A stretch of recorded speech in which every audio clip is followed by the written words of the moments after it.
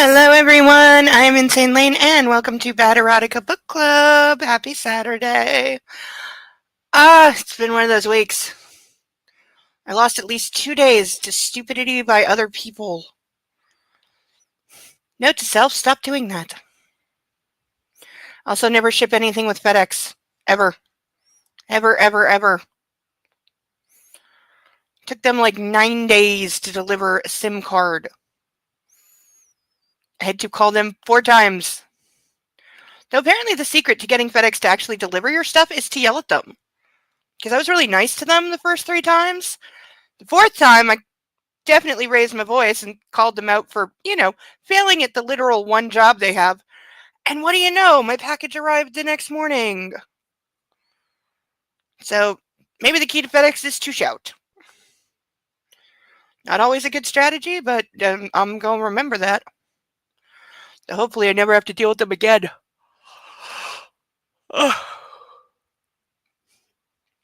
Would literally rather deal with UPS than with FedEx. And UPS is pretty atrocious in my area. Mostly because I live in an apartment building and they will openly tell you that they refuse to ring buzzers and actually bring things up. And it's like, you get that you're a delivery service, right?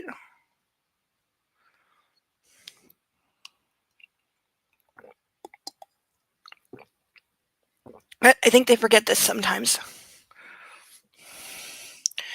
Oh, and the puppy and the kitty are fighting over the pillow because puppy was on it, and kitty got told for meowing at the puppy and trying to bully him off the pillow. So he thought he would try meowing at me to get me to move the puppy off the pillow. But then I went to the kitchen, so puppy had to follow. So now kitty's on the pillow, and they are definitely going to be fighting back and forth over it all night because they're like little children right now, driving me crazy.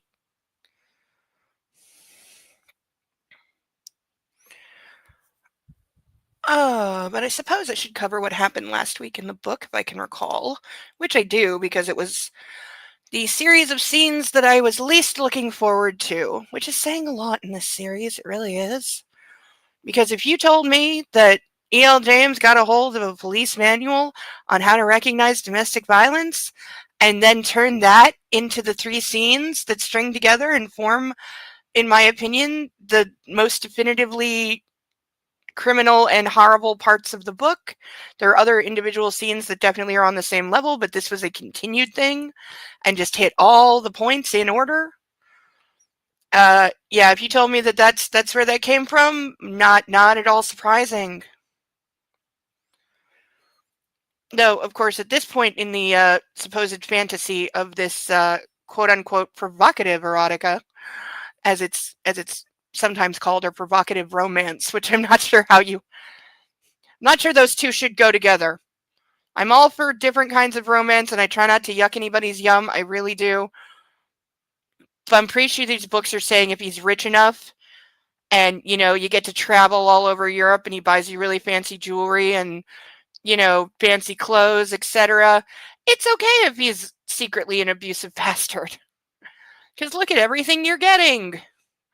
Which is a message that just doesn't need to be out there in the world. We have enough problems with that kind of thing already, so let's not add or idealize, as is sometimes the case. Other than that, I think we're just still on the honeymoon part. I mean, I forget how long the honeymoon lasts. I know it's like a third of the movie. So I assume there's a little more of the honeymoon left before we, supposedly they go home and definitely don't go back to work because neither of them work. But there's like a whole other, there's like other plots that I know happen somewhere in this book, but we do have like roughly 500 pages left. Oh, and get used to stopping in the middle of the chapter for the next, like, several weeks, because the next few chapters are massive. There's 3 of them almost perfectly in a row that are 50 pages or more, and 2 that are like 40 pages, which is an entire book club. So, yeah, expect to be stopping mid-chapter wherever I can find a page break quite a lot, including tonight. But for now, all rise for our national anthem, please. We got volume, we're good. Okay. If you're still struggling with consent, just imagine instead of initiating sex, you're making them a cup of tea. You say, "Hey, would you like a cup of tea?" And they go, "Oh my God, I would love a cup of tea, thank you." Then you know they want a cup of tea. If you say, "Hey, would you like a cup of tea?" And they're like, I'm not really sure. Then you can make them a cup of tea, or not, but be aware that they might not drink it. And if they don't drink it, then, and this is the important bit, don't make them drink it. Just because you made it doesn't mean you're entitled to watch them drink it. And if they say, "No thank you," then don't make them tea. At all. Just don't make them tea. Don't make them drink tea, don't get annoyed at them for not wanting tea. They just don't want tea, okay? They might say, "Yes please, that's kind of you." And then when the tea arrives, they actually don't want the tea at all. Sure, that's kind of annoying as you've gone to all the effort of making the tea, but they remain under no obligation to drink the tea. They did want tea, now they don't. Some people change their mind in the time it takes to boil the kettle, brew the tea, and add the milk. And it's okay for people to change their mind, and you are still not entitled to watch them drink it. And if they are unconscious, don't make them tea. Unconscious people don't want tea, and they can't answer the question, "Do you want tea?" because they're unconscious. Okay, maybe they were conscious when you asked them if they wanted tea, and they said yes, but in the time it took you to boil the kettle or brew the tea and add the milk, they are now unconscious. You should just put the tea down, make sure the unconscious person is safe, and this is the important part again, don't make them drink the tea. They said yes then, sure, but unconscious people don't want tea. If someone said yes to tea, started drinking it, and then passed out before they'd finished it, don't keep on pouring it down their throat. Take the tea away. Make sure they are safe, because unconscious people don't want tea. Trust me on this. If someone said yes to tea around your house last Saturday, that doesn't mean they want you to make them tea all the time. They don't want you to come around to their place unexpectedly and make them tea and force them to drink it, going, "But you wanted tea last week," or to wake up to find you pouring tea down their throat going, "But you wanted tea last night." If you can understand how completely ludicrous it is to force people to have tea when they don't want tea, and you are able to understand when people don't want tea, then how hard is it to understand when it comes to sex? Whether it's tea or sex, consent is everything. And on that note, I'm going to make myself a cup of tea.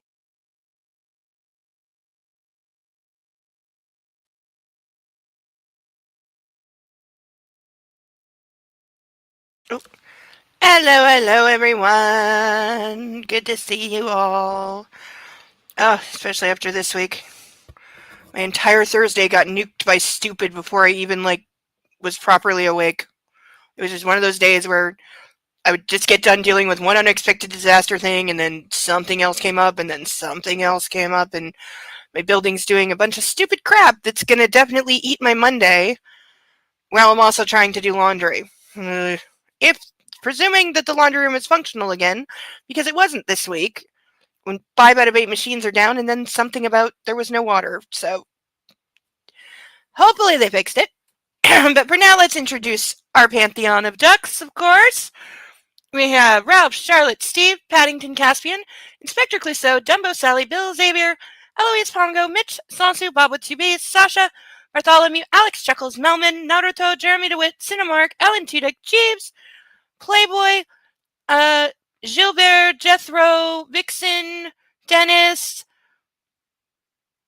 Rosie, House, Susie, and Wolfie. Ha! Didn't have to cheat.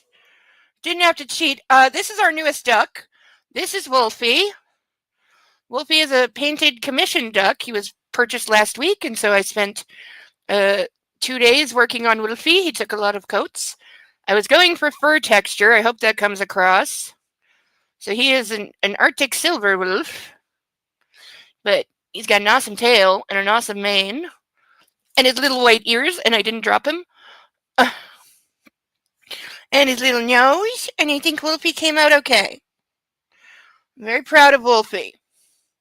And he is our inaugural painted duck on the stage, so thank you to Night Wolf for sponsoring Wolfie.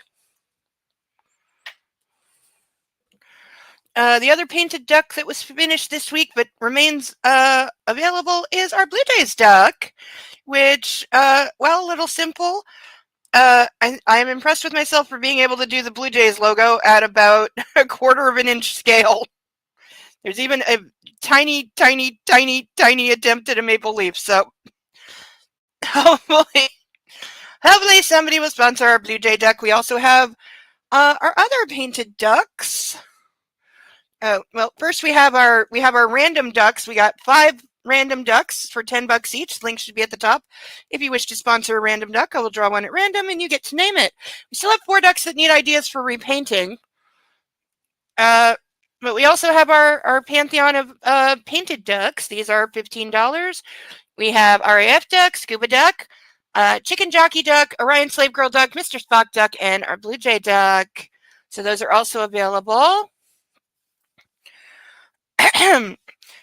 For the low price of $25 per 20 pages, I will put on these actual handcuffs that need an actual key to open them because they are not safety cuffs, but we do practice safety here, so I have one key that will be in front of me on my desk, and I have a second key that is secured around my monitor on a string within easy reach and cannot be lost, because we always practice safety here. And if anyone is feeling particularly generous and wishes to donate the grand sum of $50, I will fill this glass of wine to this point and chug it in one go. That is available once per stream. Again, for safety reasons. Oh. Hey, Persnickety, good to see you.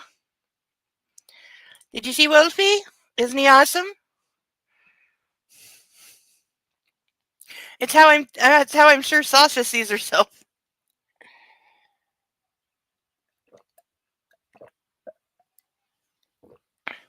You know, because all dogs think they're secretly wolves. Okay, it was like too strong to have the fan on a minute ago, and now I'm already sweating. I'm not even drinking yet. Okay, that's better.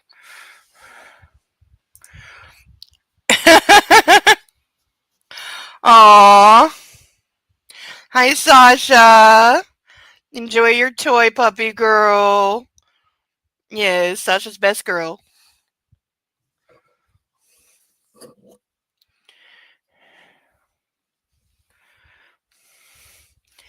All right. So we're still in the midst of chapter 19 because it's a huge one. There's still 30 pages of this chapter left. And the next chapter is equally chunk. It's like 50 pages. Yeah, the next chapter is 50 pages. So we'll get to the next chapter and then we'll be stopping somewhere in the middle of it. And that's how it's going to be for weeks, because the next few chapters, there's like a couple that are 1 or 2 pages, but most of them are like, there's like 5 chapters that make up about 250 pages. That it's quite a lot. Like, have I mentioned this is the most like unevenly paced book ever?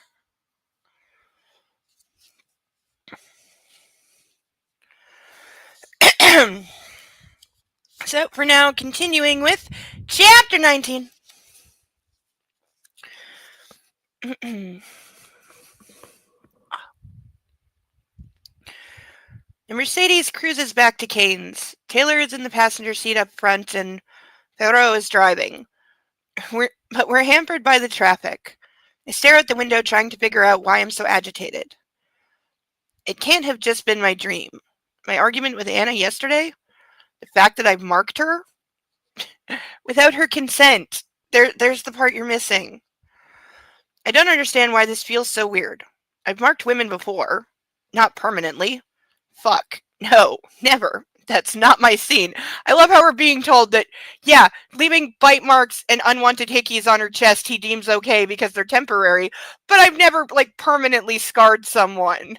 Which I also press X to doubt. I have no doubt this guy has maybe not left scars, but I have no doubt he's caused, like, long-term injury, because we've seen how little he knows about suspension, and it's something that he likes. And that's something that when it goes wrong, it goes disastrously wrong. And didn't he admit to injuring one of his subs before he, like, dislocated her shoulder or something? Like, he definitely did damage. I swear he said something about that. 2 of my submissives hated it, so that was fine, and I didn't do it. Again, I'm pressing X to doubt. And of course, I never marked Elena. That was impossible. She was married.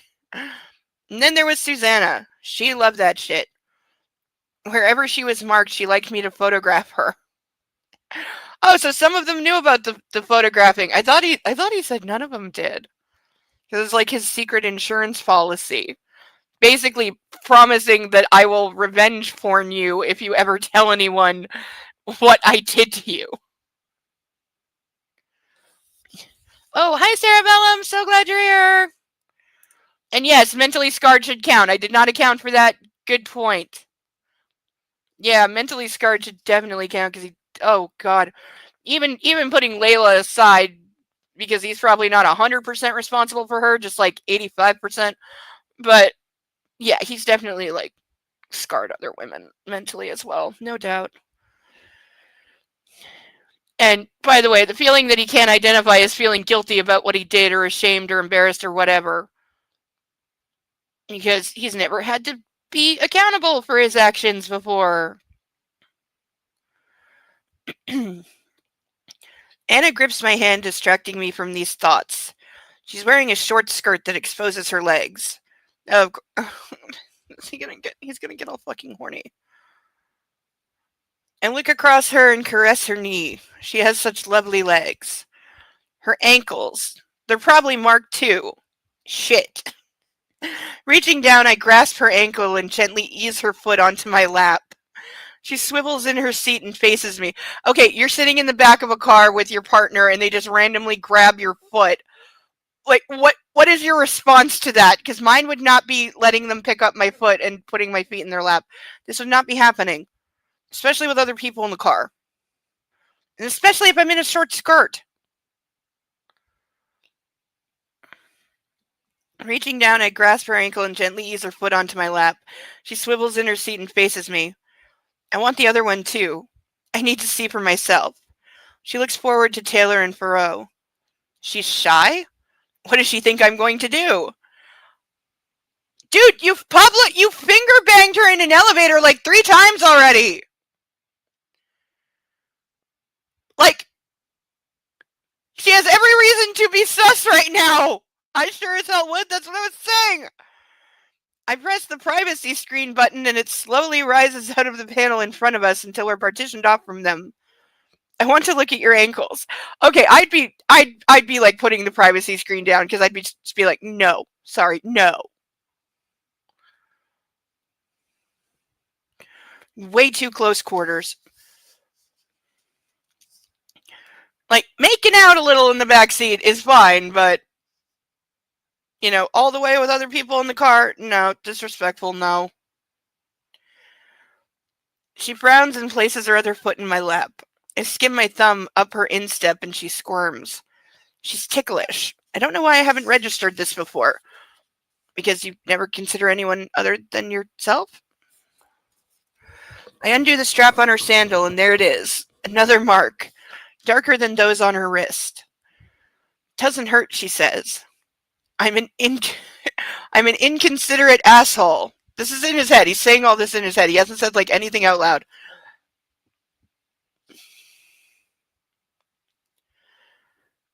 But yes, you are an inconsiderate asshole.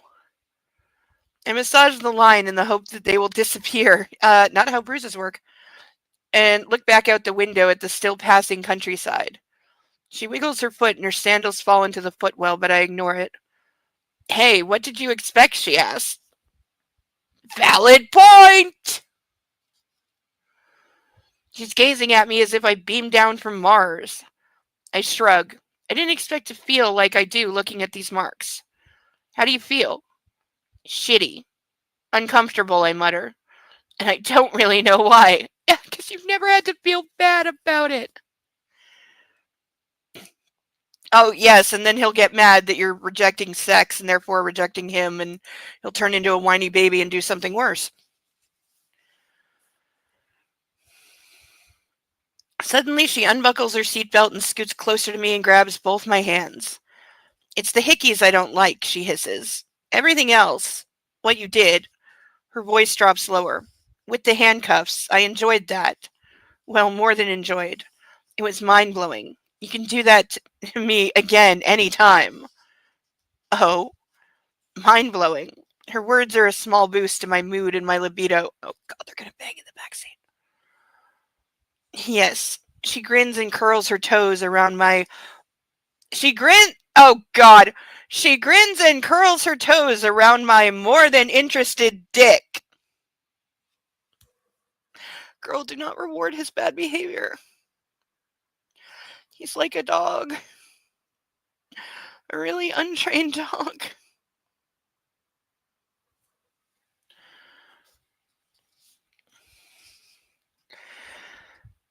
First page and we're already talking about his cock. You should really be wearing your seatbelt, Mrs. Gray. She teases me with her toes once more. I glance at the glass. Could we? But my vivacious thoughts are interrupted by my phone vibrating. Shit. I remove it from my shirt pocket.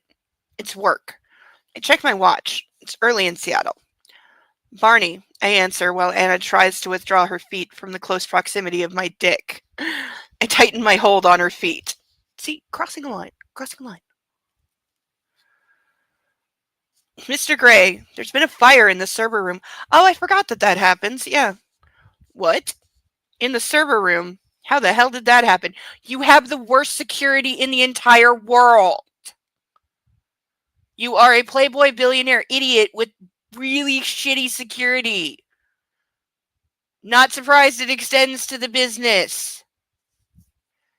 I'm surprised he doesn't have a better security chief who, would put actual security in place. I was thinking he might send a message of voyeurism or public performance. Either way, it's not a good one to send. Like she was wanting the other two to see. Okay.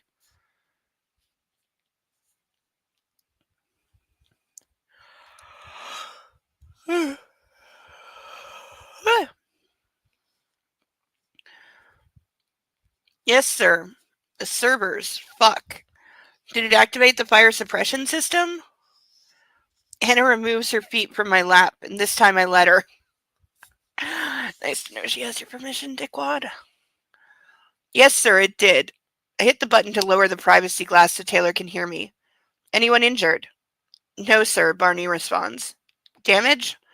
Very little from what I've been told. I see. Security were quick to call.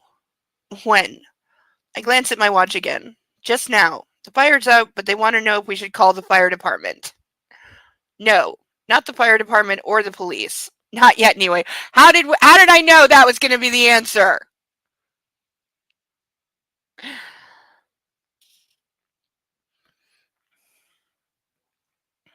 I need to think. Welch has just called me on the other line, Varney says. Has he? He's probably been trying to get a hold of you. I'll text him. Good. I'm heading to Gray House now. Okay. I want a detailed damage report and a couple rundowns of everyone who had access over the last 5 days, including the cleaning staff. Yes, sir. Get a hold of Andrea and get her to call me. Will do. It was a good move to change from the outdated suppression system, Barney says as he blows out a breath. Yeah, sounds like the argon is just as effective and worth its weight in gold. Yes, sir. I realize it's early. I was awake. There'll be no traffic now, Barney continues. I'll be there in no time. I'll see what's up. Email me in 2 hours. I hope you don't mind that I called. No, I need to know. Thank you for calling. I hang up and call Welch. She's heading to Gray House as we speak. During a brief exchange, we agree to increase security at the off-site data center as a precaution, and that we'll talk in an hour. I end my call with him and direct Philippe to get us back on board as soon as possible. Monsieur, Ferreau speeds up. Oh yes, because speeding when you're in a hurry is such a great thing to do. There's a duck message I have to respond to. As soon as I can find the thing that I want. Because that is the thing that exists.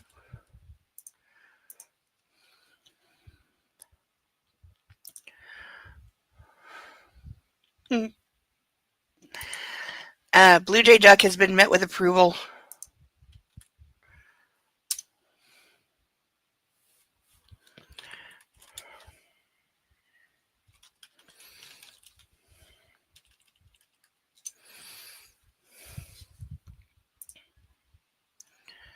Making sure my email is working. It should be working. Good. I believe we're about to have a new duck.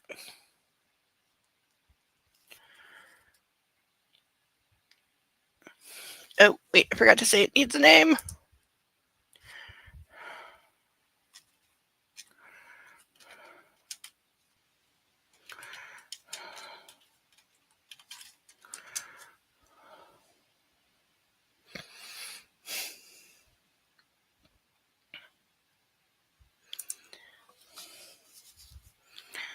I wonder what could have gone wrong in the server room. An electrical fault, something overheated, arson.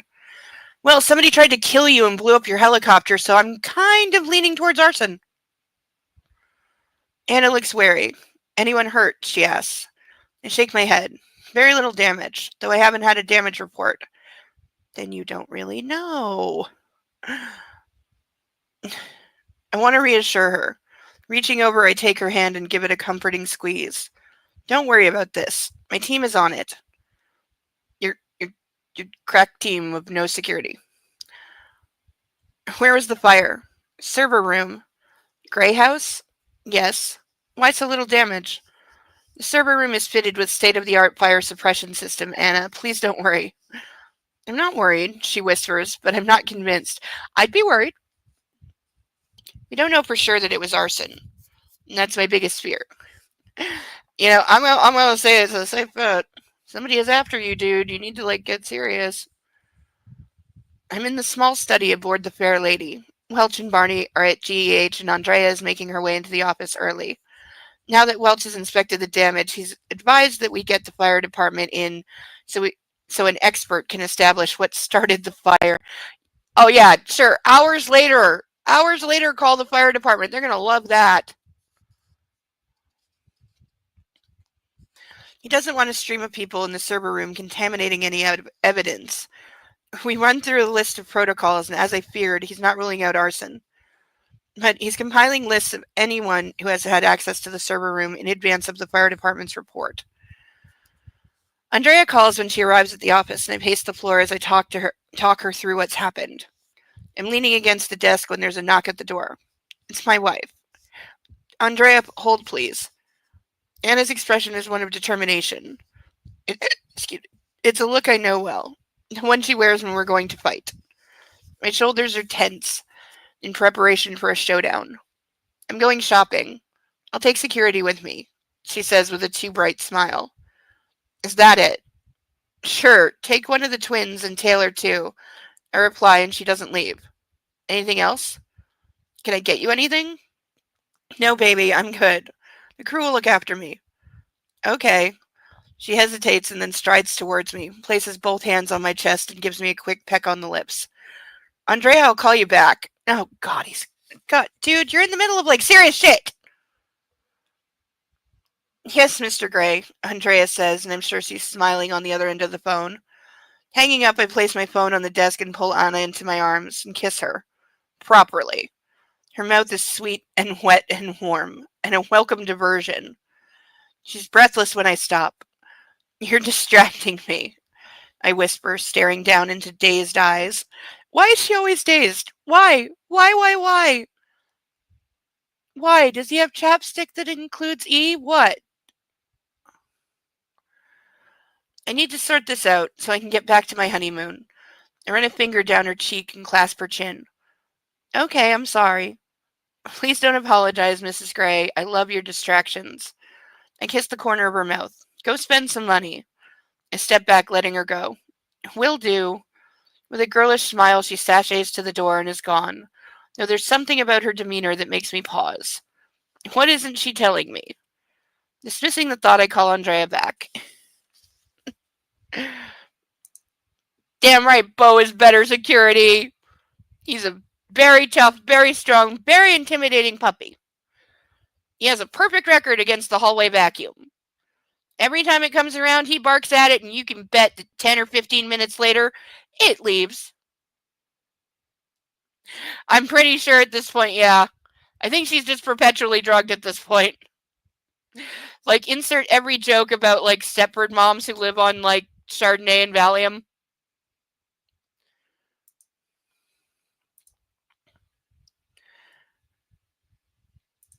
Oh, we have our painted duck. Okay, we don't have a name yet, but we have our painted duck.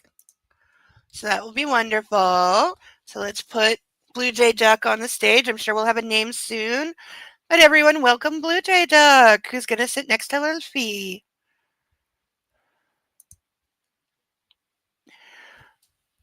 That is true. The vacuum has never gotten inside. Mm-hmm.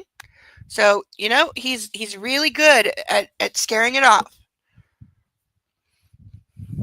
All right, so now we have our Blue Jay Duck. Man, I really got to get started adding the tiers to this because I'm going to do like 1, 2, 3, and I'm hoping 5. I'm hoping I can fit them all in one so it's like more compact. It was on my list of things to do this week, and then I lost 2 days to stupid. And the duck. Okay, Blue Jay Duck is now officially called Russell. So let me write that down before I forget, because I'll forget.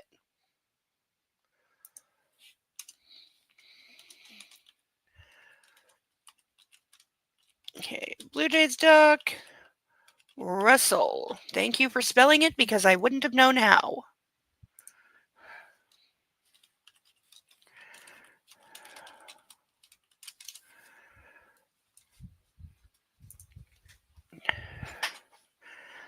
I like Russell for a baseball playing duck. That's a good name.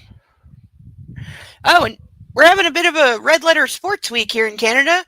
Women's rugby team for Canada is in the finals. Next week they play off against England for the championship. And they're currently in England, I believe. I think they've already traveled, so hey, we might kick butt. Not as well known for rugby as some other sports, but we're definitely, well, the women's team at least is competitive. Guys' team, not so much.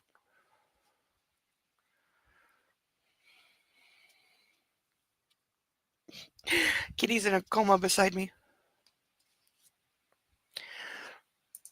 It's in the winter. In the winter, we have hockey, ice skating, figure skating, and curling. And in the summer, it's field hockey and rugby.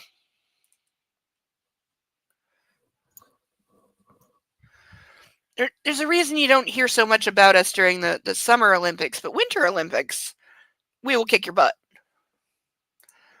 Of course we do. We have winter, winter, winter in construction.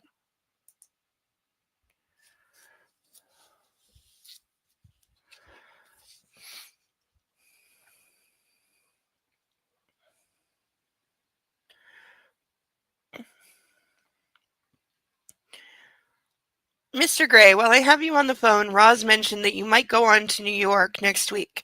If so, I wanted to remind you that the Telecommunications Alliance Organization fundraiser is on Thursday in Manhattan. They really want you there. That trip's not definite, but let them know that I'm considering their invitation. If I accept, it will be for 2. We might want to think about any other meetings I could do in New York while I'm there. Yes, sir. I think that's all for now. Can you put me through to Roz? Will do.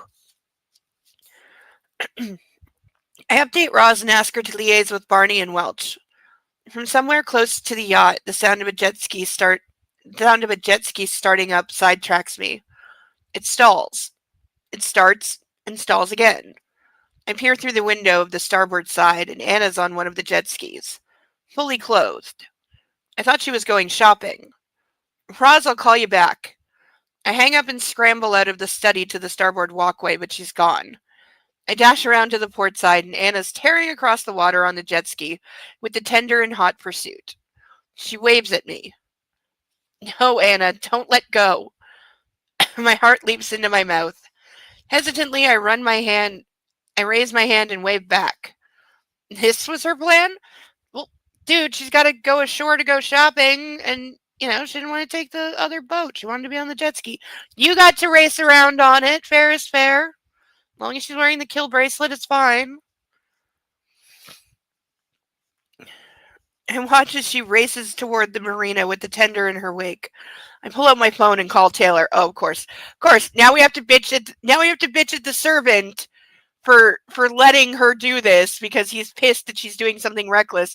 But he knows if he yells at her, it's going to be a fight, and she's going to rightly tell him that he needs to back the hell off because he's being a child. But he can yell at his staff for letting her. Like this is not step 1. This is probably step 157. But this is a clear sign that he is more and more like holding her prisoner or captive, and expects his army of minions to help him contain and control his wife.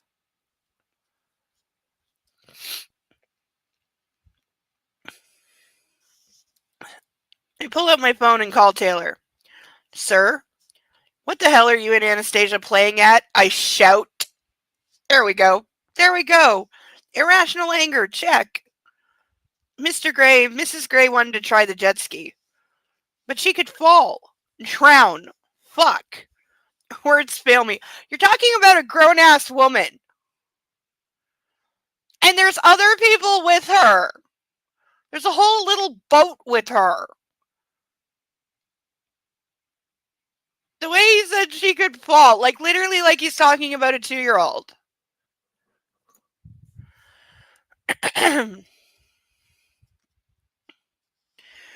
I hear Taylor's sigh, but I don't give a fuck. Oh, wait, I skipped a couple lines because they're that bad. Oh, and somebody was reminding me we also have lacrosse. That's true. I used to play. I don't remember how, and I don't remember the rules. But yeah, we also have lacrosse. But she could fall, drown, fuck, words fail me. She's quite competent on it, sir. For fuck's sakes, don't let her come back on it. I hear Taylor's sigh, but I don't give a fuck. Yes, sir. Okay, who the hell are you to tell her, like, we know who he thinks he is, but seriously, dude, get over yourself. Thank you. And press end call. So he's just a total dick to Taylor for no reason. In the salon, I find the binoculars and watch as Anna pulls up beside the tender.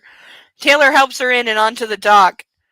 I call her number and watch as she fumbles in her purse for her phone. Why am I not surprised he's close enough to see her through binoculars? Like, anyone who ever says he's not a stalker, like, please. And yes, it's stalking if she's your wife.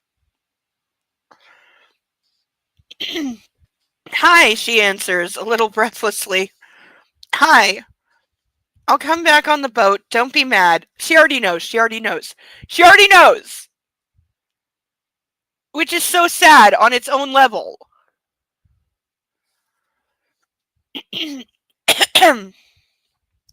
Oh, I'm expecting a fight. It was fun, though, she whispers, sounding exhilarated. And I see her once more in my head, flying past the boat, the wind in her hair, and a huge smile on her face. I sigh. Well, far be it from me to curtail your fun, Mrs. Gray. Just be careful, please. Yeah, bullshit. Bull fucking shit, you idiot. Like, dude, chill. And we're supposed to, the author's intention is like, oh, he gets so anxious around her because he loves her so much and she's his precious and doesn't want her to get hurt. No, she's his property. She's his fuck doll. And he doesn't want her to get hurt because then he can't fuck her. That's the reason. It has nothing to do with her safety or him loving her because he doesn't love her. She's property. Yes. Different jet ski. We didn't do it. I will. Anything you want from town? Just you, back in one piece. I'll do my best to comply, Mr. Gray. I'm glad to hear it, Mrs. Gray. We aim to please. She giggles, and the sweet sound makes me smile. My phone beeps. I have another call. Laters, baby. Oh, we get to play with fire! Yay! Laters, Christian. I hang up and Grace is on the line. Hello, darling. How are you? I'm good, Mom. I'm just calling to check you're all okay. In other words, typical mom call. Why wouldn't I be okay? Shit. Maybe she knows. Are you calling about the fire? See, this is a dumb kid move. This is a dumb kid move, thinking your parents know things just because they call, like, right after something happens. Though I did the same thing once in my 20s because I had a major kitchen fire, entirely my fault. And I was on the phone with my cousin slash sister at the time when I suddenly like shrieked in her ear and went, "Oh my God, there's a fire!" And I hung up and called the fire department. And I screamed at her, "Don't tell Grandma!"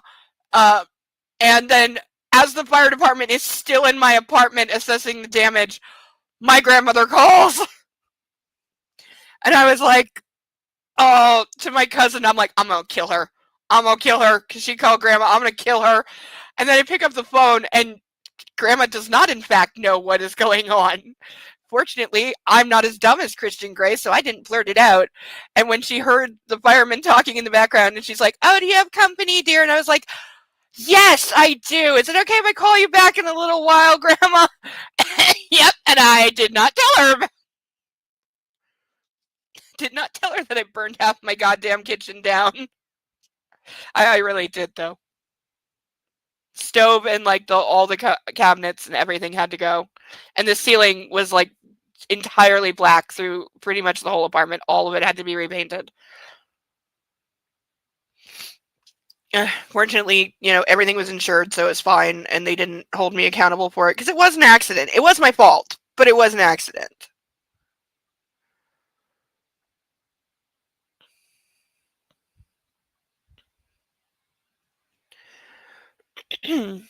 What fire? She asked, suddenly terse. It's nothing, Mother. What fire, Christian? Her tone is intimidating. Yep, mommy tone. You did that yourself, dude. You totally walked into that. Sighing, I quickly fill her in on what's happened at Grey House, sparing no details. Yeah, because mommies know. Mom, it's no big deal. No damage. The last thing I want to do is worry Grace. Will you come home? I don't see any reason to cut my honeymoon short. The fire is contained and it hasn't done any damage. She's quiet for a moment. Grace, it's okay. She sighs. If you say so, darling. How's your honeymoon going? Well, up till this incident, it's been wonderful. Anna loves London and Paris and the yacht. She's yar. Ew. Sounds heavenly. Did you go to St. Paul de Venice? We did. Today. It was magical. I fell in love with the place. I won't keep you. I know you have a lot to think about. The reason I called was to invite you and Anna to lunch on Sunday when you get home. Sure, sounds great. Lovely. See you then. And Christian, remember we love you. Yes, Mom. Thanks for the call. Okay, I have to read the other side of the page before we play with fire.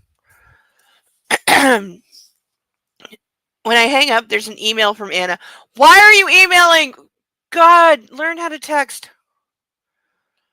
From her to him, subject, thank you for not being too grouchy. Your loving wife. I type back, trying to stay calm. You're welcome. Come back in one piece. This is not a request. Even when he's supposed to be sweet, he's still such a dick. A couple hours later, and I'm sitting at the small desk in the study when I get a call I've been dreading. It's arson, Welch says. Fuck. My heart sinks. Who the hell is doing this to me? What do they want? Exactly. A small incendiary device was placed beside one of the server cabinets. Interestingly, it was designed to set off smoke, but that's it. I think it's a warning. A warning? Any idea when it was placed? I ask. We don't have that information yet. We've already doubled security. I'll post a guard 24/7 outside the server room. I know it's the lifeblood of the company. Good idea. Will you come back early? Do I need to? I don't want to end our honeymoon. No, I don't think so. I think the biggest question for me right now is if it's linked to your EC-135. Okay, if you don't think the two incidents are connected, you suck at your job. Let's assume that it is. It's the worst case scenario. Yes, I think that's prudent, Welsh responds. There's nothing I can achieve there that I can't do here. Besides, I think we're safer on the boat. There's that, he agrees, then pauses. Well, they're also halfway around the world. I know all our leads for a potential suspect have led to nothing, but we'll double check all the footage in and around Grey House. We will find this person. Do. Nail the prick. The police forensics team are in our server room right now dusting for prints. I'll bet Barney's thrilled about that. Welch's laugh is wry. He's not. Can you imagine? Oh, printer dust in a fucking server room? That's a nightmare. Dust is the last thing you want in a server room, and that shit gets everywhere and it doesn't fucking come off. Yeah, I don't know, because again, E.L. James does not do texting. She just doesn't. Like, especially in these, she was so technically technologically behind. Like, that is something that they got called out for, even the originals, that, you know, she just was very tech illiterate. And so that's why these two idiots email all the time instead of text. But I read far enough down the page that we can play with Flare.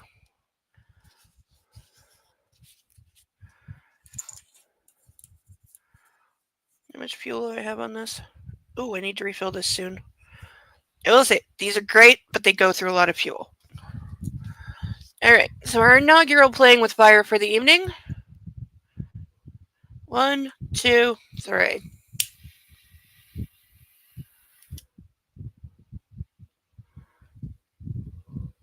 It'll do.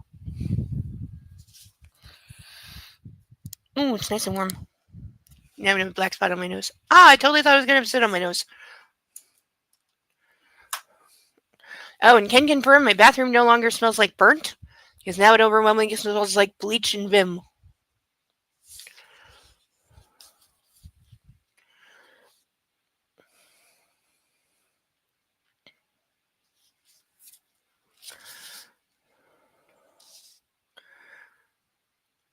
God damn it, this is frustrating, I mutter into the phone. I know, Christian. The EC-135 was dusted for prints by the FBI a few weeks ago. We're still waiting to see if that yields a suspect. Eurocopter have the helicopter now, and they're assessing the damage to see if it can be repaired. Okay. I'll call if there's an update. Thank you.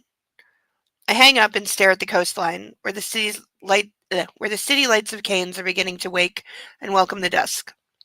What the hell am I going to do? What have I done to deserve this? Dude, don't ask questions you don't want the answer to. Cray, don't go there.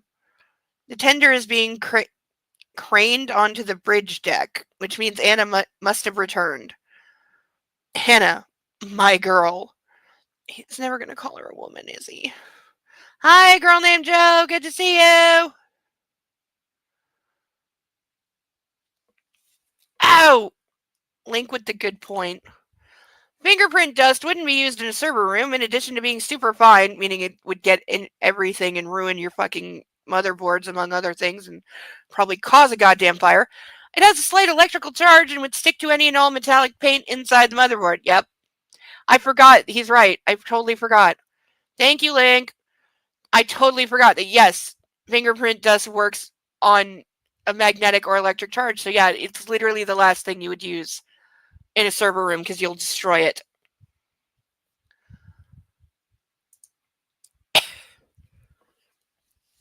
Well spotted. Because I totally missed that, and I should have. Damn, I'm realizing how long it's been since I watched some CSI, because I should have remembered that. But this is why I love my audience. We're all so smart together.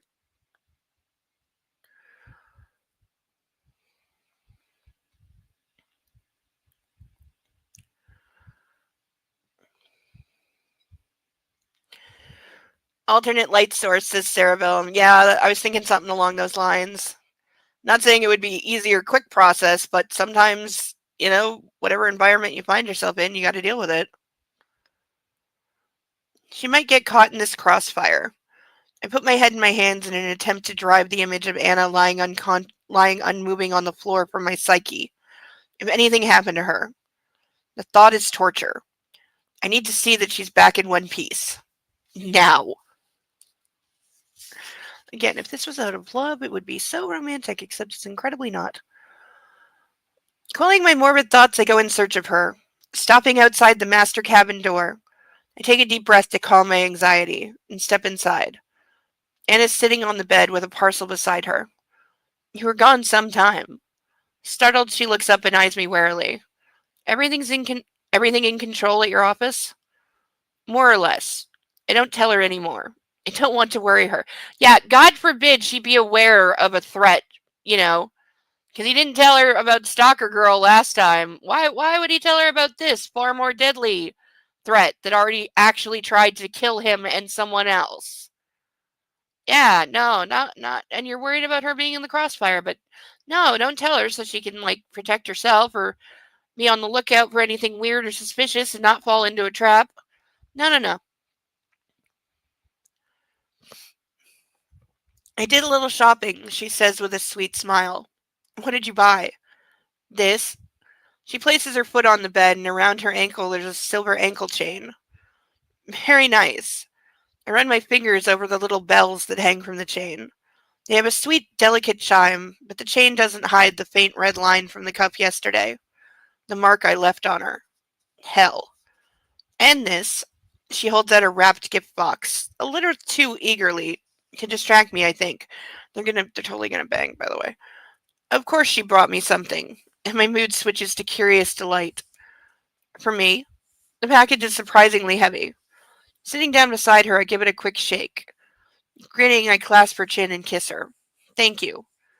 You haven't opened it yet. I'll love it, whatever it is. I don't get many presents. It's hard to buy you things. You have everything. I have you. You do. She smiles. I unwrap the paper to find a digital SLR camera. A Nikon. Aw, don't drag my brand into this. I have a Nikon. Really good one. I know you have your compact digital camera, but this is for portraits and the like. It comes with 2 lenses. She doled out at least 5-6 grand. Portraits. Where is she going with this? Oh, she's gonna let him take sexy pictures of her because she knows it's something he likes to do. My anxiety returns in full force, prickling my scalp. Today in the gallery, you liked the Florence de L photographs, and I remember what you said in the Louvre. And of course, there were those other photographs. Her voice drops. Okay, so yeah, she's gonna let him take pornographic pictures of her, really for no reason. And yes, they are very 1998 and 1999. That's when I bought mine. No, was it quite that long ago? No, I think it was more early 2000s, but very early.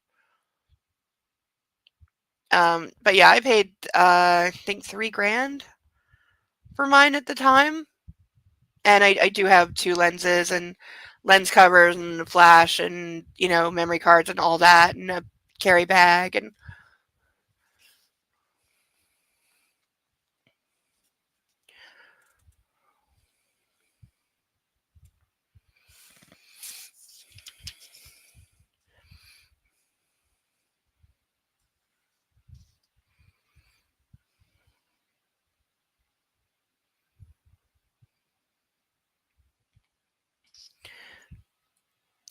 oh, did you mean the ankle bells that were 90s? Yeah, totally.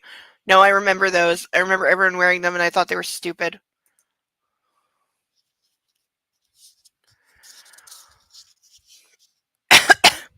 Yeah, and also this is set in 2011, so why the ankle bells, I don't know. But again, E.L. James is way out of date with a lot of things here. Oh, sleepy kitty. Oh, good God. I don't want to talk about them. I thought you might, like to take pictures of me. Pictures of you. Are we saying the thoughts never occurred to him because I call bullshit? She nods, blinking, and her uncertainty is obvious, and I examine the box, playing for time. It's a state-of-the-art camera. A thoughtful gift from my thoughtful wife, but it makes me uncomfortable. Really uncomfortable. Why does she think I want to photograph her naked? Because she's trying to be everything for you and she's still figuring out how and that she shouldn't do that. This isn't my life anymore. I look up at her. Why do you think I want this? I whisper. A frisson of alarm crosses her face. Don't you? She asks. No, Anna, you've got this all wrong. In his head. Why does he always say in his head the parts he needs to say out loud? Suddenly I see it clearly. My old life and my new one careening together like a car crash and inflicting untold damage. Those photographs were fundamentally to protect me, to protect my position and my family. I have to make her understand that I don't need this from her, but I don't want to hurt her feelings. Try the truth, Gray. Communicate. Yeah, for once. While he's hiding so much else. Oh, yeah, also because they still don't truly know each other. This is true. This is true. This is what happens when you let a freaking sadist propose to you and he says, then we'll get to know each other. You don't know each other.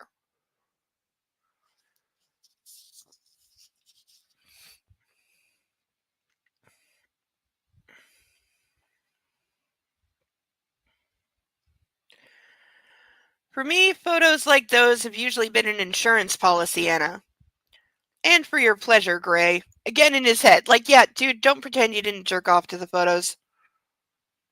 Yes, it felt intimate, but deep down I knew I was safe viewing my subject through a lens. And I was always at a remove. The camera put a wall between me and my sub, even though it was a thrill to capture them in the most intimate poses. Fuck. Shame washes over me, and I'm in the confessional spilling my darkest secrets. I know I've objectified women for so long.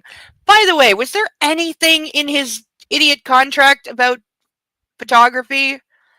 Because, I'm not going to look, but I don't think there was.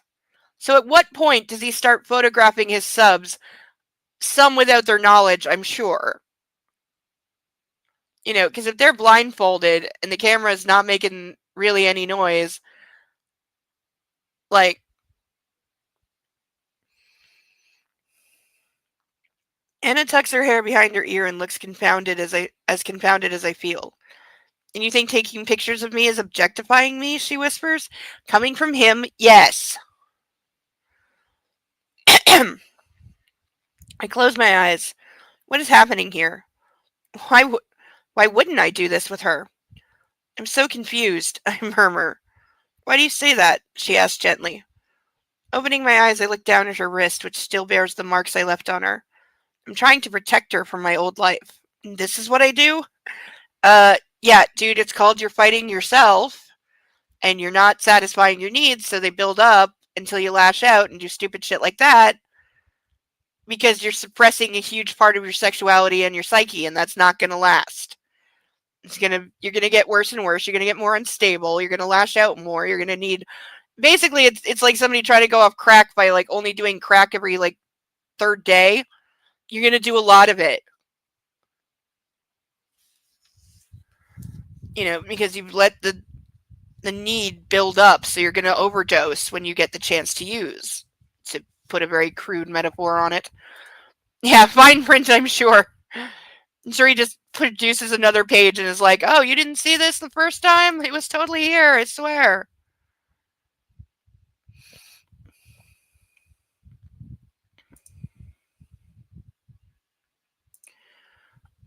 Oh. Okay, how many pages are we at, by the way? Because I have not been keeping track at all. Hey, we're perfectly on time. That hasn't happened in weeks. Yay, us.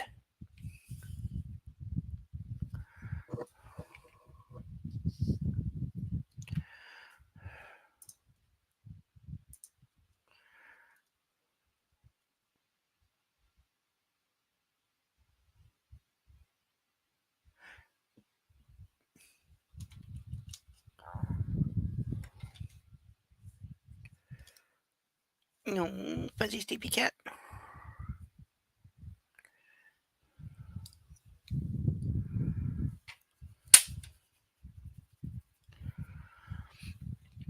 Stretchy time.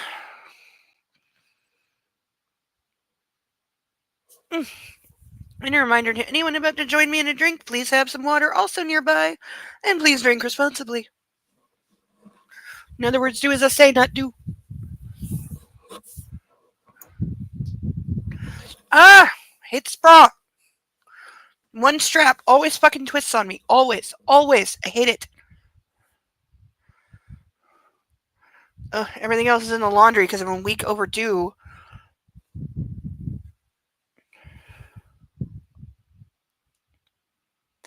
So all I can say is the machines better be working on Monday, or I'm going to beat them with a baseball bat. And also, at least two of the machines that were down when I went down there on Thursday, I know they've been down for at least a month because they were down the last time I went to do laundry too. They call the office and they're like, "Oh, did you call the laundry company?" No, because it's not my fucking responsibility. I pay you idiots rent for that. I overpay you for that. So get the fucking laundry room working. Like, I don't think one time in all the years I've lived there, there's ever been a time when all of the machines are actually working at the same time. And it's like, why do you put up with this idiot company? The answer to that would be lazy. But supposedly they're coming into my apartment on Monday and changing the shower head and the interior parts of the toilet and putting an aerator or something like that on the kitchen tap because they want to be water efficient, which I'm sure has nothing to do with the fact that the building pays the water bill here, not me. And that goes right along with them putting motion sensors in all the fucking places that lights should be on all the time and not wait for somebody to walk through because it's a massive goddamn safety hazard. I'm hoping when somebody takes a header and they get sued for like, you know, $500,000, they'll realize how stupid this penny pinching garbage is. Also, if their shower head fucks with my shower pressure, I'm taking that thing off. Because the shower head that's in there now is mine, and I know enough to know how to put it back on.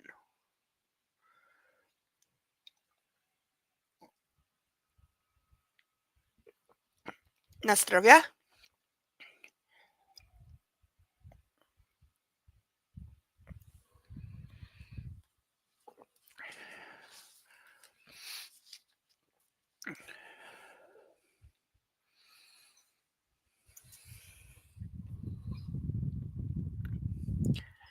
Someone is woofing in his sleep. He sounds like a squeaky toy.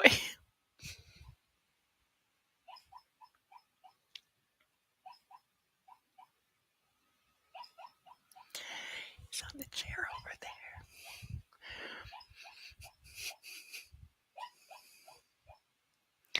I don't know if the mic is picking it up.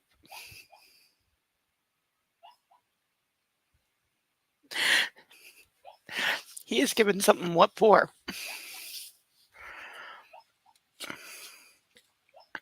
Where were we?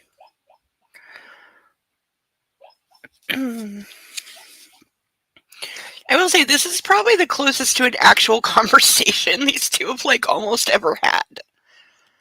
It's what? Yes, that's him.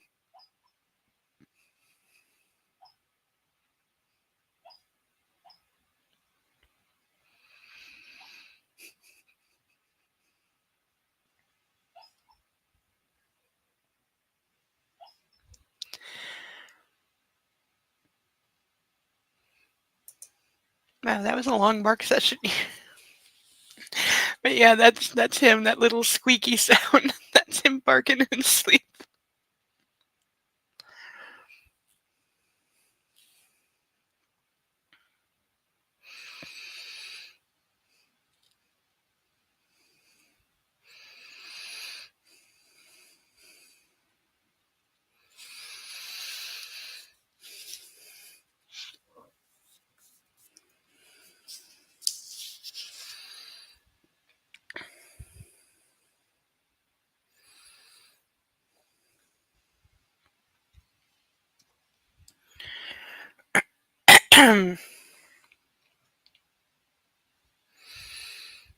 I'm trying to protect her from my old life, and this is what I do? How can I keep her safe when I can't even keep her safe from me? Okay, I'm highlighting that line because I'm going to have fun with that.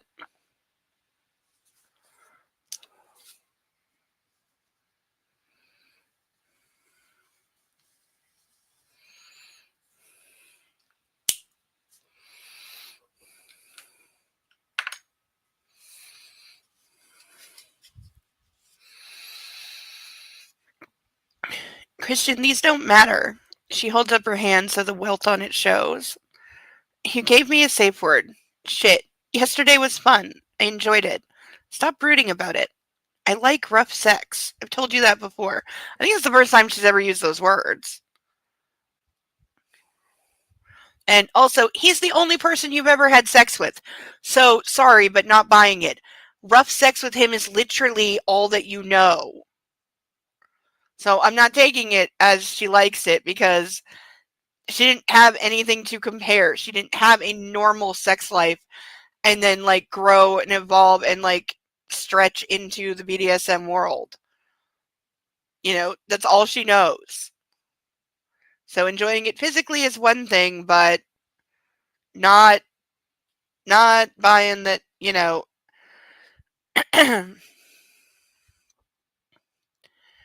She sounds panicked. Is this about the fire? Do you think it's connected somehow to Charlie Tango? Oh, great, we're back to her being an idiot. Is this why you're worried? Talk to me, Christian, please. Don't frighten her further, Gray. Okay, so she's literally saying, talk to me, tell me what's going on, and he's like, nope, can't do that. Gotta protect the little woman, don't want her to worry her pretty little head. She frowns. Don't overthink this, Christian. She reaches for the box and opens it and removes the camera. Switching it on, she takes the lens cap off and raises the Nikon to her face, pointing it at me. I loathe having my photograph taken. The last time I did it willingly was at the wedding. And before that, it was for her. Not so long ago at the Heathman. That was before my life changed irrevocably. Before I knew her. She presses the button and holds it, taking a burst of photographs. I'll objectify you then, she murmurs. This is so unhealthy on both sides, because he's being a toddler and not talking to her. She's being overly aggressive sexually because she's trying to appease him, because he's stressing and worried, and she's worried that he's going to take it out on her,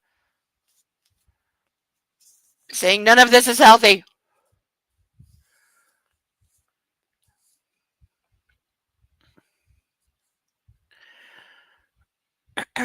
And once more, I know she's laughing at me, but not putting up with my bullshit. She edges closer, still looking at me through the lens.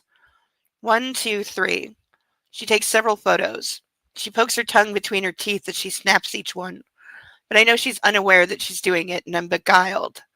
She smiles and captures my answering smile. Only you, Anna. Only you can drag me back into the light. Yeah, this is why he needs to keep her in a glass box where he can, just take her out for fucking as needed.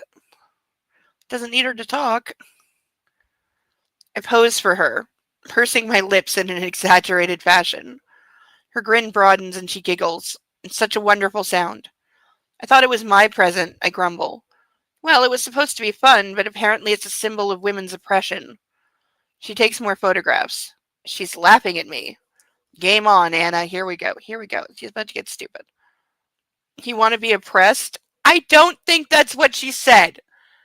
That is not what she said. I shouldn't be surprised that that's what he heard, but that's not what she said. A delightful vision of her kneeling in front of me, hands tied while she services my cock, forms in my mind, like there was literally any other image that was going to come into his head. There's not even two. There's not even two possibilities. That was the only image.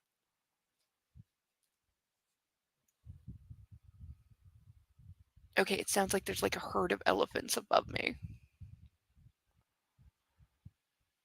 Not oppressed, no, she whispers, continuing to take photographs. I could oppress you big time, Mrs. Gray. Okay, when you're going for sexy time wordplay, oppress is not a word you want to be throwing around.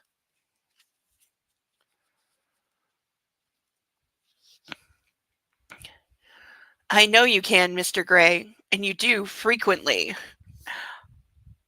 Truth? Oh, fuck. She's serious. She lowers the camera and stares at me. What's wrong, Christian? I just want to keep you safe. She frowns and lifts the camera to her eye once more. Tell me, she insists. Get a grip, Gray. Yeah, when are you going to figure out you can't hide things from your spouse? They learn your face, they learn your tone, even if it's over texting. They can tell when you're stressed or nervous. So, fess up. I tamp down my feelings. I can't deal with them right now. Nothing, I answer and drop out of her line of sight. Remove the camera box from the bed and grab Anna, dragging her down onto the comforter and sitting astride her. Hey, she protests and takes more photographs of me smiling down at her until I take the camera from her and frame her beautiful face in the viewfinder.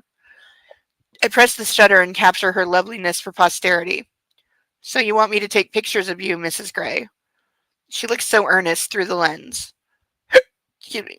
Well, for a start, I think you should be laughing. Reaching down, I start to tickle her with my free hand. She squeals and struggles beneath me, and I take picture after picture. I'd be killing him. This is fun! She laughs and laughs. No, stop. Are you kidding? I've never tickled anyone, and hers is a particularly gratifying reaction. I put the camera down and used both hands, of course, ignoring the fact that she just told him to stop. Why am I not surprised? And seriously, what is the banging above me? Christian, she squeals and thrashes around beneath me. Christian, stop, she pleads, and I take pity on her. Grabbing both her hands, I hold them down on either side of her head. She's winded, flushed, and her eyes dark. Her hair's a mess. She's stunning. She takes my breath away. You are so beautiful, I whisper.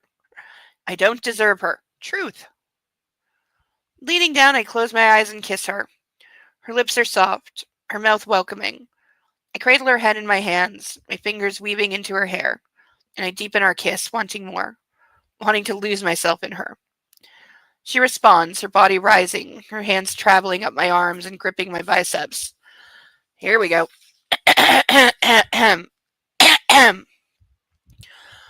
Her response is a torch to my arousal. You don't know how much I wish that was literal. No, it's more than that. I want her, yes, but I need her more. There's horrible, horrible rot. That is so bad. My body stands at attention, hungering for her. She's my life raft while I'm adrift, trying to make sense of what's happening to me. When I'm with her, in her, all is right with the world. Oh, what you do to me. I groan, yearning for her.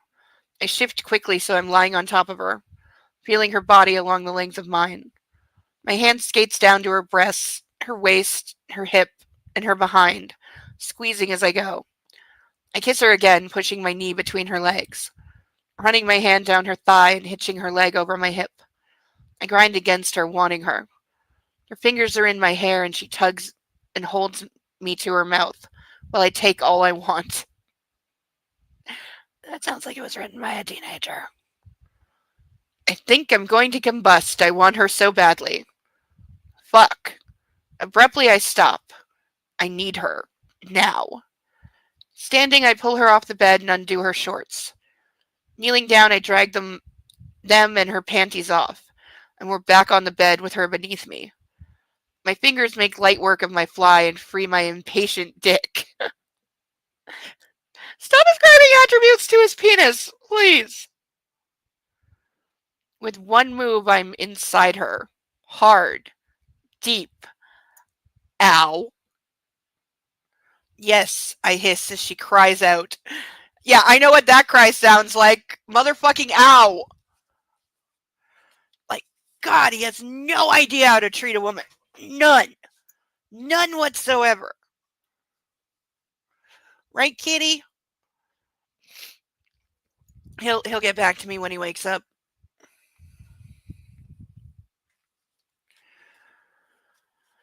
I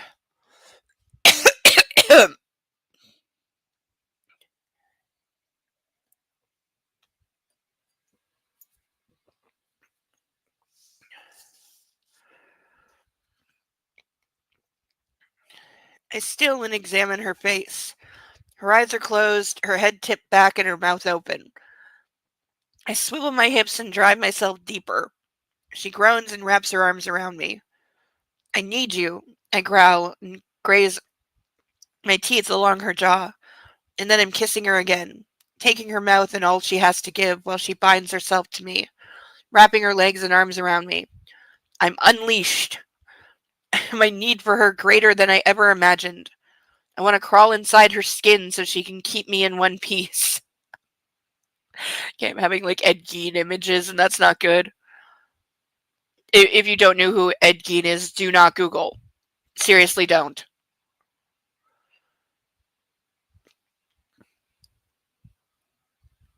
Greater than I imagined.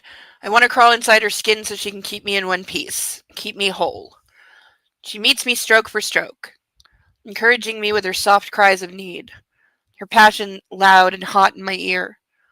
I feel her. She's close. So close. Reaching. With me. As I drive her higher, and she drives me higher.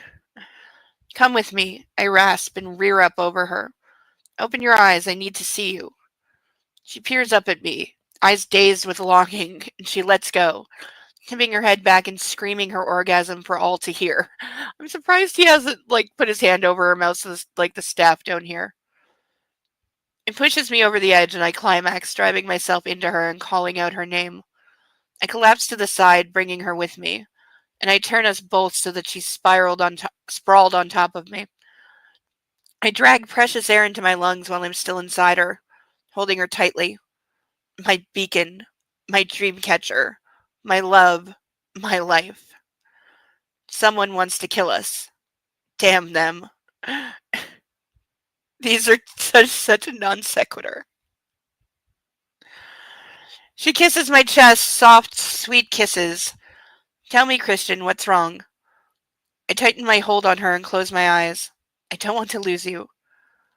I give you my solemn vow, she whispers, to be your faithful partner in sickness and in health, to stand by your side in good times and in bad, to share your joys as well as your sorrows. I still. She's reciting her vows. I open my eyes. Her face is a picture of serenity, and her love light shines so bright from her beautiful face. I promise to love you unconditionally and support you in your goals and dreams, and honor and respect you, and laugh with you and cry with you, to share my hopes and dreams with you, and bring you solace in times of need, and to cherish you for as long as we both shall live. She sighs, gazing at me and willing me to speak. Oh, Anna, I murmur, and move, easing out of her so that we're lying side by side.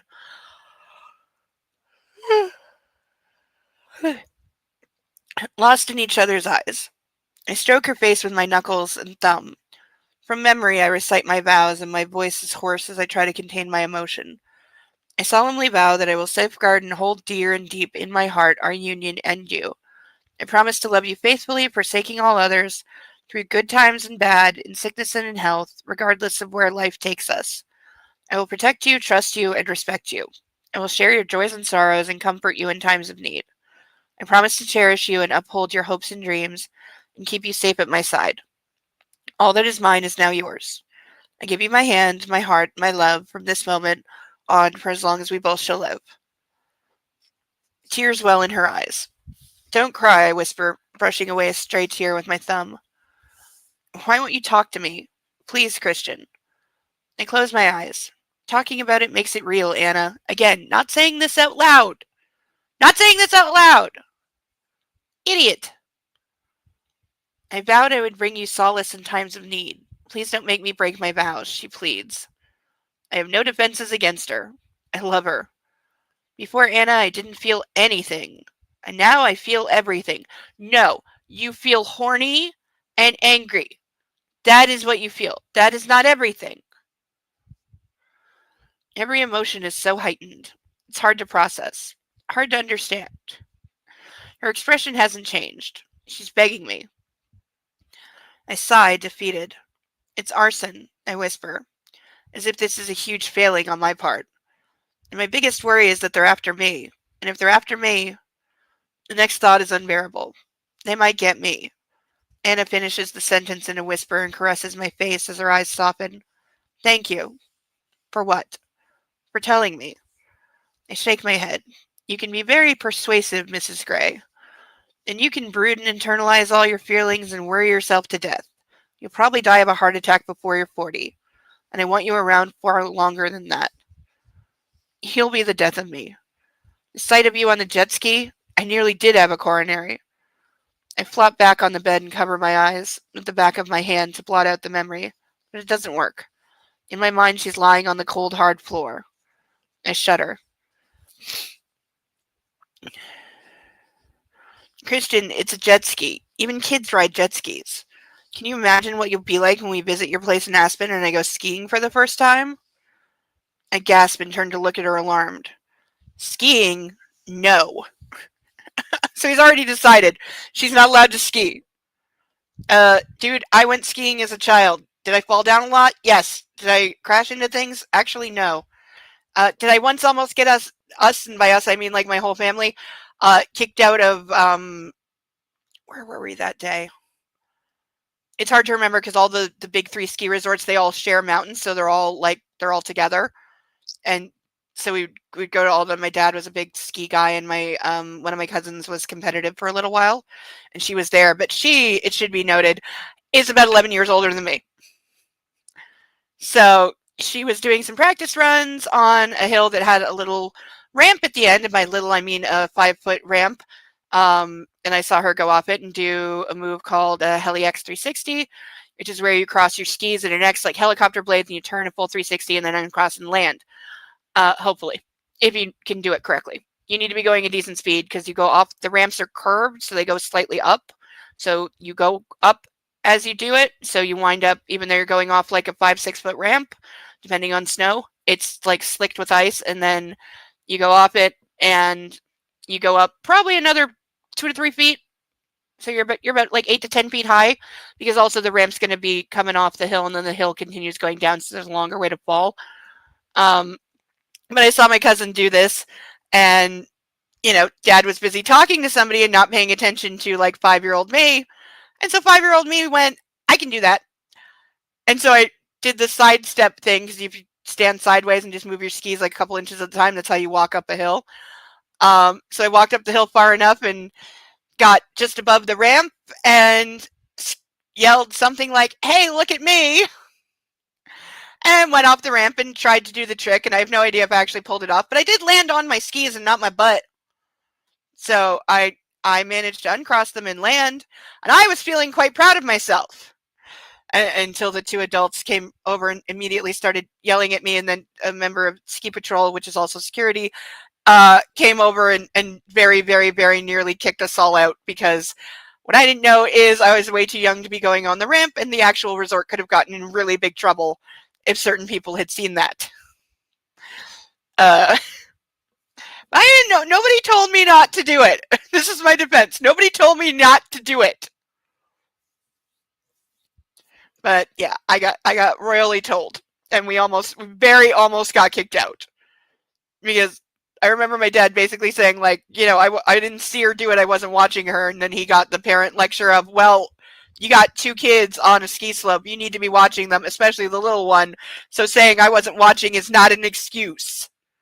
If you can't keep track of your kids, you don't need to be here. Which, it is a really shitty excuse.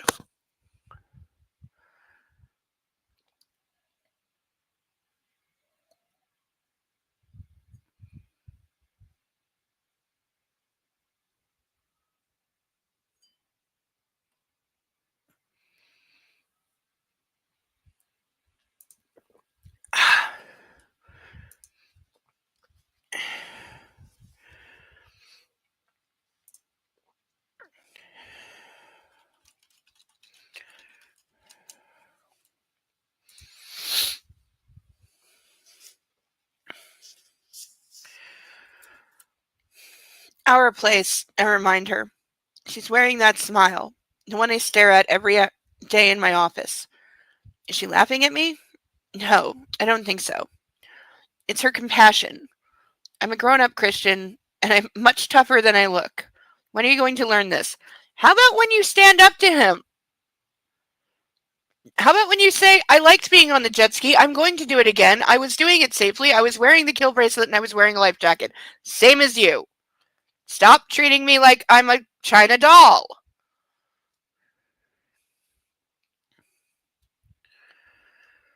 Oh God, can we imagine, like, I think this is why the book didn't write it, but can we imagine when she's pregnant, like, He must have, like, literally wrapped her in bubble wrap half the goddamn time. Like, God, he would be a nightmare. I don't know. Can men get prepartum psychosis, or is it only women? And yes, there is such a thing as prepartum psychosis. Everybody knows about postpartum depression, which can evolve into postpartum psychosis, but there is a prepartum version of that as well.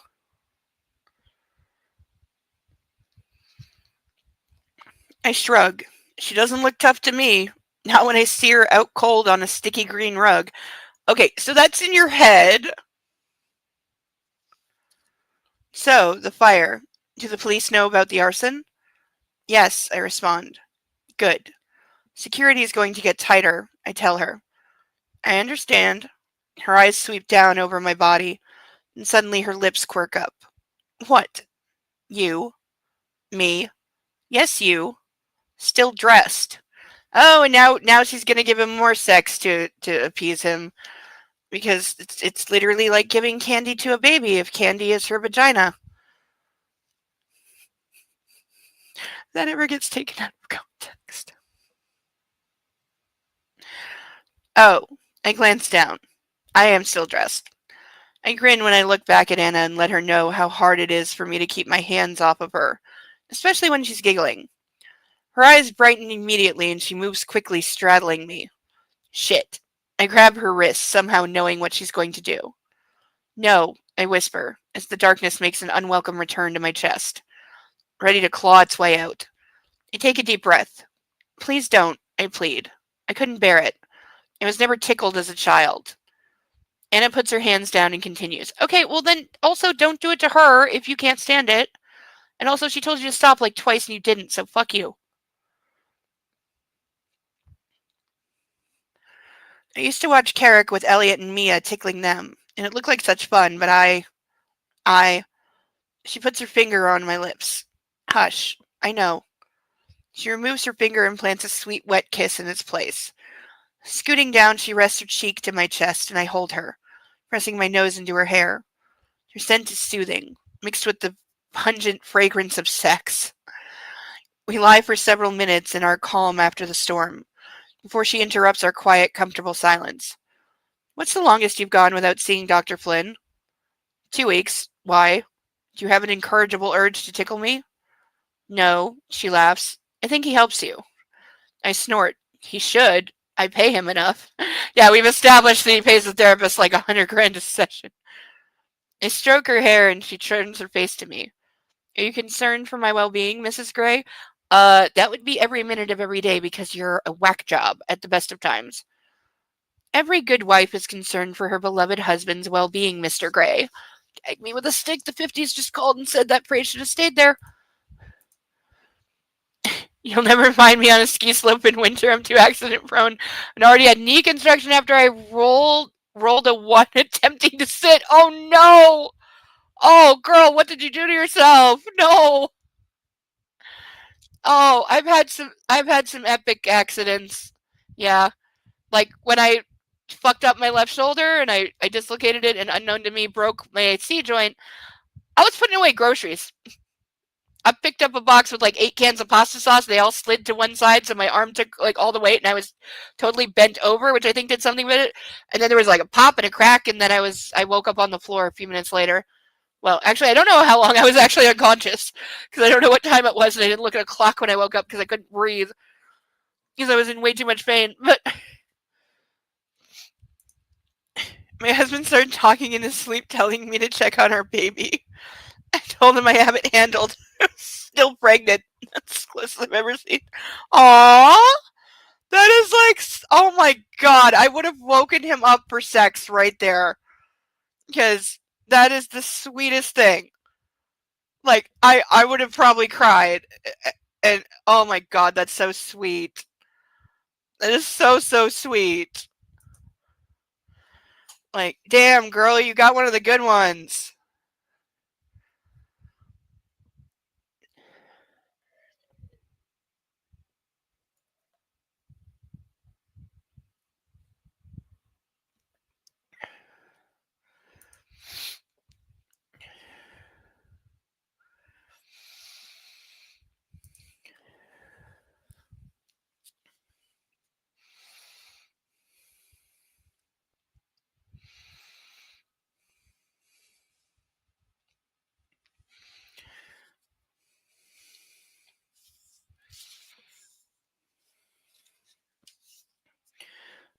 Beloved, I whisper, trying to say the word out loud, to hear it ring between us with all its significance.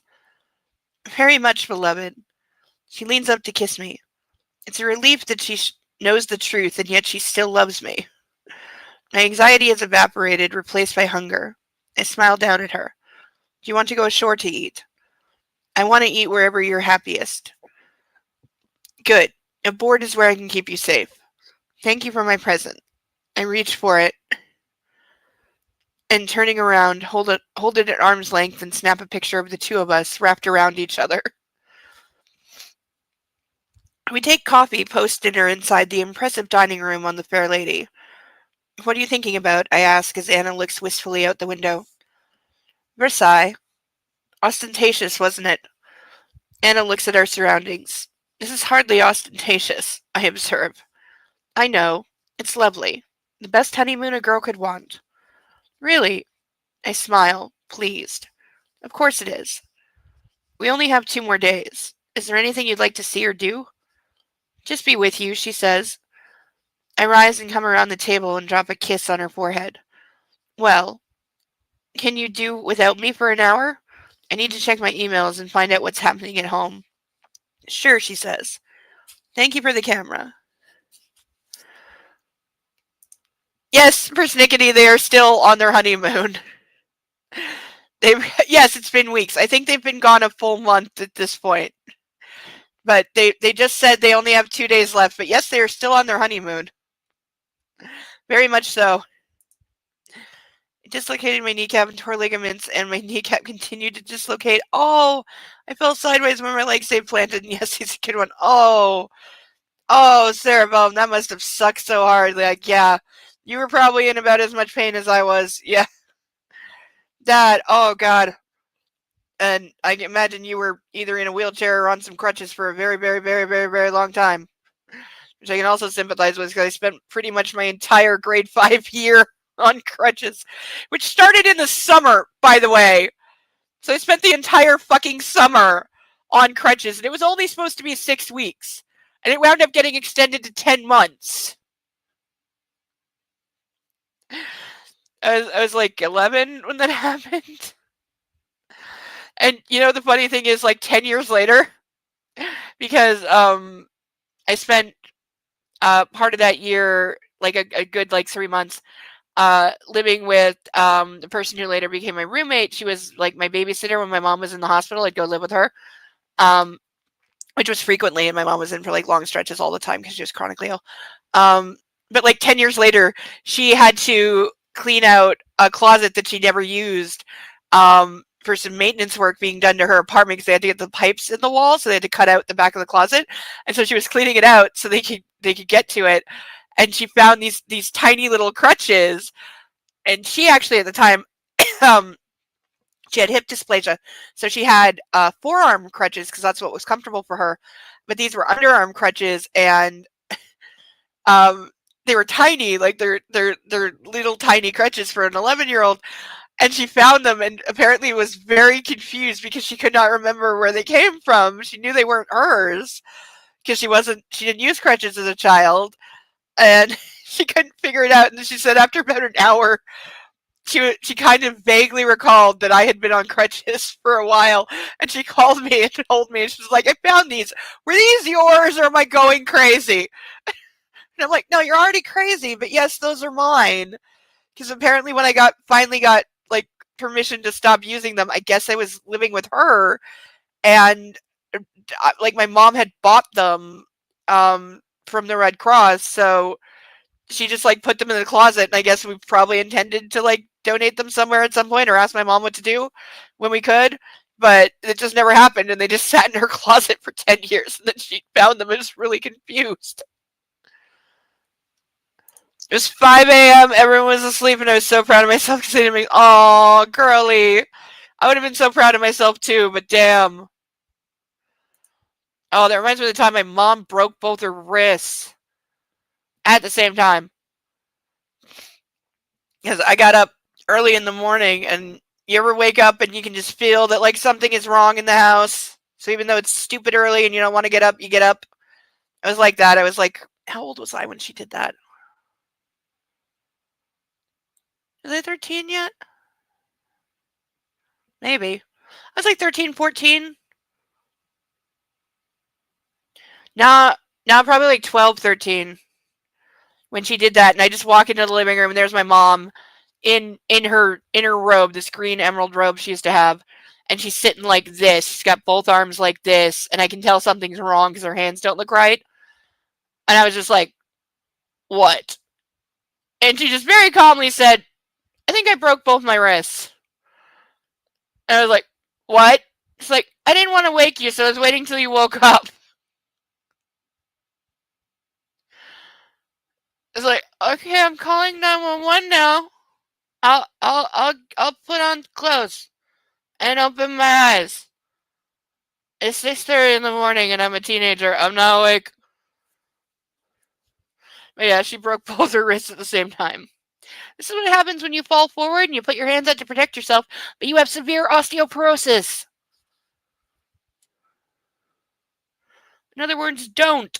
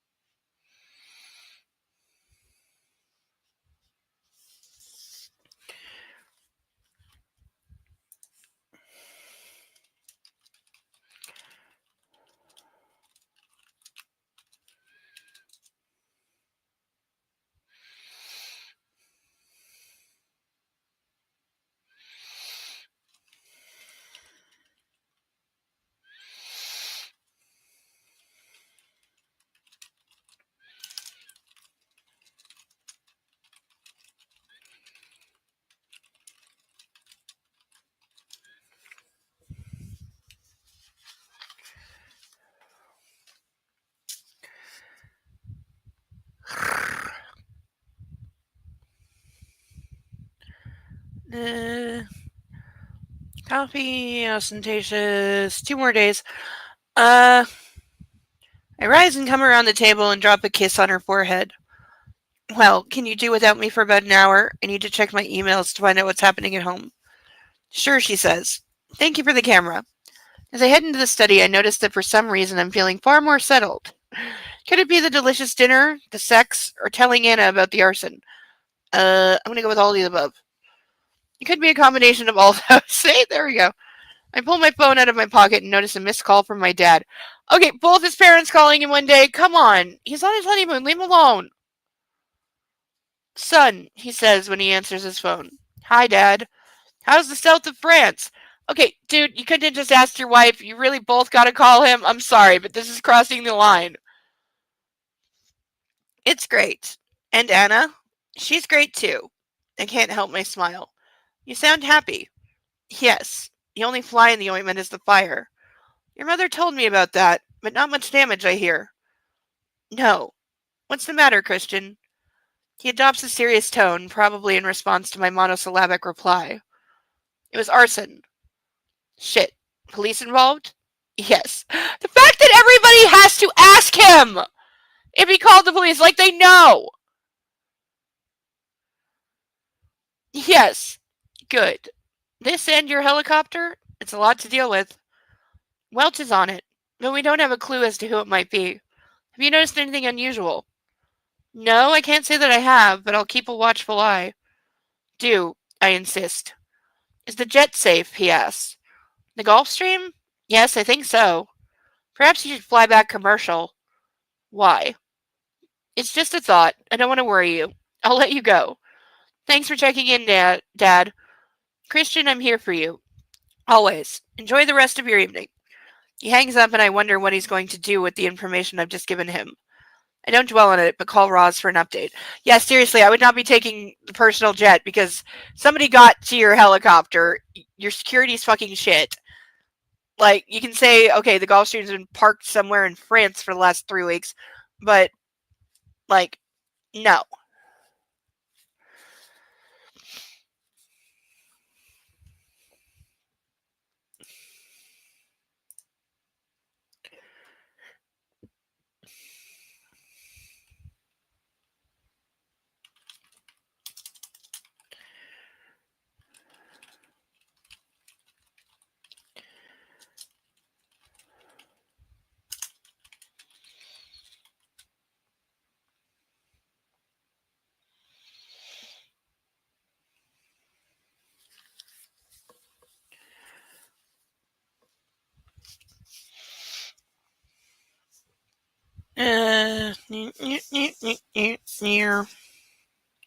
I'm still on the phone when Anna pops her head around the door. Later. She blows a kiss at me and leaves me to my conversation with Andrea, who's sorting out our flights back to Seattle. Anna's curled up asleep when I return to our cabin. I slip into bed beside her and pull her into my arms without waking her. I kiss her hair and close my eyes. I have to keep her safe. I have to keep her safe. There's gonna be a nightmare scene, isn't there? Oh, end of chapter. Okay, I missed a chapter marker.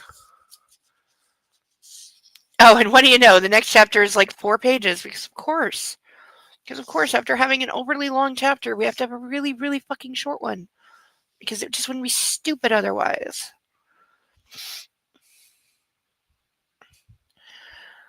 All right, chapter 20. Saturday, August 20th, 2011. Through the lens, I watched my beautiful wife sleep soundly at last. Earlier, Anna was talking, begging someone in her dreams not to go. I wonder who. Me? Where would I go without her? She's been plagued by nightmares since the arson at Grey House was confirmed. Oh, wait, how many days did we fucking skip? Okay, hold on. Apparently we skipped a few days, so let me see. We skipped 3 days. We went from August 17th to August 20th, so now she's having nightmares. And why is there a chapter marker falling down the back of my book? Oh, okay. There's 43 chapters to this, not 42.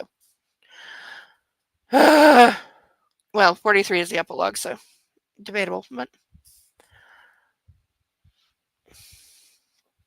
she's even taken... Okay, now I'm gonna die. Now I'm gonna die because I've made jokes about this. I know I've made jokes about this. I think out loud. I've definitely seen it in my head because with the level of infantilizing sometimes, I'm pretty sure I have very sarcastically remarked, why doesn't she just suck her thumb? And now we have this.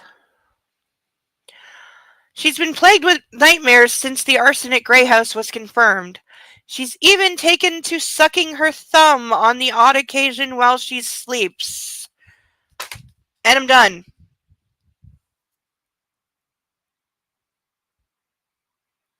So just literally, she turns into a giant baby in her sleep.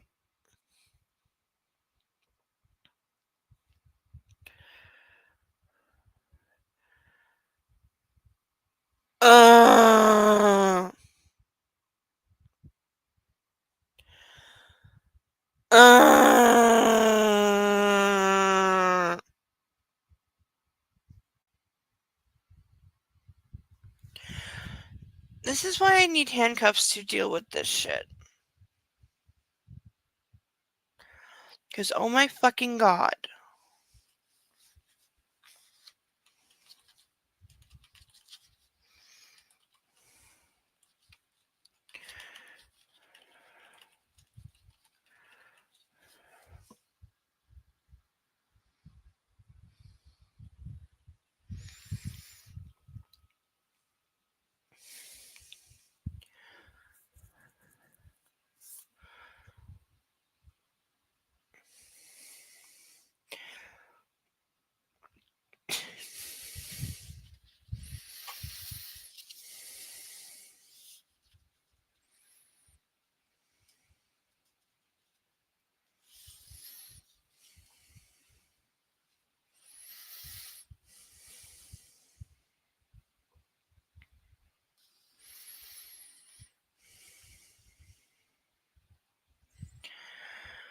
I wonder if it might have been better for us to fly home earlier, but I was reluctant to leave the tranquility of the fair lady, so was Anna. And at least I've been able to comfort her after her night terrors. Hold her. Soothe her.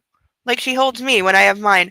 Okay, let's break this down. There is a huge goddamn difference between nightmares and night terrors, and James just conflated them both as being the same thing, which they are not. Okay, she is not having night terrors, she is having nightmares. Night terrors are a whole other goddamn thing, and you gotta be really goddamn fucked up for them to happen. They are rare, they are intense, and they are a psychological effect, and they are not nightmares. They are completely different. So she is not having night terrors because she is not a trauma survivor. Well, she is now that she's met him, but unless they're about him, she's not having night terrors. She's having nightmares. And those are not the same thing. Very, very, very, very, very much not.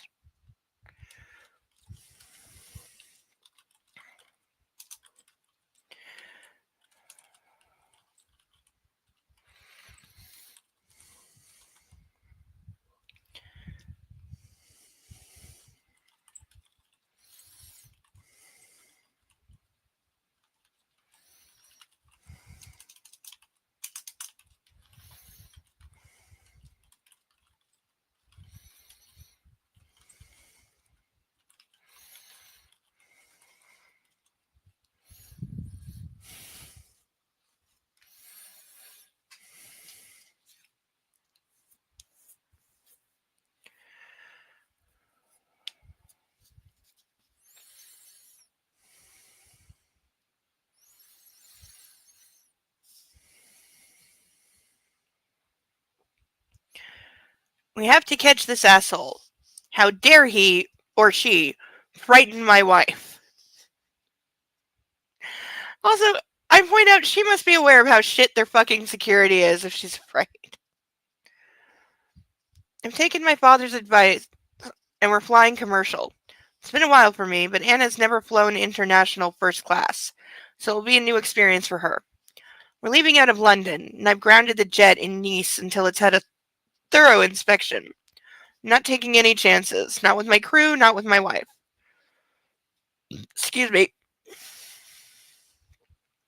Apart from the nightmares, the remaining days of our honeymoon have been blissful. Reading, eating, swimming, sunbathing on board, making love. These have been magical days. There's just one more activity I want to do before we go. I push the shutter and hope the sound won't wake her. The camera's been a welcome gift, and I've rediscovered my passion for photography. We're in such a splendid photogenic setting after all. The fair lady is Yar. Okay, somebody, what the fuck is calling things Yar? Stop it. Anna stirs and stretches out her hand. To my side of the bed, looking for me. The gesture warms my heart. I'm not far away, baby. She opens her eyes, startled, I think, so I put the camera... Oh. So I put the camera on the floor and quickly lie down beside her. Hey, don't panic. Everything's fine, I whisper. I hate her wary look. I push her hair off her face. You've been so jumpy the last couple days. What, have you not been roofing her enough? Because she should be really relaxed. I'm okay, Christian, she lies. Her forced smile is for my sake. Were you watching me sleep? Yes. You were talking. Oh. Her eyes widen. You're worried. I kiss the soft spot above her nose and try and reassure her. When you frown, a little V forms just there. It's soft to kiss. Don't worry, baby, I'll look after you. It's not me I'm worried about, it's you, she grumbles. Who's looking after you? I'm big enough and ugly enough to look after myself. Come, get up. There's one thing I'd like to do before we head home. Something fun. I slap her ass and I'm rewarded with a gratifying squeal. I bound off the bed and she follows. Shower later. Put on your swimsuit. Okay. Love that he just randomly barks orders and she's like, fine. A boat described as Yar is considered well balanced, fast, and easy to handle. Thank you. Still an odd. So he's saying that she is well balanced, fast, and easy to handle. If you're saying, okay, I'm sorry, but is that a whose line is it anyway? Scenes from a hat moment of things you can say about a boat, but not your girlfriend.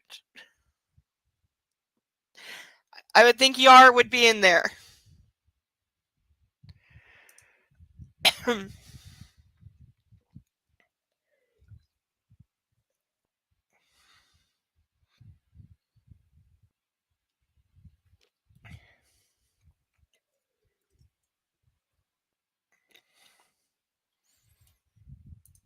Yeah, you know what I mean.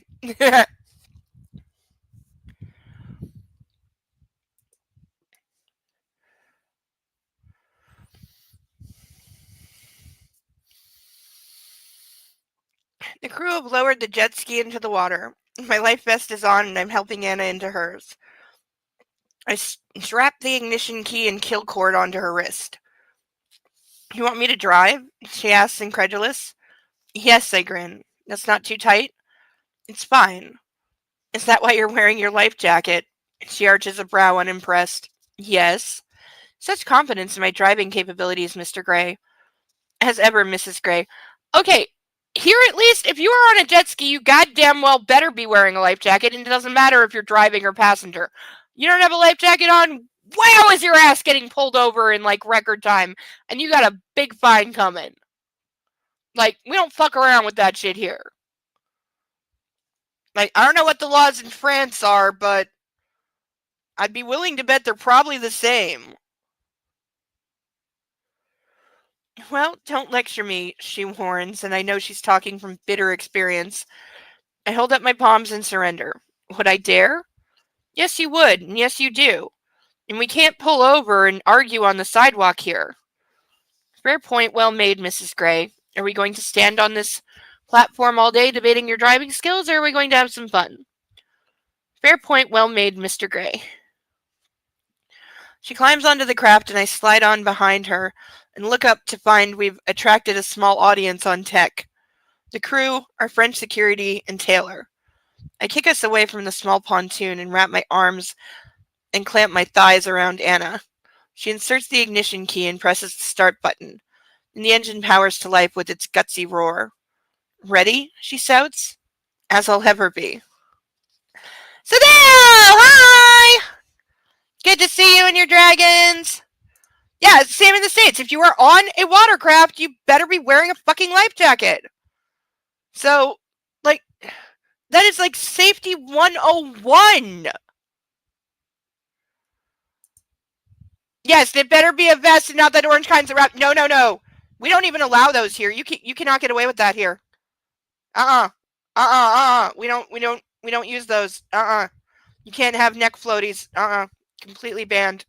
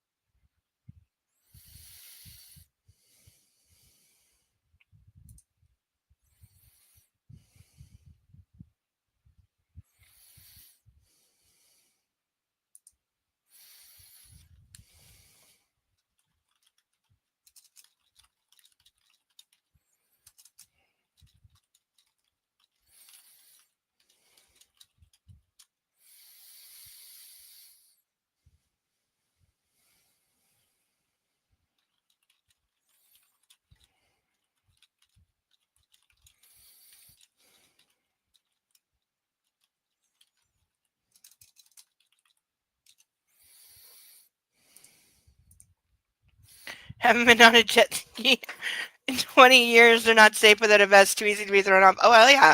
Hell yeah. Hell yeah. Like, jet skis are dangerous. People don't realize. They're fun as hell. Don't get me wrong. I love them. They're great. Especially for larger people like me. You can like, haul your ass all over the lake and it's fine. Jet ski doesn't care how much you weigh because it weighs twice as much as you. But, they're incredibly unsafe, especially if you don't know what you're doing. Like, there's a reason, like, here they're limited. We used to have ones that, could fly around a lake doing upwards of 120. Guess what? They don't make those anymore. Well, they make them, but they're not allowed here. They're limited to, I think, 60. And yeah, everybody who's on one, you better have a life jacket, you better be wearing the kill bracelet, or guess what? You're going to be escorted by the Coast Guard back to shore, and you're going to be in some really big trouble.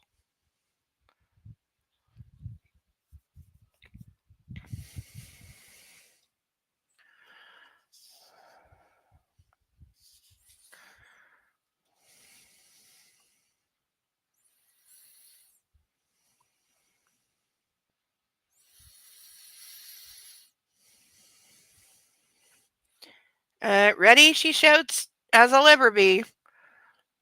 Slowly, she opens up the accelerator and the jet ski glides away from the ship. Steady, Anna. Excuse me. I tighten my hold on her as Anna increases our speed and we shoot across the water. Whoa, I shout, but it doesn't stop her. She leans forward, taking me with her, and speeds towards the open sea, then veers towards the shore where the runway at Nice Airport juts out into the Mediterranean.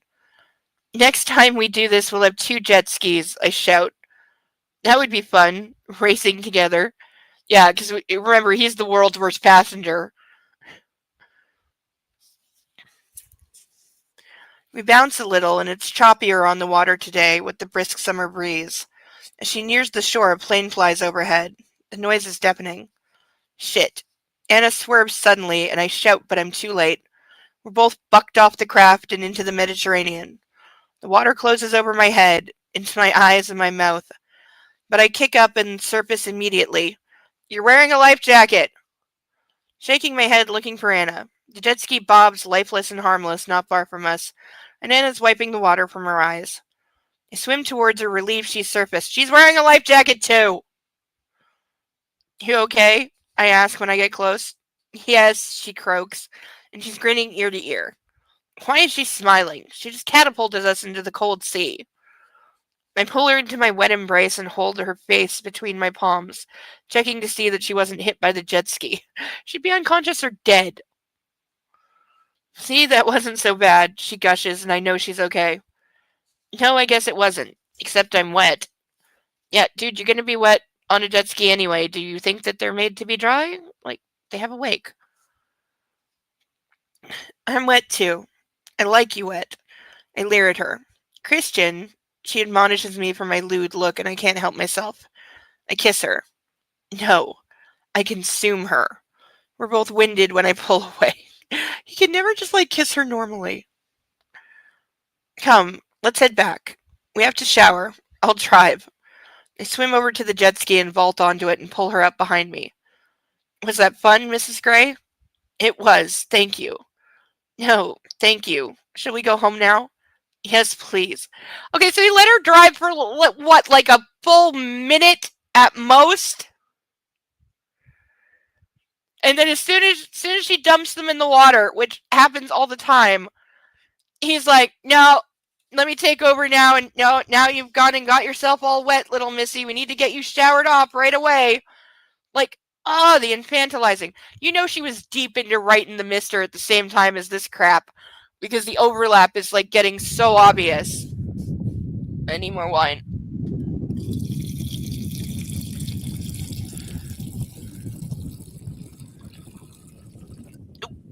Okay, I almost spilled that way too high.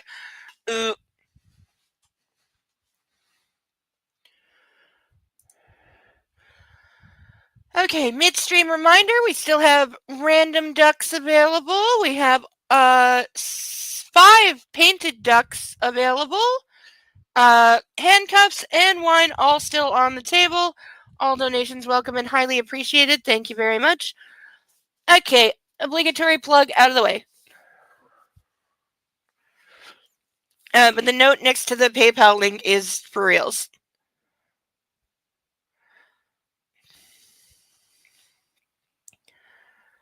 Anastasia's Anastasia's sipping champagne and reading off her iPad as we sit in the Concorde Lounge at Heathrow and wait for our connecting flight to Seattle. This is one thing I loathe about traveling on a scheduled flight. The waiting. But Anna seems happy enough. Occasionally from the corner of my eye I notice her surreptitious glances in my direction. Inside I'm dancing. I love that she's watching me. I'm reading the Financial Times. It makes for sobering reading. The global markets are still skittish in the wake of recent budget deficits, issues, and Black Monday. The dollar is sinking. Also, there's an article on whether the rich should pay more taxes. Warren Buffett seems to think we should, and maybe he's right. What the fuck is this? Seriously! What the fuck is this, and why is it in this book?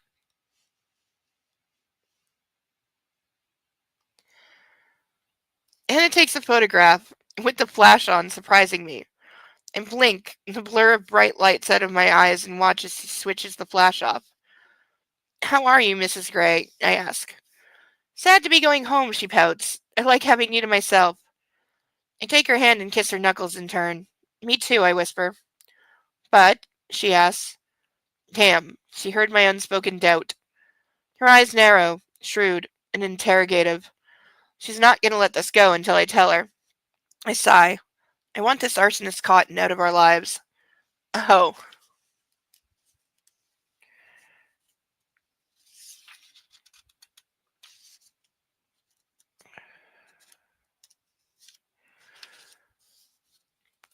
Exactly.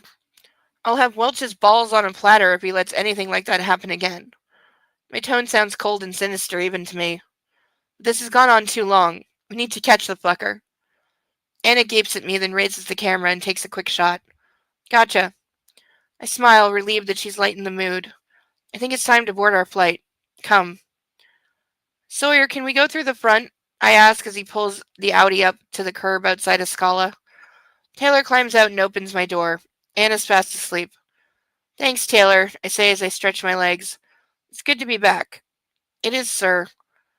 I'll wake Anna. Opening the door, I lean over. Hey, sleepyhead, we're home. I unbuckle her seatbelt. Hmm? She hums, and I lift her into my arms. Hey, I can walk. She grumbles sleepily. Oh no, baby. I need to carry you over the threshold. She puts her arms around my neck. Up all 30 floors? Mrs. Gray, I'm very pleased to announce you've put on some weight. What? So if you don't mind, we'll use the elevator. Oh my god! Not only can he tell that she's put on a couple pounds, like, this is obviously signaling that she's pregnant, but again, it's more infantilizing. It's like when a kid falls asleep in the car and you gotta carry them inside. There is no Concord Lounge in Nice. Why does this not surprise me?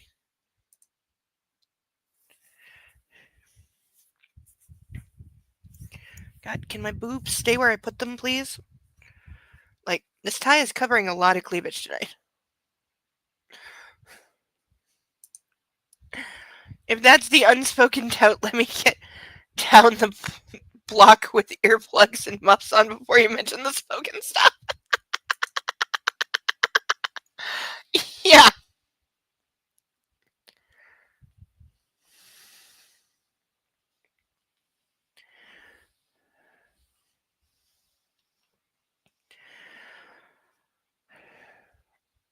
Taylor opens the doors to a Scala lobby and smiles. Welcome home, Mr. and Mrs. Gray. Thanks, Taylor, I answer. We head into the lobby. What do you mean I've put on weight? Anna glares at me. She's pissed. Okay, did we really need to underscore that she's anorexic? Like, not much. I grin to reassure her, tightening my hold on her as I walk up the elevator. I recall how she looked when I picked her up from SIP after we split. How thin and sad she was. Memory sobering. What is it? You put on some of the weight you lost when you left me. My voice is quiet. That was me. I was responsible for her sadness. Yes, yes, you were responsible for somebody who clearly has an eating disorder starving themselves for several days out of like grief and sadness over losing you. No, I certainly don't. I never want to see her like that again. I press the call button. Hey. Anna caresses my face and her fingers entwine in my hair. If I hadn't gone, would you still be standing here, like this now? And just like that, she pours oil on my troubled waters. No, I smile, because it's true. I step into the elevator, holding my wife, and lightly brush my lips over hers. No, Mrs. Gray, I wouldn't. But I would know how. But I would know I could keep you safe because you wouldn't defy me. I like defying you, she says with her coquettish smile. I chuckle. I know, and it makes me so happy. Even though I'm fat, she pouts. Okay, girl! I cannot. I cannot with the eating disorder crap.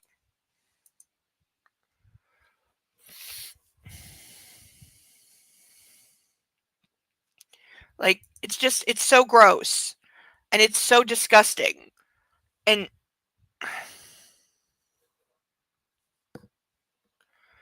oh, I have mail. Can refill it. Okay. I'm about to chug a glass of wine. Thank you, Sathale. You are amazing and wonderful, and I love you so much. And I'm so very, very, very grateful for you and your dragons. Thank you, seriously. You are much too kind and much too sweet. I'm sending you air hugs. Oh, and air hugs to the dragons.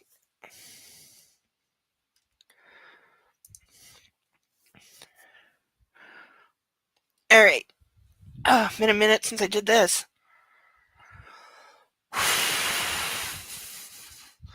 There'll be a slight pause on the drinking after doing this, and I'm going to put this way down so I don't hit it.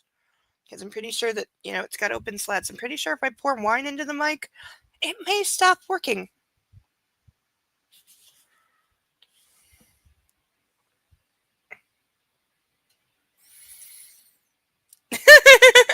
Cheryl keeps saying, yeah, no, probably not.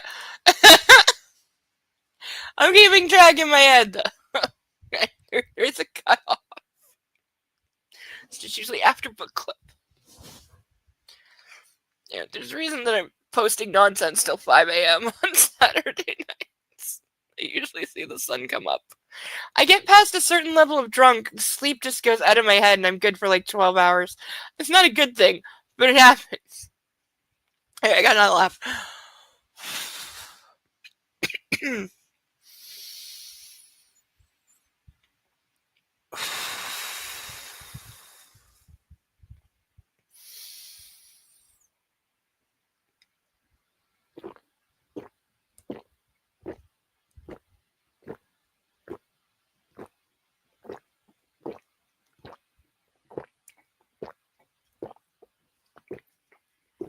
Ah!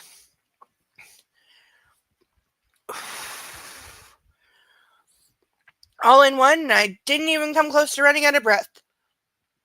The trick to chugging really is you gotta breathe all the way in first.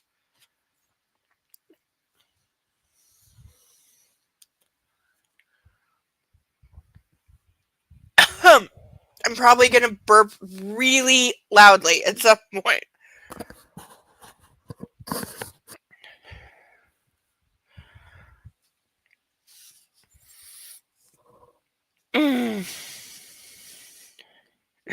But thank you for that, my darling Lord of the Dragons.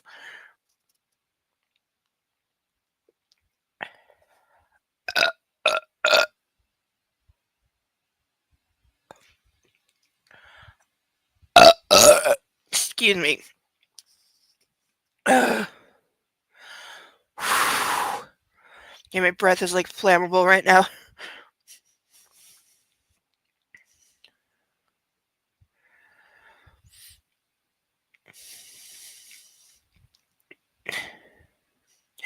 Even though I'm fat, she pouts.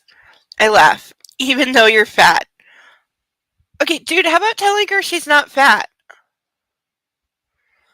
My lips capture hers once more, and she tightens her hold on my hair as we lose ourselves in each other.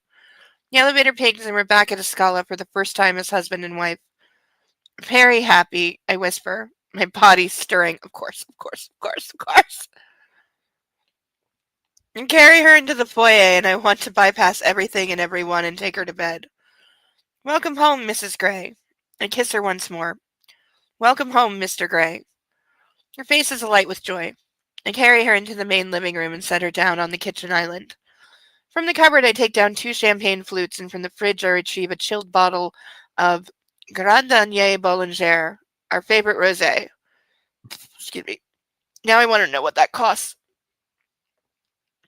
And Agne is spelled A-N-N-E with a right-facing accent aigu and E again.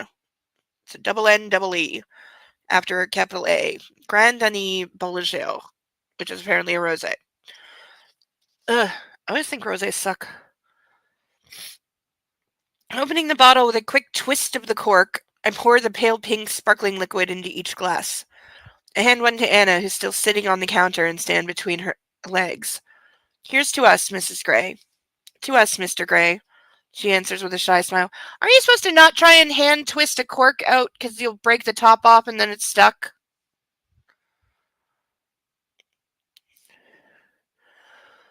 We clink glasses and take a sip.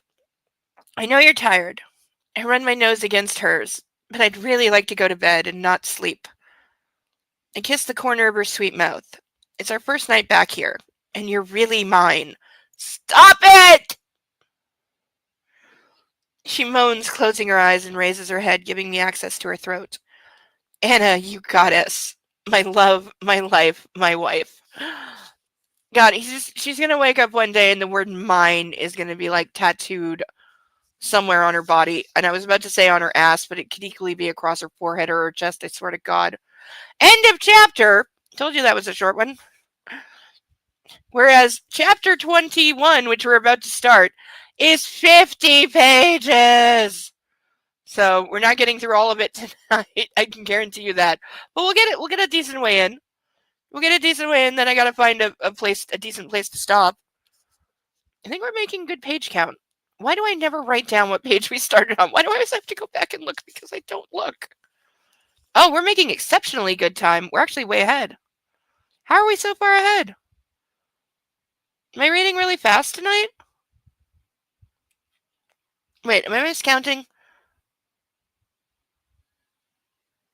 Okay, we're not that far. Yes, I was miscounting. We're not actually as far ahead as I thought. We are a little fast on time, so we got some chill time coming. That's okay. In fact, I'm gonna take a moment to stretch because my back needs it. Oh, I hunch too much when I sit. Oh. I also encourage everyone out there, rules of the internet, if you've been sitting this whole time watching, please stand up, stretch your legs, stretch your arms, get some water, love your nearest fur baby or dragon.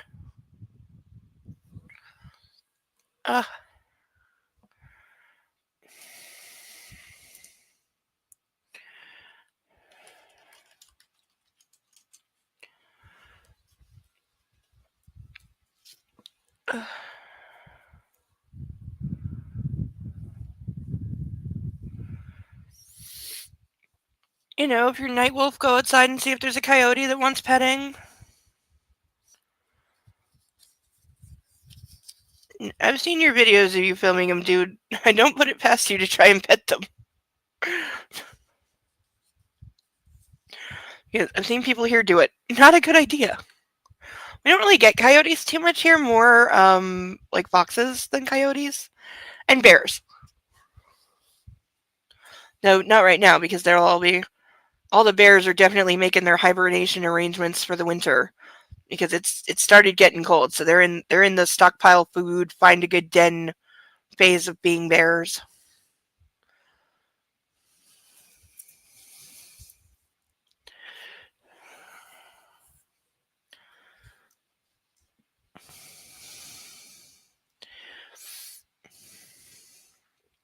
Alrighty.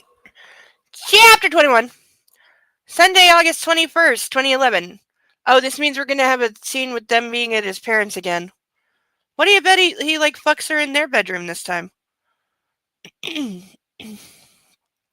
expecting the smooth roll of the fair lady as she floats on the Mediterranean, and the sounds of the crew readying her for the day.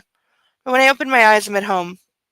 Outside, the golden dawn heralds a beautiful morning, and beneath my arm, Anna tenses. She's staring at the ceiling, trying to stay still. What's wrong? I whisper. Her eyes meet mine, and for a moment she looks lost. Nothing. Her face softens as she smiles. Go back to sleep. My dick responds enthusiastically to her smile. Okay, seriously, like, if the movies included this much, his penis would have had its own credit.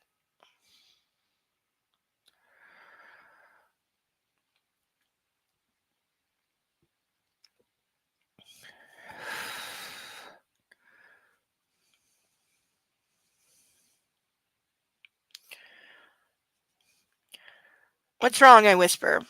Alright. Dick responds enthusiastically, far more aroused than me.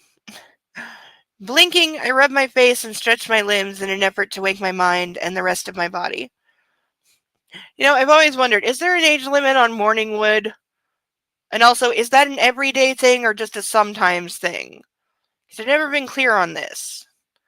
Like, I know it happens more as a teenager, but does it, like, when you are not a teenager, when you are older than that, You still wake up with a hard on like every day, or is it not every day, or does it get less as you get older? Like how does that work? Because I really know nothing about it, and it's a thing that I've always found like oddly fascinating.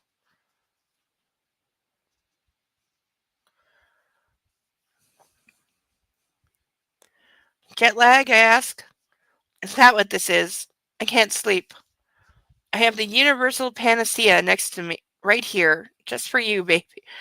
Oh my God, he's calling it. Oh my God, I'm gonna vomit.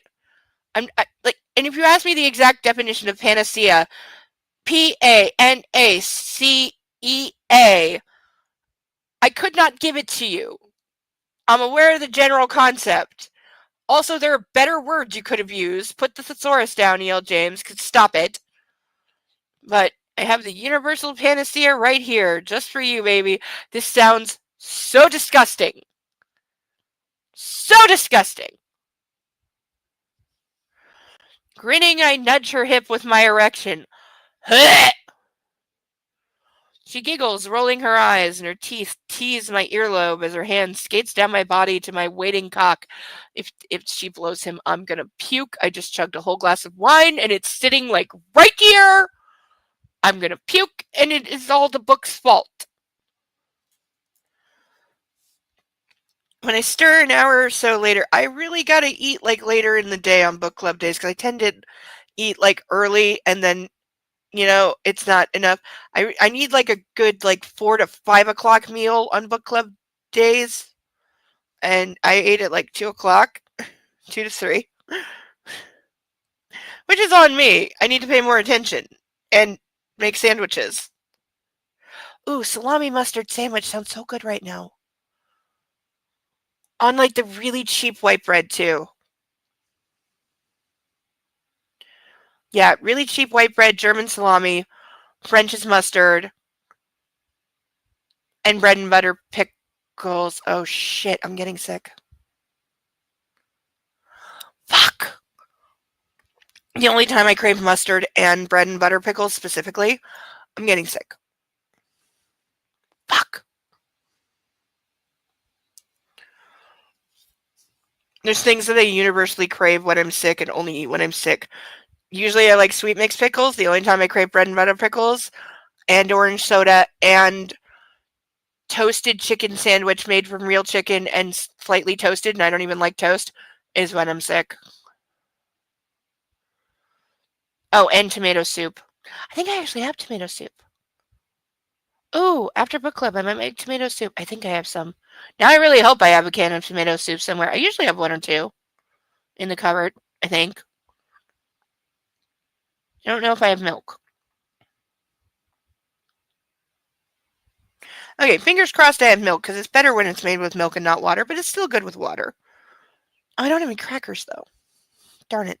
And you got to put butter on the crackers. And it's got to be the square crackers, the like Prima Plus crackers that we talked about in the red box. It's got to be those with soup. You can't put Breton crackers in soup. This doesn't work. Excuse me. No, it's got to be the square crackers, and when I'm sick, they have to have butter on them before you break them up in soup. And pickles.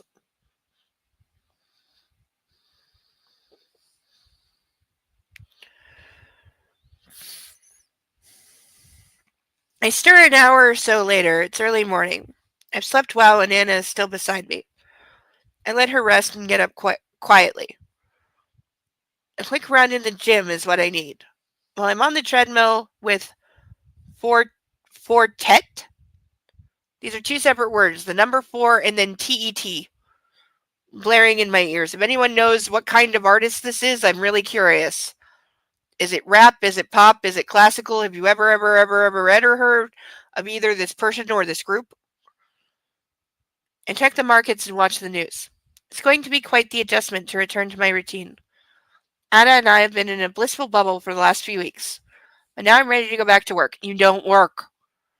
I'm excited. My wife and I are going to forge this new life together, and as of yet, I have no idea what that will entail. Gee, almost like you rushed into this with no fucking clue what you're doing.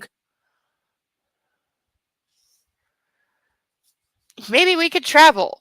I could take Anna to see the Great Wall of China, the pyramids, hell, all the wonders of the world. I could ease up at the office. Roz has done a great job since I've been away. So basically, he's noticing that he's useless at his own company. Like, oh my god! Like, just say the quiet part out loud. And thank you, Sarah Bellum, for doing the Googling and informing us that a panacea is a solution or remedy for all difficulties or diseases. See, I knew there was a reason it was popping up in another context because I had like MedFet flashbacks, and I'm like, why do I know this? And why have I heard this during role plays and sex games? And that's why.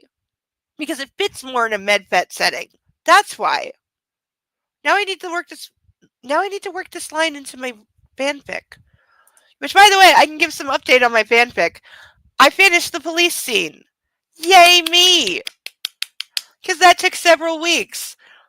But I ran it by both the actual real police officers that I absolutely ruthlessly bombarded with my questions and took way too much of their time to help me out with this. But I ran it by them, and they both gave me very positive feedback. Very. So I think all my research and my very hard work, because it took me a better part of 3 weeks to write that scene, and I really did talk to actual police officers and ask them questions, one of whom we went back and forth with me playing the character and him playing the detective in a back and forth of question and interrogation, so I could get the feel for, like, what would you really do? If I respond like this, how are you going to respond? Here's the situation. Like, we played it out, and again, I asked 2 different people, got very, not entirely different responses, but definitely different points of view, which was really helpful. And so I wrote the scene, it took weeks, but I sent it to both of them, and I got really positive feedback from both of them. So I am both proud of myself and happy that the scene, from people who actually know, passes muster according to them. So I'm very proud of that. So I think in the next 2 weeks I can probably finish part 6 if I really push myself and I don't have any more days lost stupid. Because I was really working on polishing part 3 this week because it's halfway done. And I want to get it done because I actually have somebody waiting for it to get done. And so I wanted to get that done. But then, like, the one day that I had, like, an entire day that I was really going to focus on that, that's the day I got bombarded by stupid from the second I woke up. And there just wasn't, I didn't get anything done. Like, I've done, like, 0 writing in the last, like, 3 days, which is annoying me because my brain is in the writing place. But then real life has been getting in my way, so I haven't had time.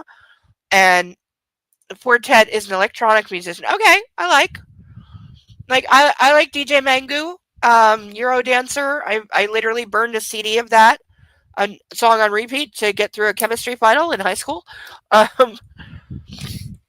Thank God I was going to high school where as long as your headphones weren't bothering anyone around you, you could listen to whatever you wanted, as long as you were doing your work. They didn't care because it's like, yeah, if that helps you and you're not bothering anyone, like, what's the difference if you're listening to music while you write a final? Now, I will say the teacher didn't ever check that I hadn't, like, put, like, chemistry facts on a track, because I guarantee you someone has. Because I definitely thought of the idea. I'm like, I could just record, like, every chemistry, like, equation and, like, read it and make a voice track of it and put it on my iPod and totally be listening to that, or to like all the questions that I knew would be on it because I knew what's been in the course. So I could have, like, made notes, like, audibly, because you can't have, it wasn't open book. But I definitely could have, but I didn't. I was listening to DJ Mango Euro Dancer on repeat, and it helps so much because that kind of music just, it fires the intellectual parts of your brain so well.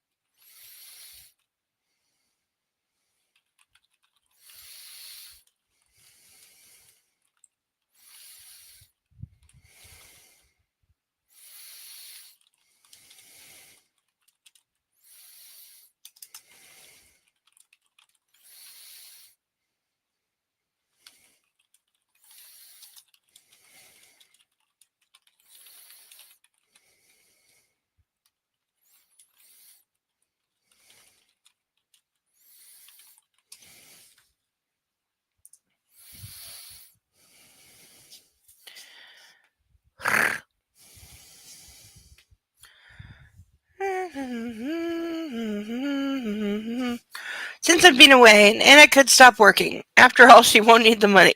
Yeah, seriously, dude, just go live your extended adolescence. Buy an island off the coast of France.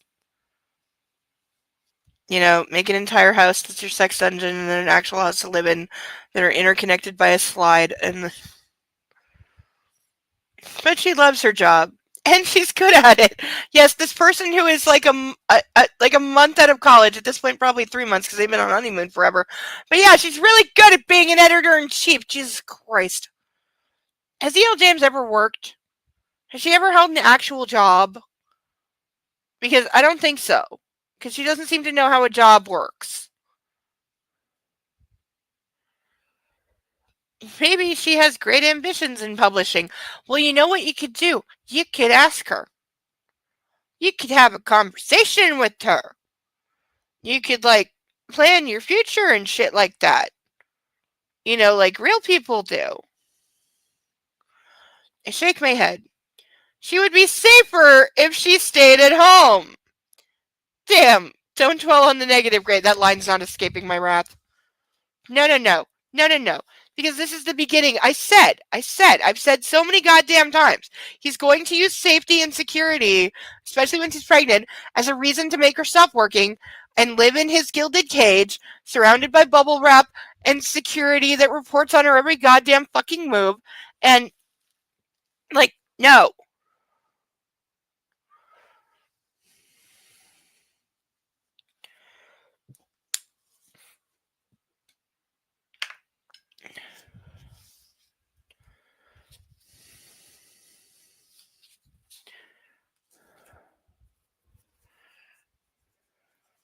Oh, come on, pen. Okay, there we go.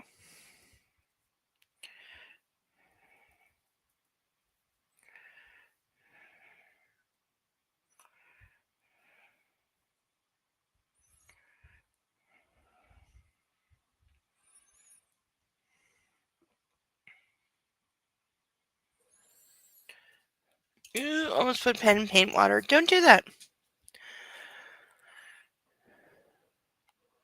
Anna's in the shower when I enter the bathroom, and I cannot resist. I step in behind her. Oh my god, how much sex am I gonna have to put up with tonight? It's not even me having it, and I wish I was. Good morning. Let me scrub your back, Mrs. Gray. She hands me the sponge and body wash with a distracted smile. Oh, do we think she knows? Do we think she suspects? Is she about to drop the bomb on him? Lathering up the sponge, I start soaping her neck. Don't forget, we're going to my parents for lunch. I hope you don't mind. Kate will be there. I kiss her ear. She murmurs, eyes closed. You okay, I ask? You're quiet. I'm good, Christian. Getting pruny. She wiggles her fingers. I'll let you go. Yeah, like she definitely suspects because he called her fat. And like, by the way, at what point in being pregnant? I've never been pregnant. I've never given birth or had a child. So I don't know all the ins and outs. But at what point in being pregnant do you actually start putting on weight? Because I don't think it's like right off. I think it's like probably 3 to 4 months before you seriously put on like noticeable weight or your stomach starts to really show. I mean, maybe if you're like, she supposedly weighs 80 pounds. So I imagine if you are like, you know, 90s heroin chic level of anorexic, which she clearly is, you would probably notice sooner. But like, when do you actually start gaining weight during a pregnancy? You know, also, when do the boobs get bigger? When does that happen?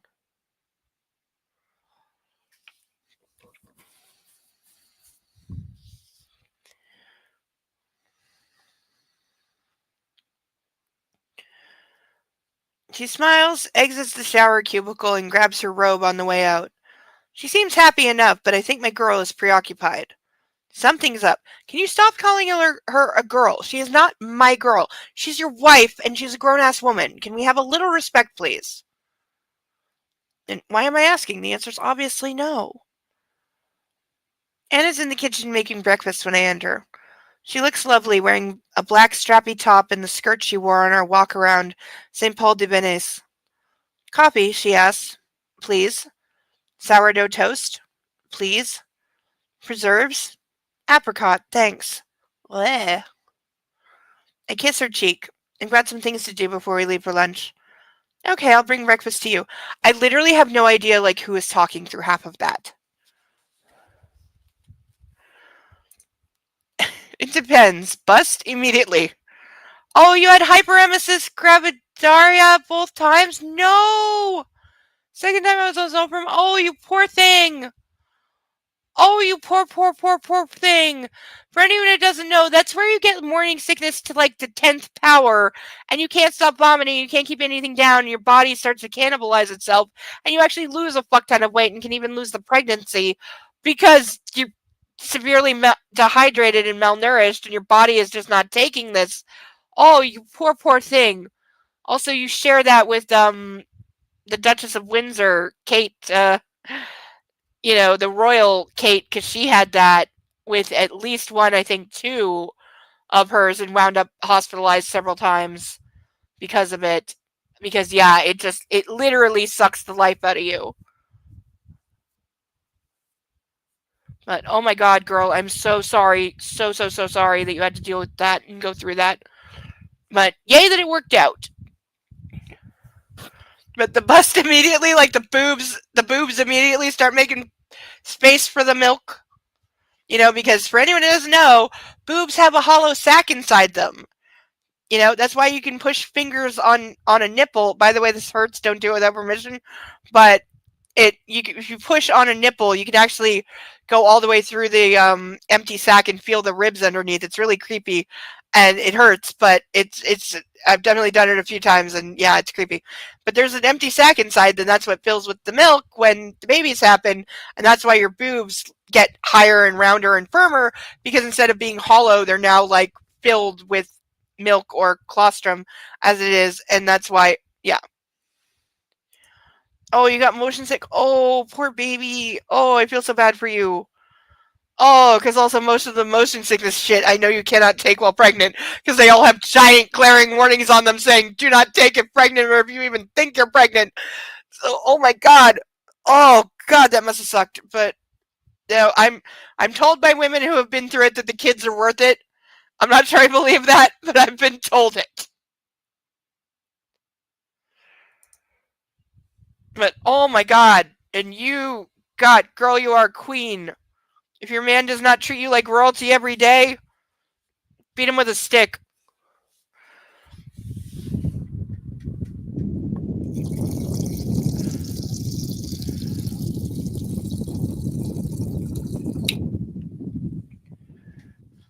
And I didn't feel it till full.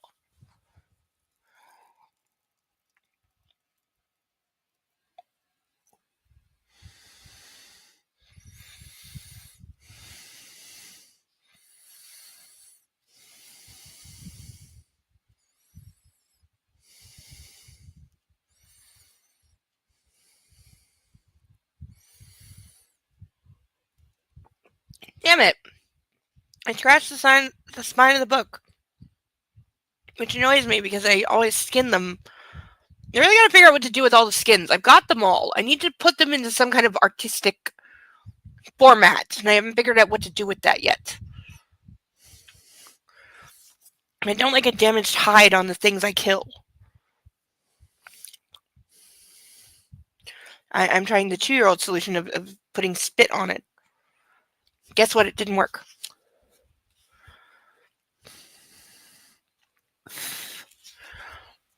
Oh, hubby wanted 3 kids, and you were like, "Nope, I'm done. Peace out." Yep, you were Suki in Gilmore Girls when they wanted Jackson's stupid idea of 4 and 4, and after 2, she's like, "Yeah, I'm done. We've got a boy and a girl, and I booked you a vasectomy. Bye." Yeah, that's the appropriate thing to do.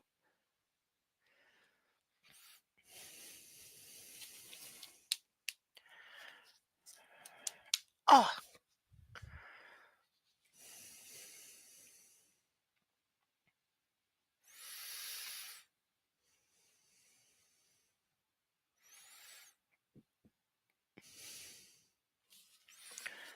To write a note to my. Why do I have nothing to write a note to myself? Why do I not have paper?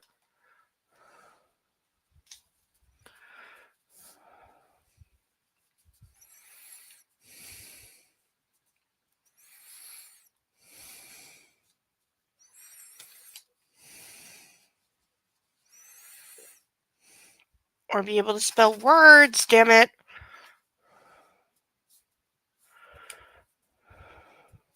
Oh, fuck! Oh, goddamn!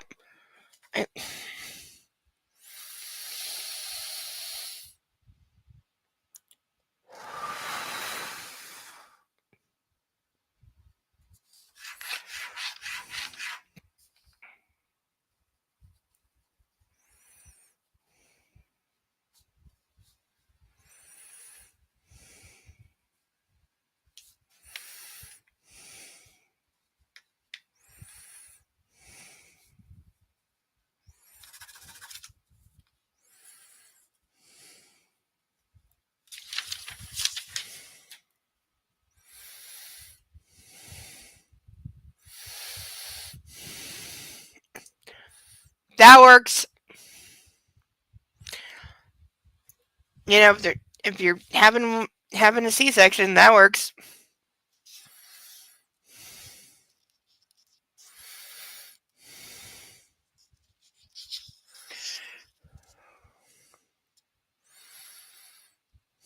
No, I still would have made him do it just out of revenge, but I'm evil. Sorry, what? Did anyone hear that? I didn't say anything.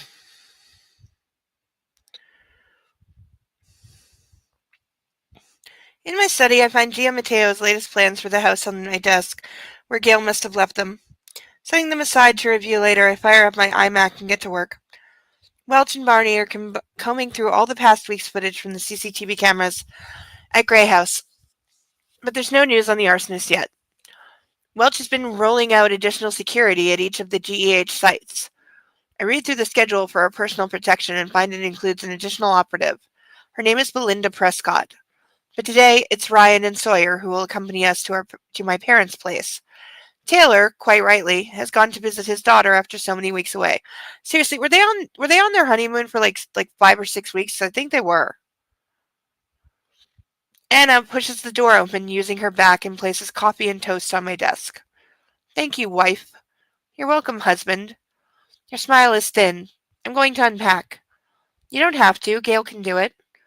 It's okay. I want to be busy. I.e., I think I might be pregnant and I'm trying not to freak out, so shut the fuck up and let me do what I need to do to distract myself.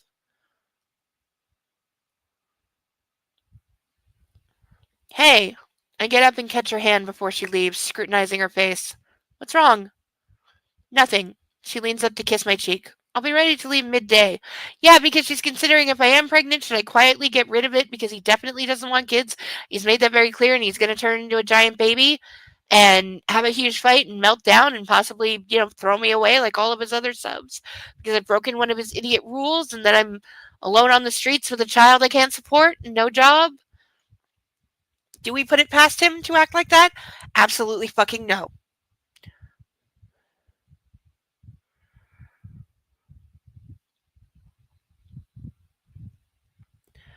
I frown and release her. Okay, something's up, but I have no idea what it could be.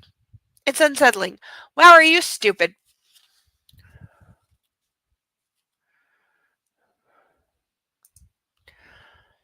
I say put each one on a piece of oversized paperboard with some extras from it in a crazy font. Do that for each book and have a wall of psycho. I could do that. I have a blank wall right there. I have the covers and I got paper. I could write some of the most notorious quotes from each of them and do like a collage thing. I have giant canvases too. I have canvases I haven't used. I was thinking of doing like some kind of a decoupage. Like, okay, nobody's going to know this show. It's deep cuts. But a show called Dark Angel, Season 2, Joshua Palimpsest. If you know, you know. I was thinking of doing something like that. And yeah, having quotes from, and then doing it in like on a canvas and then like brushing it all in a way could be, yeah, that could work. Also, tangent is hydro bill water or electricity. It's electricity. And I spent an entire day having a very not low level panic attack because my hydro got cut off. Even though I swear to God they didn't warn me that it was in danger of doing that. But now if I don't come up with about $700 in the next 30 days, which I don't have, trouble will happen. And being reminded of how bad it is for me to not have power and therefore not have computer and internet, and I live online. I am very much a netizen. I have been since I was 12. I live online. Okay? I don't go out. I live online. When I have a job, I work online. Internet is my safety. It's my world. It makes me feel safe. And without having constant noise, my head goes to dangerous places. So it's really, really, really critical that I have power. I mean, I've lived in places with no power for like months at a time growing up. I don't want that again, and it brings me to bad places. So, yeah, having the lights on and it makes me feel safe. I feel safe with the lights on and having internet access and contact with people and the ability to get help if I need to. Because, once your phone dies, it's dead when you can't recharge it, and therefore very unsafe. So, yeah, spent about 7 hours having a panic attack when it got shut off, and then begging the hydro company to turn it back on. I managed to scrape together enough to satisfy them for a couple days, but like the deal is if I don't pay them like $700 in the next 30 days, I'm in very serious trouble.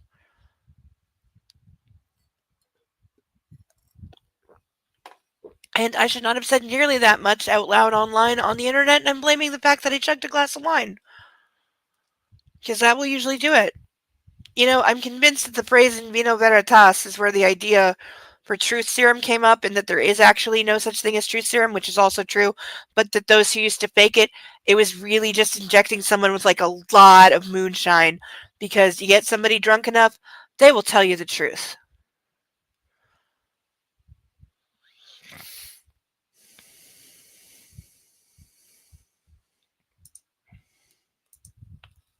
So I'm kind of convinced that's where the legend of like truth serum came from, that it was really just like vodka. Hydro is sometimes water and electricity here, but here the building pays the water, so mine's only electricity. I mean, it's still way too fucking high because our government is a fuck up. Because, like, there have been times here where it's genuinely been considered whether hydro should be free in Ontario because of all the hydroelectric dams we have and how cheap it is. But, then the corporations were like, but then we couldn't steal money from people for something that should totally be free because it's a natural resource that we have in abundance and it should totally be free.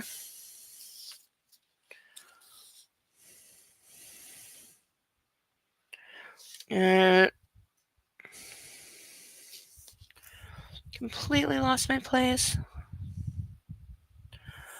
Okay, like, yeah, him stressing that he has no idea what's going on because he's an idiot. Perhaps Anna needs time to readjust to this time zone. Oh, yeah, I'm sure that's it. Uh, she leaves and I turn my attention to work, setting aside my disquiet for now, and I have an email from Gia Mateo who wants to see us tomorrow to discuss our latest plans. I know her. I let her know that it's fine and suggest meeting in the early evening. There's good news from Eurocopter. They can replace both of Charlie Tango's engines, so she should be back fully functioning within a couple of weeks. However, there's still no progress in the FBI investigation into her sabotage, which is irritating. I'm not really sure how fast the FBI would get back to you on something like that. Like, they definitely have bigger fish to fry, so I'm not sure how much this would even be on their radar, honestly. Why is it taking so long? I move on and review the latest emails from Roz. The sooner I get through these, the sooner I can get back to my wife. I drive to my parent. The drive to my parents' home is a joy. I haven't driven in my R8 for weeks, and with my wife by my side, I'm enjoying the lush greenery of urban Seattle. After the old world charm of the south of France, the landscape is pleasantly familiar. It's good to be home. I've missed driving, especially in this car. I check the rearview mirror, and sure enough, Sawyer and Ryan are still on our tail.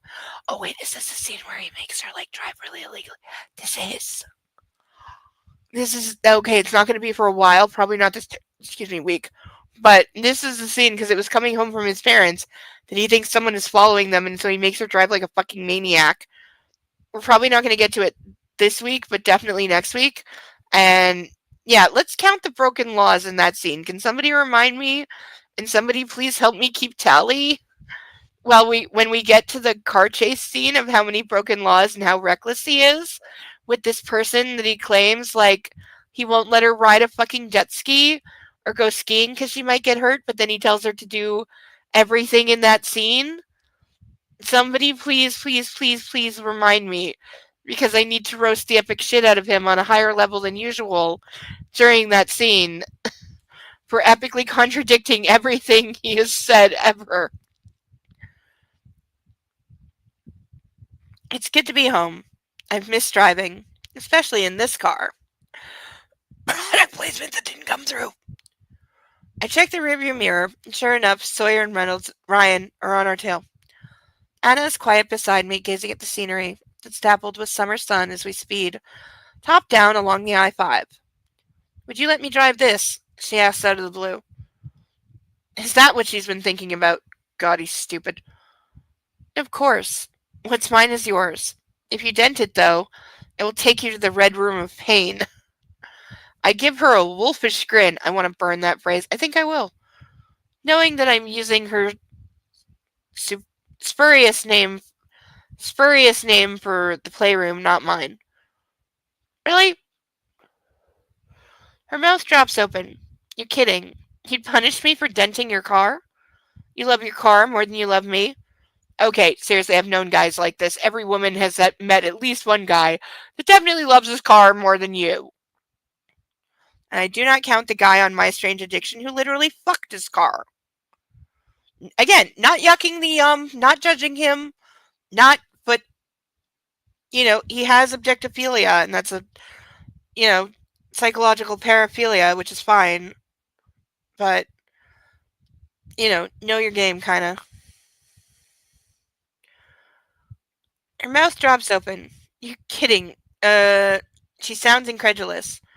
It's close, I tease, reaching over to squeeze her knee. But she doesn't keep me warm at night. Oh, I'm gagging so hard right now. I'm sure it could be arranged. You could sleep in her, Anna retorts. I laugh, loving her banter. We haven't been home one day and you're kicking me out already? Why are you so pleased? I flash her a quick grin while keeping my eyes on the road. Because this conversation is so normal. Okay, no, it's not. No, it's not. This is not a normal. No, no, no, no. Neither of y'all knows what normal is. Isn't this what marriage is all about? The to and fro between us? No. Also, no. Normal, she scoffs. Not after 3 weeks of marriage, surely. They were only on honeymoon for 3 weeks because it felt like way longer. Like, it felt like about twice as long as that. I'd press X to doubt. I'm kidding, Christian. Hell, so was I. She presses her lips together, looking sullen, then mutters, Don't worry. I'll stick to the sob. She turns to stare at the scenery once more. So much for marital banter. Hey, what's wrong? I ask. My dyslexia had a problem with the word marital. Nothing. You're so frustrating sometimes, Anna. Tell me. Okay, she just did this with him, so dude, you got no right to be like bitchy that she ain't telling you when you we're not telling her. She turns her head to me, a smirk twisting her lips. Back at you, Gray. I'm the problem? Me? Die, you fucking douchebag. Shit. I'm trying, I respond. I know. Me too. She smiles and I think she's okay. But I'm not sure. Maybe her heart is still in the Côte d'Azur. Or perhaps she's upset over the arson. Maybe the increased security? Hell, I wish I knew. Well, you know what you could do, you giant piece of shit? Ask her. And then shut your fucking mouth and actually listen to the answer. What a novel concept. I'm sorry, but I need the ladies' room, so I'm going to have to leave you on your own for a minute. It is because these chapters go on forever. They do go on forever. And like I said, this chapter that we just got into is 50 goddamn pages long. So we're sure as hell not getting through all of it tonight. We're going till like midnight, midnight 15, midnight 30, something around there. And I'm finding a page break and then we're stopping because we're only like 5 pages into a 50-page chapter. I'm not reading it all tonight. I expect that for the next several weeks because they're all like super chunky. So for some reason, like all the chapters right in the middle of the book are the ones that are 50 pages, 50 pages, 55 pages, 47 pages, and 40 pages. All bang, bang, bang, bang, bang.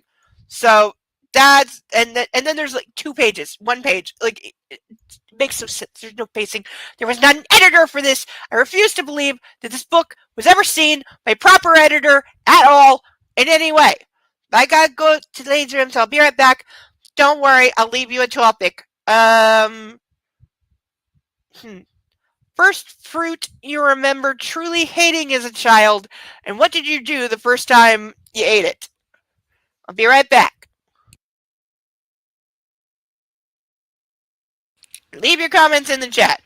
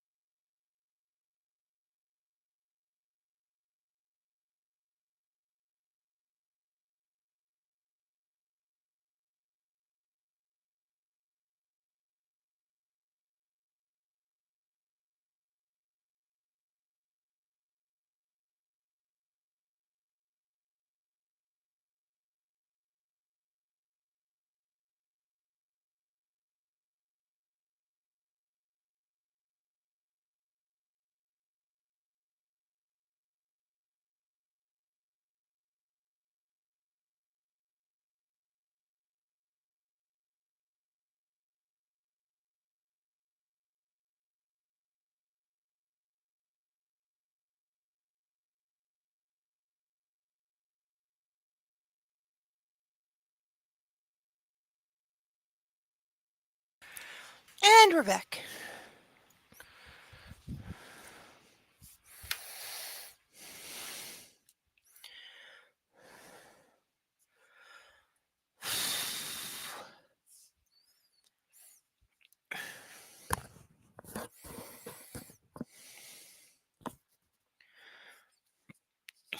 Bro, it's Elliot who answers the front door at my parents' home. How's it hanging? Seriously, why is this brother a frat boy douchebag in this retelling? Why? He grabs my hand and pulls me into a bear hug. Perpendicular, I mutter. How are you, Elliot? It's great to see you, hotshot. You're looking good. You got a little son. Then he turns his attention to Anna. Sister, he bellows and he sweeps my wife off her feet. I would hate this guy. I'd be like, put me the fuck down. And then I would be informing Christian to have some quiet words with his brother and make sure he never does that again.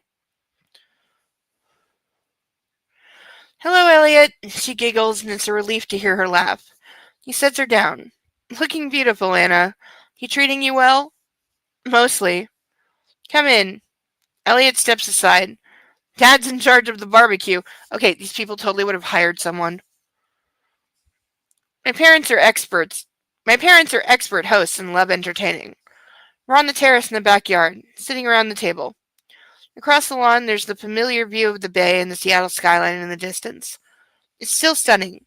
Grace has gone all out, as usual, so there's plenty of food. Carrick holds us captive with family camping stories and his barbecue skills. And we're seated with Elliot, Kate, Mia, and Ethan. It's weird. I've always felt removed from my family. Not that they excluded me. It's more I siloed myself. To protect myself. Sitting here now, watching them laugh and tease one another, and me, and take such a keen interest in my wife and our honeymoon, I regret having been so guarded. To think of all those years I missed locked in an ivory tower of my own making. Ivory towers are for intellectuals. You're a sadistic rapist douchebag. Don't use that phrase. Fucking tool. An accusation that Anna frequently levels at me. Perhaps she's right. Our hands are entwined and I fondled the rings on her finger, reluctant to release her. She seems to have brightened up. The way she's laughing with Kate. Whatever's bothering her forgotten, I hope.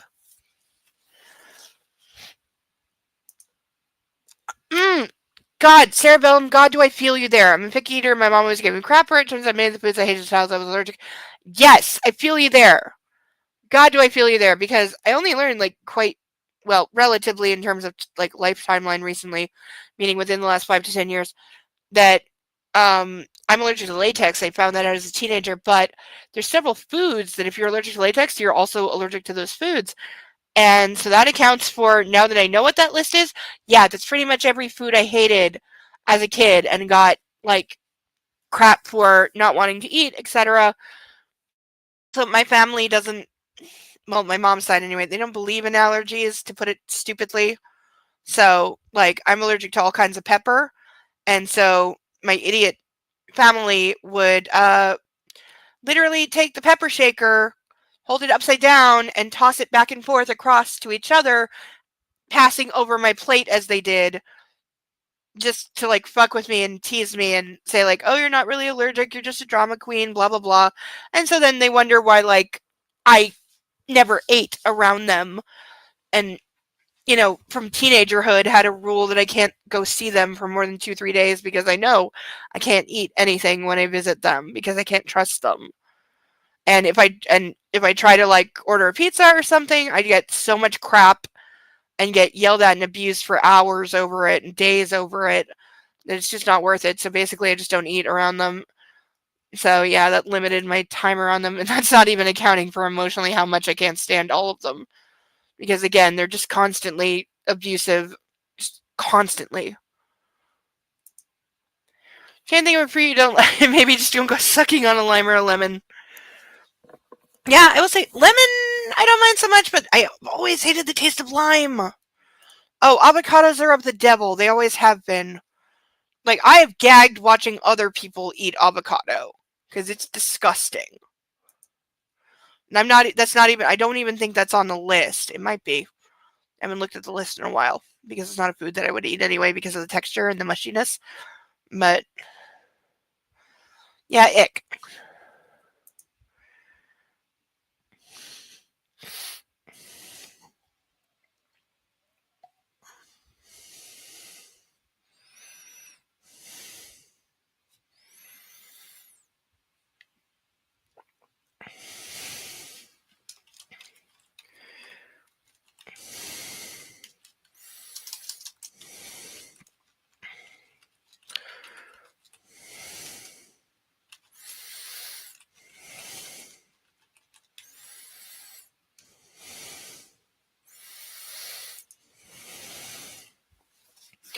Yes, avocados are overhyped. I'm sorry, but I always thought avocado toast was fucking retarded. If you like it, fine, but it's a stupid idea and it's expensive. And the fact that it became such a goddamn craze, ew. Just all of the ew. Compulsively ew. Frustrated at the pickiness. Other than, a few foods, I really wasn't that picky, but also, I think the fact that we were just, super foreign, so we just ate, the same things all the time. So, fresh veg, fresh fruit, that was, not on the menu ever. So that eliminated a lot of the things that I would react to, because like nobody's going to react to like hyper processed frozen pizza pockets and like boxed mashed potatoes and like Eggo waffles and shit. Nobody reacts to that crap. So I think that probably spared me a lot. And it wasn't my mom. My mom wasn't part of that. It was when I went to visit the family, grandparents, aunts, uncles, cousins, them. They're the ones that did that shit. My grandfather once yelled at me for 3 goddamn hours at the top of his lungs because I used like 4 pieces of lunch meat to make one sandwich. And he literally like shouted at me for 3 hours.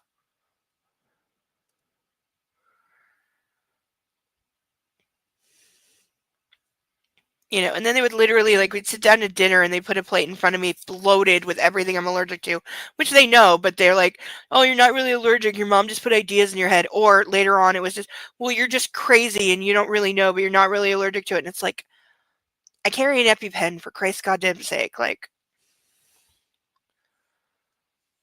do you think I have not had allergy testing by actual doctors in an actual clinic, and it's in my medical records, and I carry a goddamn EpiPen? Do you think they just hand those out?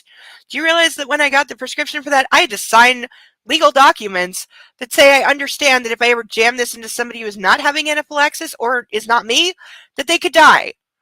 You have to sign that when you get an EpiPen because you have to be aware that it is lethal. It can be lethal. Like, it is not something they just hand out. You can't just walk into a pharmacy and buy one.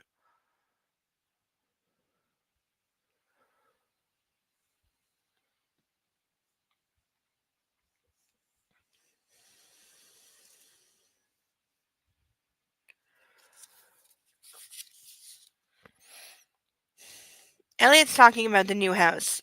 So if you can get the plans finalized with Gia, I have a window September through mid-November. We can get the whole crew on it. Elliot puts his arm around Kate and bleh,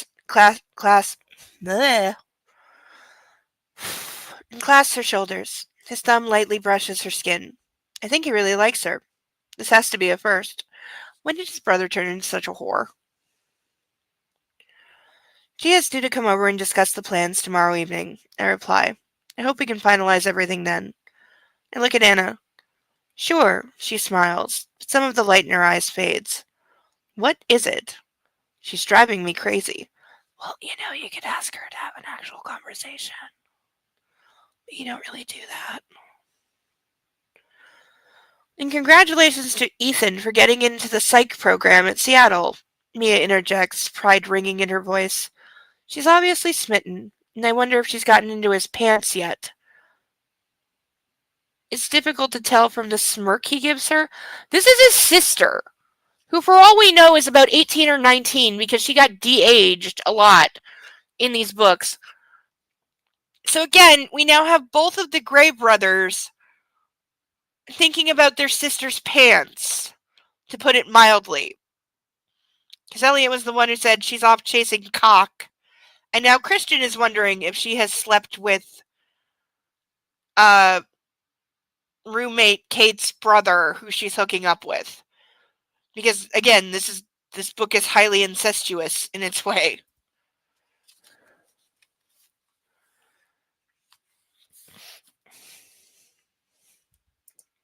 The only thing I'm not overly thrilled about is watermelon, the crunchy, sandy texture. I can understand that.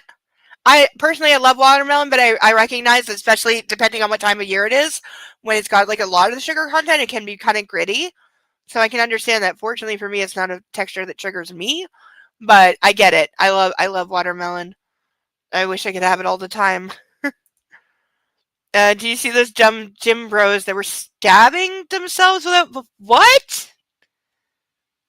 No, I didn't see this. Is this real? I'm sorry. Did somebody not tell them you can make your heart fucking explode? And I have no doubt they were on steroids anyway, and you're just literally, it's fucking pure adrenaline. It's meant to keep your heart going so you don't die. Like, are you fucking kidding me? They were really doing that. Where did they get them? this is my question. Where did you get them? Because they're really... I know if you're talking about in the US of A, since Martin Shkreli, they're really expensive. They're, unless they, like, after he went to jail, they lowered the price again, but I don't think so, because I think he still owns even though he's a, like, bastard, I think he still owns the thing. Like, where were they getting multiple EpiPens from? I have to know. That's the bigger question. Like, they want to be stupid and kill themselves, fine. The gene pool's better off without your dumbass. I really don't care, but where were they getting the EpiPens? Your husband just got his first EpiPen last Thursday! After being lit up by a swarm of hornets. Oh, no. Yeah, hornets will do it. Oh. I'm curious. Like, I can't remember if you're Canadian or American, Sarah Bellum. I'm sorry. But if you're in the States, did he have to sign anything? Because here I had to sign anything, and I was a minor at the time, and it still applied. It was a while back and didn't last long, but still people can be dumb. Yeah, oh yeah. Oh yeah, there's no limit on stupid. Like, as much as there's no limit on, like, being really smart, there's no limit on being really stupid either. Like, you know, it's a spectrum. It's scale. Yeah, good way to explode. Yeah, totally. It was real. They've gotten much cheaper. They come in pairs? You get EpiPens in pairs? We don't have that. We don't have that, and if you want one that's going to last more than 3 months, you better argue with the pharmacy, because they're going to give you the one that expires soonest so they can sell it and not lose the money on the, like, $1.50 they paid for it. So yeah, you better be prepared to yell at somebody if you're like, no, I want the one you just got in that's good for 2 years because I'm paying too much for this anyway. Yeah, they're still expensive. Went through the pharmacy drive-through and didn't sign it. Drive-through? I'm sorry, you have pharmacies with a drive-through? Please tell me you at least had to show goddamn ID to pick up something that's lethal? Didn't have to sign anything. Oh my god. You get them in pairs? That's not a thing here. Though I'm sure you pay more than I do. And now that I have my health card, it's covered. The only reason I had to pay anything is because I didn't have a health card at the time, but now that I have one, it's covered.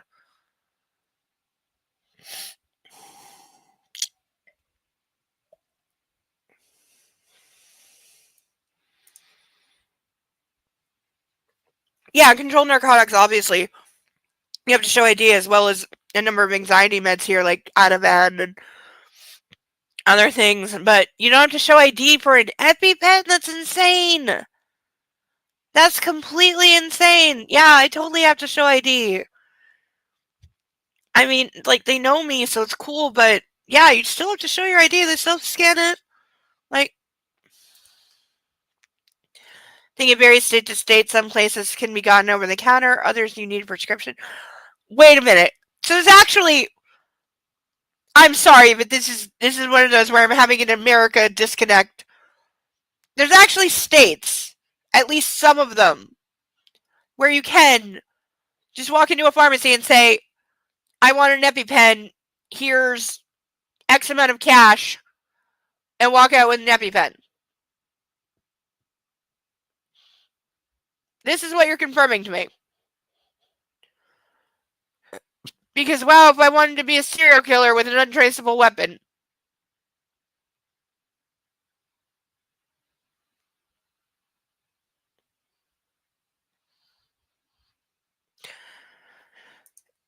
That would certainly do it!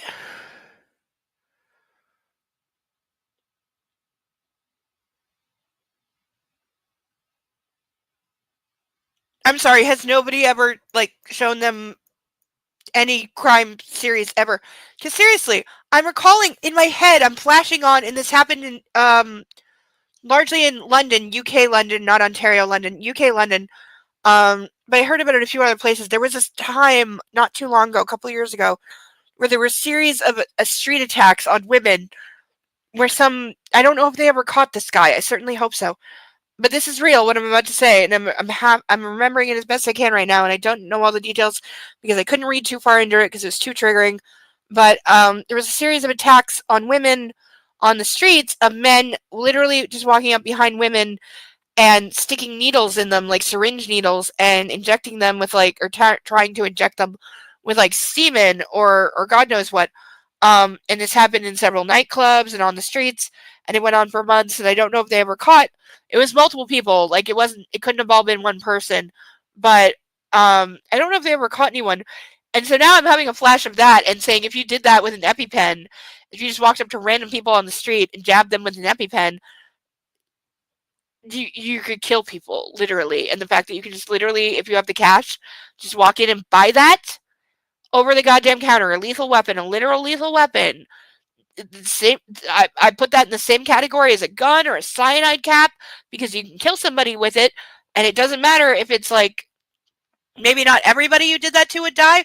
The fact is, a good percentage of people would die from you doing that, and so you can just walk in and just buy it with like nothing, and there's no record, and you have to show ID and you pay cash. Like I'm sorry, but certain states need to watch a lot more Criminal Minds. Yeah, I've never heard of that, but I so totally believe it. Because holy hell.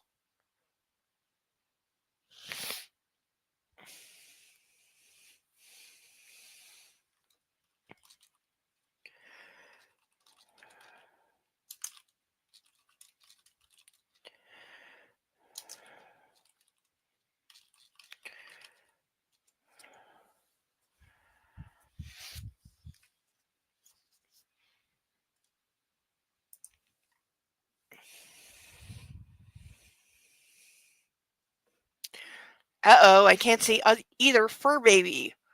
This means they're up to something. Probably conspiring. Actually, Kitty's probably complaining that the bathtub smells like bleach because he likes to be in the bathtub. They just cleaned the shit out of it and it definitely still smells like bleach. He's probably upset. Because, you know, Kitty doesn't want bleach smell on his fur. Or maybe he's afraid it'll make the black parts of him lose their color because he's a mostly white kitty. Except he's got the racing stripes on his head and his tail is black. Except for the very end, he's got like the white tip on his tail. He's so cute. He's a very handsome kitty.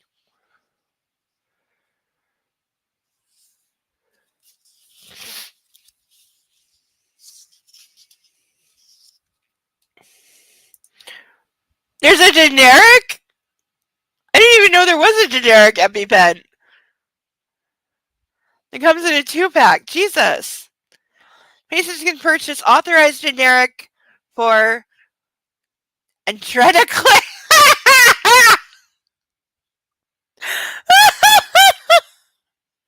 I'm sorry, but that is the most AI name for anything ever.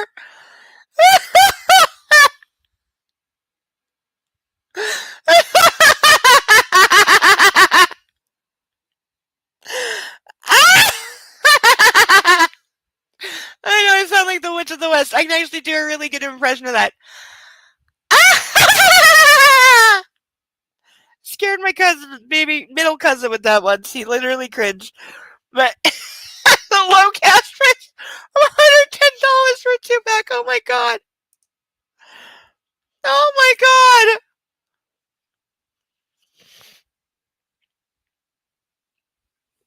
Ah. That does beat the previous price of $700. That's absolutely true. This authorized generic is a Food and Drug Administration approved device with the same ingredient as other epinephrine auto-inject devices. Yeah.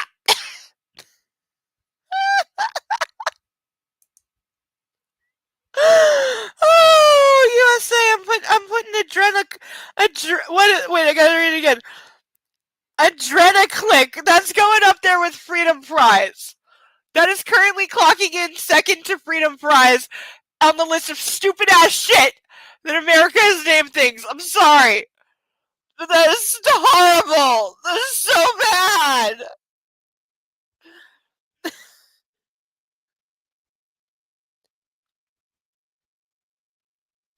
That is so bad.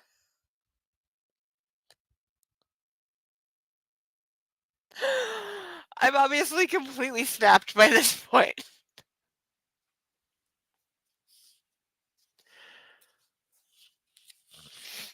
Murder click. Ha! Bitch. Yes. They say bitch with all the love of a drag queen. Darling. Again, Nostrovia.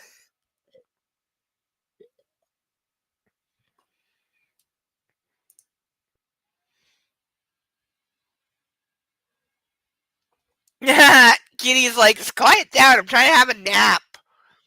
Or at least pretend that I don't care about anything and you're making noise.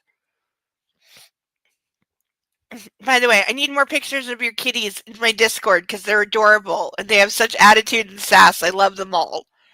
Especially the one that, like, tries to sneak up and was going to steal the steak and thinking it, like, won the lottery and then was like, oops. Yeah. So everyone, I'm saying post more pictures in my pet Discord. Also, I posted a clip from Twitter earlier of kitty rescue that was really cute. It's a very, very pregnant kitty, and it's really adorable. So it's in the pet and pet adventures tab on my Discord.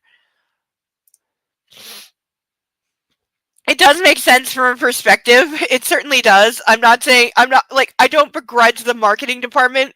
They're sass, but yeah, it's going up there. I would love a Bengal kitty. I know they're hyper and high strung and really active, but uh I want a new kitten so bad. I want a new pet. I want a pet so bad. Doesn't matter. I don't want another dog right now. As much as I do, I don't right now. I don't even want another kitty. I want rats. I want right here. There should be a cage with some little wats. You gotta have two so they won't be lonely. And I want little wats that I can just play with and pet beside my desk and like snuggle. And I want wats. But that's not destined to be right now, and probably not ever again. So that's okay.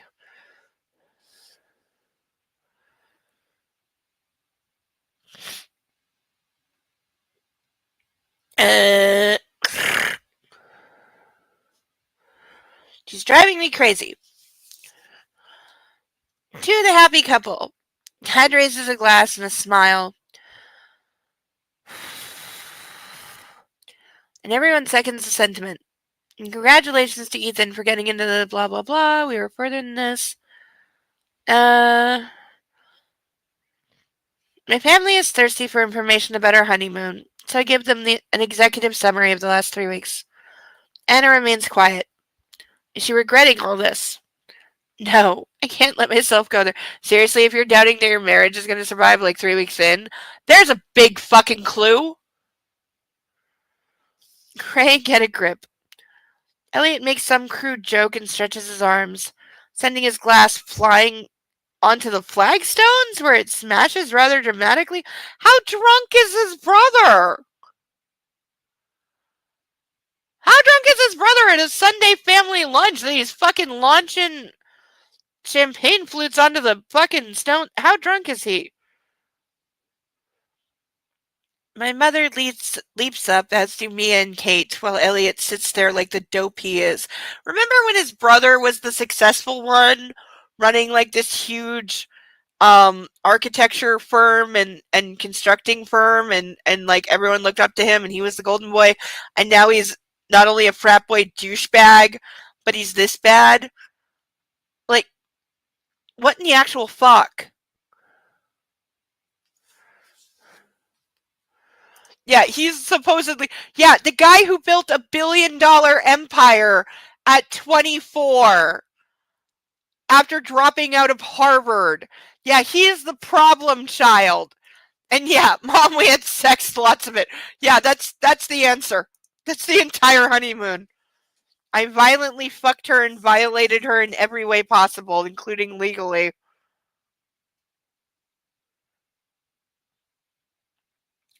I may be about to sneeze. You've been warned.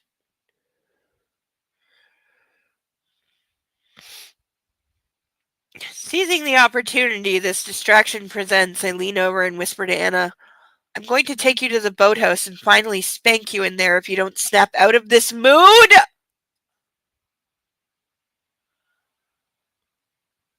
I would literally pick up my plate and smash it over his head. And I don't care that his whole family is watching.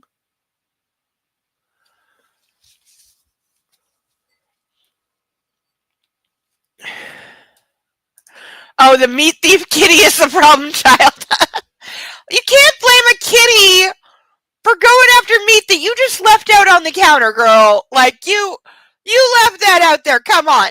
What do you expect a kitty to do except be a kitty? You left, like, prime, I'm a kitty, this is life sustenance red meat on the counter. Did you not expect a kitty to try to be a kitty? Like,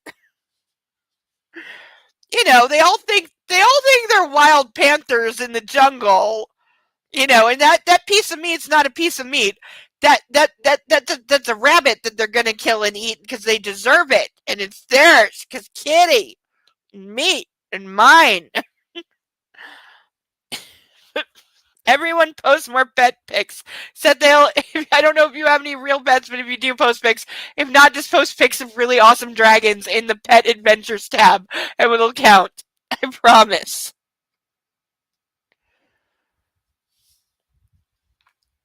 Where is this goddamn line? Yeah, also the boathouse is where she was terrified, and the first time she placated him with sex to avoid him beating the shit out of her, literally. So not exactly a romantic place. I was cutting it and did not leave it unattended. That's why it still existed. That's why you got to eat it and not the kitty. But Kitty's still going to try because Kitty.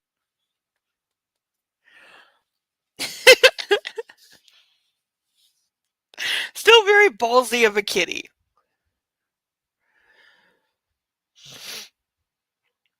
She gasps and checks no one is listening. You wouldn't dare, she challenges, her voice husky. I raise a brow. Bring it, Hannah. You'd have to catch me first, and I'm wearing flats, she hisses for my ears only. I'd have fun trying. This is so not. I want to rip this page out and set it on fire right now and then eat the ashes. That's how bad this is. Because I'm sorry, but this is not cute, playful banter. This is not we're happy to be married banter. This is he's an abusive bastard, and she's saying don't beat me again, and he's threatening to do it again. So, go fuck yourself so goddamn fucking hard.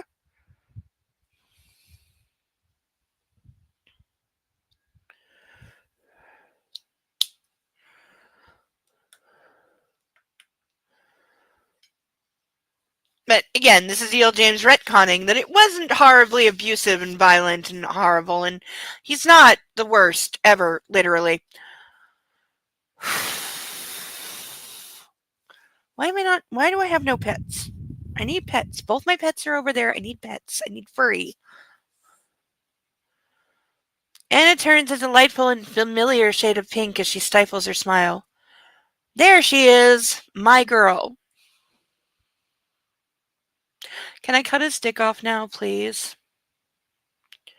I mean, I'll use a cigar cutter. I'll make it very slow and painful, and I'll film it for the internet, I promise. Can I do that now, please?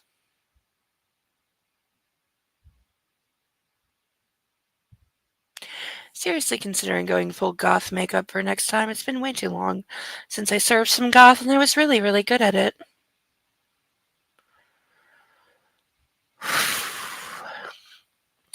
Mom serves us strawberries and whipped cream, which reminds me of London. This and Eton mess were the staple summer Eton mess. Capital ETON, and then the word mess, MESS, were the staple summer desserts there. What in the actual fuck? I'm sorry, were you editing and you mashed two lines together and never fixed it? What the fuck? Because Eton, as the way it's spelled, is a preppy boys' school in London. So what is Eton mess? Is it an actual dessert? Did she make it up? Do I want to know? Is it gross? Ow. As we finish up, we're caught short by a sudden shower. Ah! Everyone inside! Grace cries as she gathers the serving dish. We all grab plates, cutlery, glasses, and bolt back into the kitchen. Anna looks happier, her hair a little wet, while she giggles with me Okay, I gotta stop leaning my neck that way, because ow. Oh, better. Sorry if my neck cracking is bothering anyone or if the mic is picking up the sound. Here, little one. It warms my heart to see her with my family. They've fallen in love with her like I have. Perhaps Mia will tell her what's happening with Ethan. Okay, why are the brothers so invested in their younger, much younger sister's sex life? Let her be. And also, are we surprised that Christian Grey has not done like a deep dive background like he does on his subs into Ethan Kavanaugh that's dating his sister? Like, because I think he would. I mean, he's a douchebag, but I still think he would.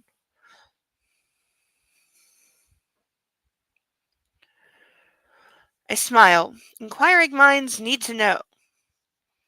I head into the den to shelter from the rain and take a seat at the upright piano. It's an old, worn, and much-loved Steinway with a warm, rich tone. I press the middle C key and the sound rings through the room, perfectly in tune. I smile, thinking of Grace. I suspect she keeps it tuned, as she plays on the odd occasion, though I haven't heard her play it for years, and I haven't played here for so long. I can't even remember the last time. As a child, music was my refuge. It was somewhere I could escape and lose myself.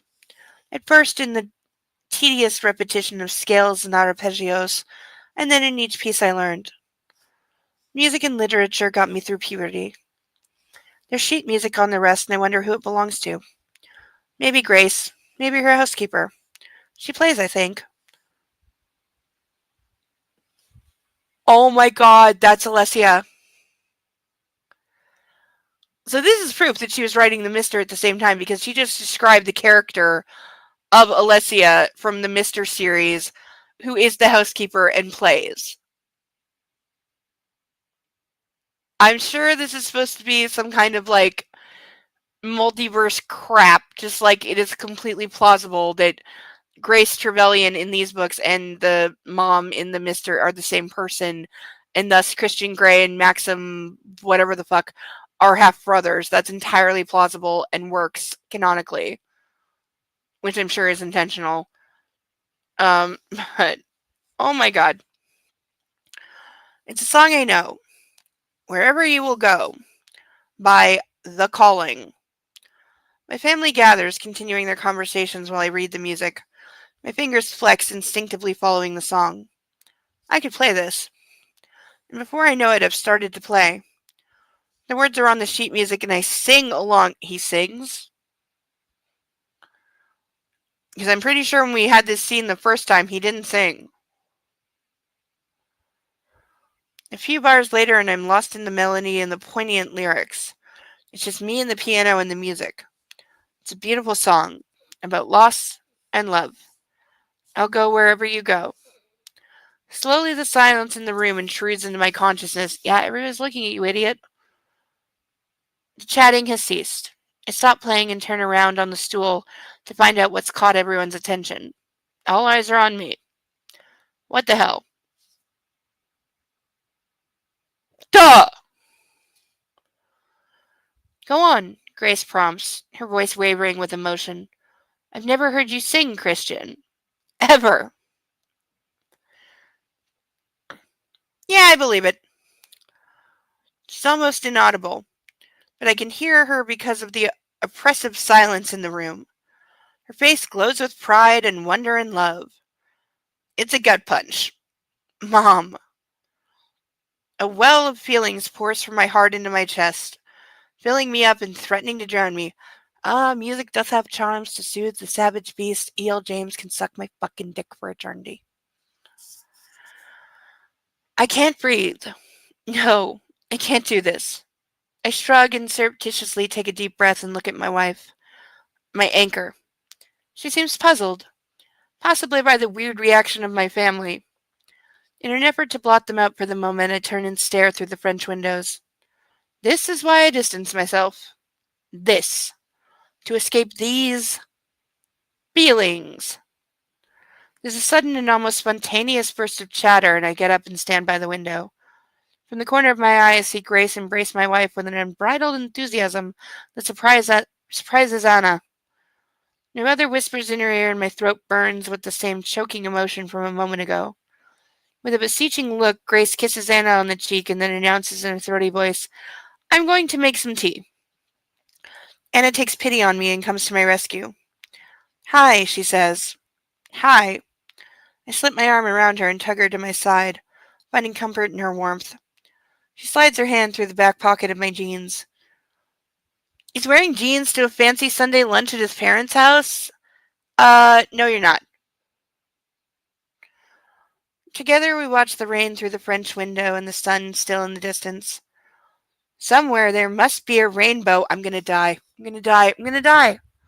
Hit me in the head with something heavy now, please, because I don't want any more of this.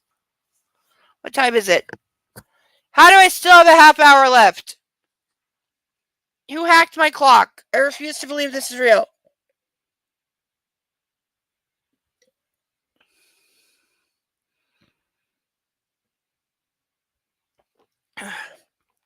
Seriously considering removing the one chug rule.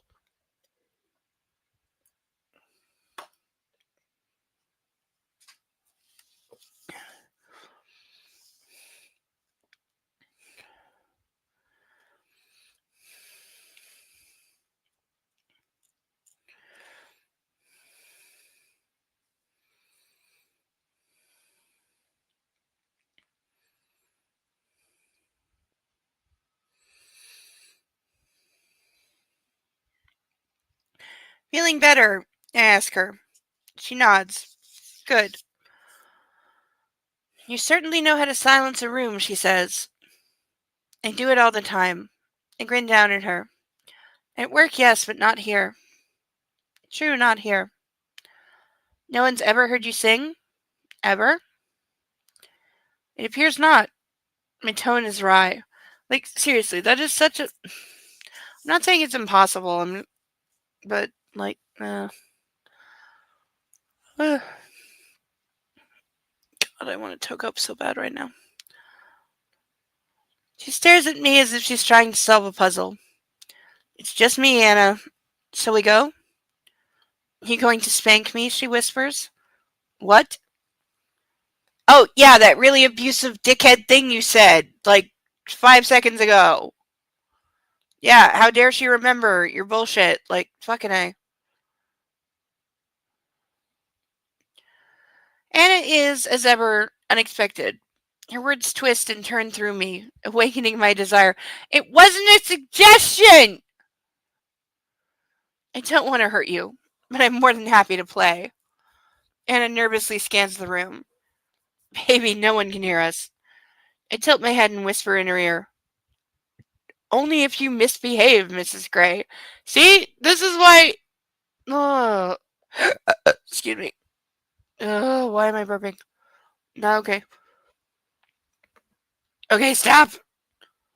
She squirms in my arms and her face breaks into an impish grin. I'll see what I can do. Does she know how adrift I feel in this moment? Does she say this stuff to bring me back? He would be smart if it wasn't a question. I don't know, but right now my heart swells with love for her. My answering grin is just as broad. Let's go. Ugh. Hey, refill.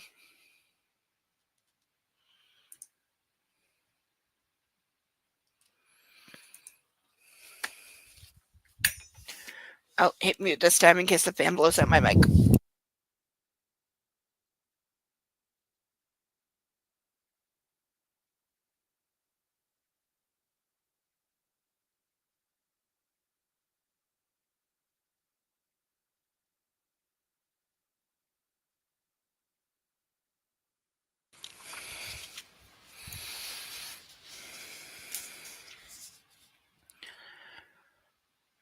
It's so good to see you so happy, darling, Grace says, her gaze unwavering as she presses her palm against my cheek. Thanks for lunch. I give her a quick peck.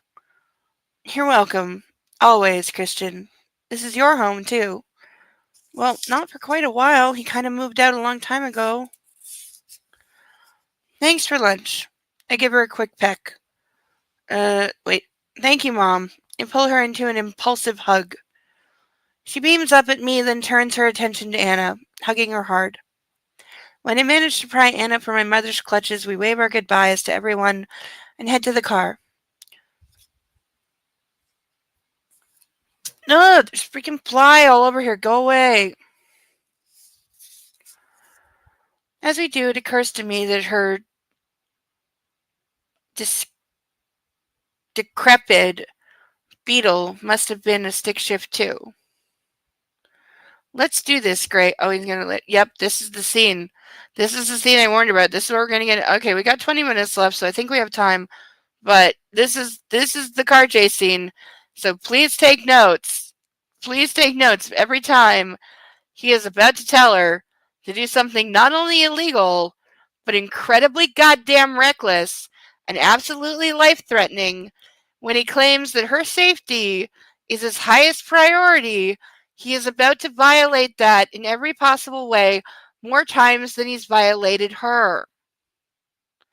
So somebody get a notepad and a pencil, please, because we're about to go off the fucking charts.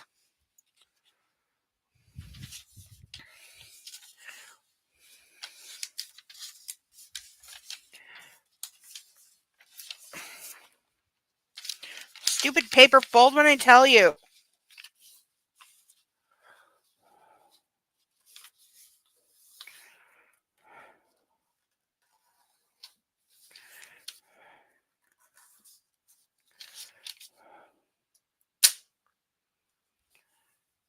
Alright, shit's about to get real.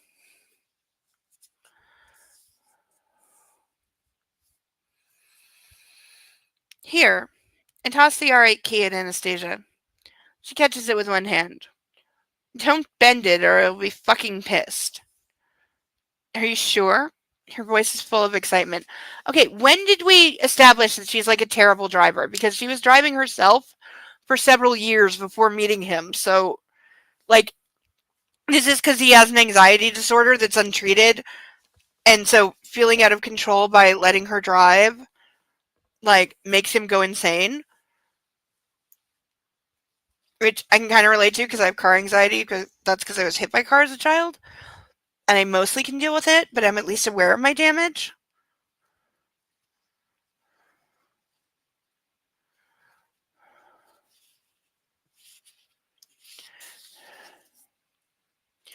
Yeah, like seriously, he just decided she was a bad driver. She's not actually. We've never seen proof of that. She doesn't have a history of like car accidents or some shit that he can be like, yeah, you obviously are a shit fucking driver. That's not the case.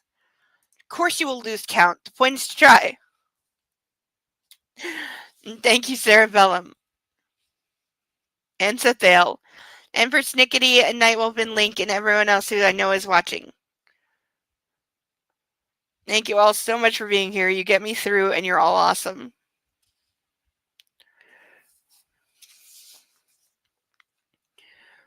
Yes, before I change my mind.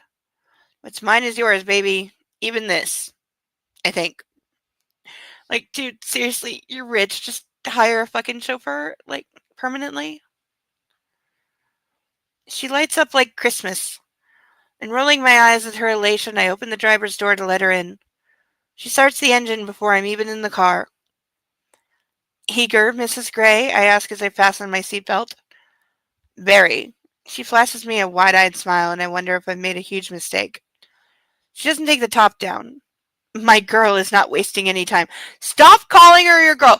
I'm officially adding my girl to the burn list, and I'm going to burn it after this page and the back of it. So that brings the burn list to Later's Baby, Husband Material, My Girl, and Good Girl. I should write that down before I forget.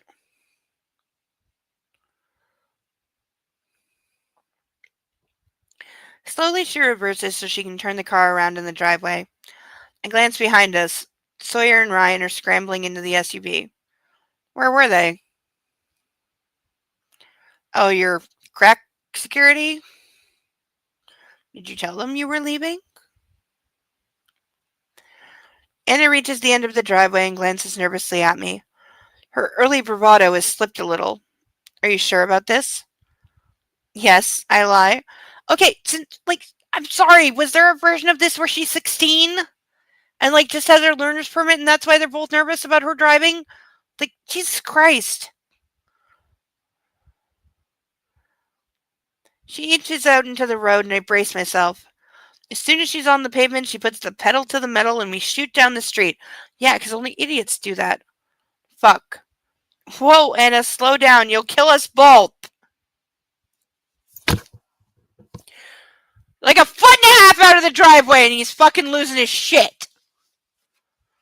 Like, honestly, I would throw him out of the fucking car.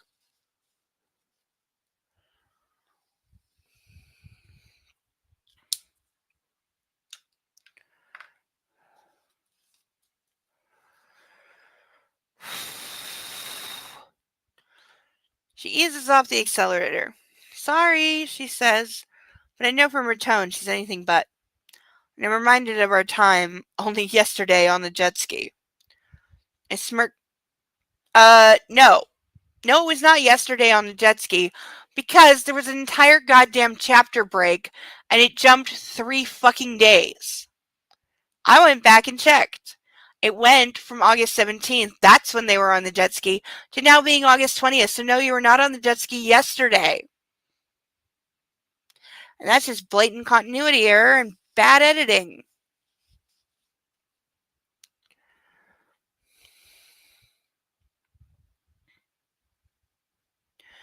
I smirk at her. Well, that counts as misbehaving. Anna slows down a little more. Good. That got her attention. Yeah, nothing like threatening the person who's driving you. She drives steadily along Lake Washington Boulevard and through the 10th Street intersection. My phone buzzes. Shit. I struggle to retrieve it from my jeans. It's Sawyer. What? I snap. Sorry to disturb you, Mr. Gray. Are you aware of the black Dodge following you? Here we go. We may not get all the way through the scene because I'm really fucking tired and fed up with this shit right now. No. Turning around to survey the street behind us through the cramped rear window of the R8. But as we're on a bend, I don't see any cars. Mrs. Gray is driving? Yes, she is. And it turns on to 84th Avenue. The Dodge set off after you left. The driver was waiting in the car. We ran the plates. They're fake. We don't want to take any chances. Could be nothing. Could be something. Okay, do you have a backup location? Do you have a safe house? A fallout place?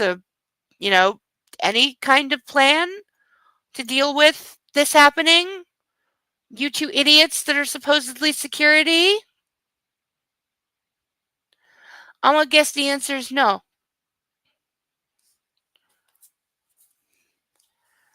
I see.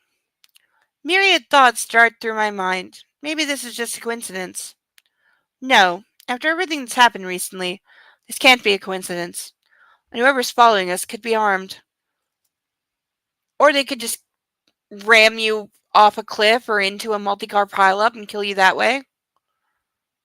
Car's a lethal weapon too.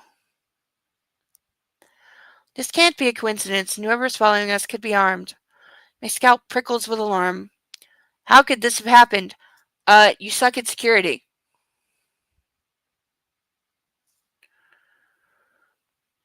Sawyer and Ryan were out there the whole time, weren't they? And they didn't think it odd someone was sitting in a car? Did it follow us to my parents' place? Okay, were they sitting out front the whole time? Because I don't think they were. I know it's not odd if somebody's sitting in a car. I know this isn't their fault. This is your fault, you fucking douchebag. And again, why don't you have a fallout place, a safe house, bug out shelter? Call the goddamn police and say, we're under threat. And obviously you should have called the police and put them on alert in the first place and said, I think somebody is following us. We put you on alert that there was a violent stalker or whatever beforehand. This is for that. Get here quickly. We're on this road being followed. Please intervene. But no.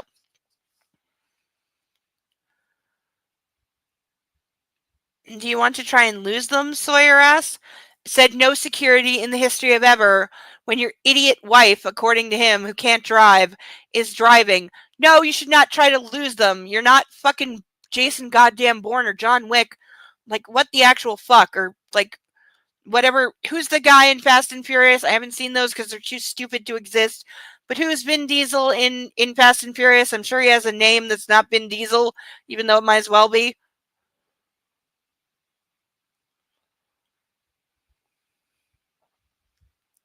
You know, you're not one of them. You know, or the guy from Fast and Furious who actually got his ass killed doing stupid idiot driving shit.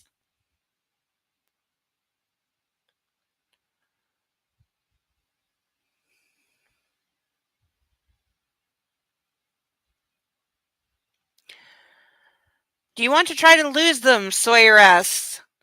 Yes! And that makes him responsible for all that follows. Will Mrs. Gray be okay? I don't know.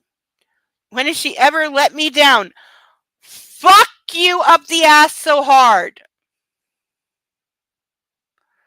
Anna's concentrating on the road ahead, but her earlier spirit has vanished, and her grip on the steering wheel is tightened. She's figured out something's wrong. While you're talking out loud, you fucking douchebag! I want to kill him so bad. Can we shove him out the car, please? We're fine. Keep going. I tell her in the most soothing tone I can muster. Suck my dick, you loser. Her eyes widen, and I know I've failed to reassure her. Gee, I wonder why. Shit. I pick up the phone again. Sawyer is talking.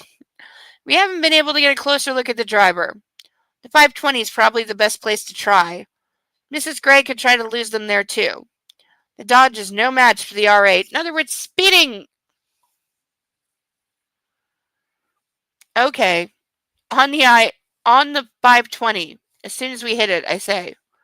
Damn, I wish I was driving. Well, you could pull over. This is actually a really good way to find out if someone is following you. Because if you pull over and come to a stop, and so do they, they're definitely following you.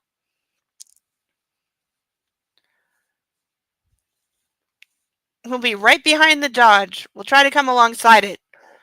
Are you okay with this? Okay, what good is their security? What fucking good is their goddamn... They're useless. They have the most useless goddamn fucking security in the history of ever. They're stupid, too. Yes.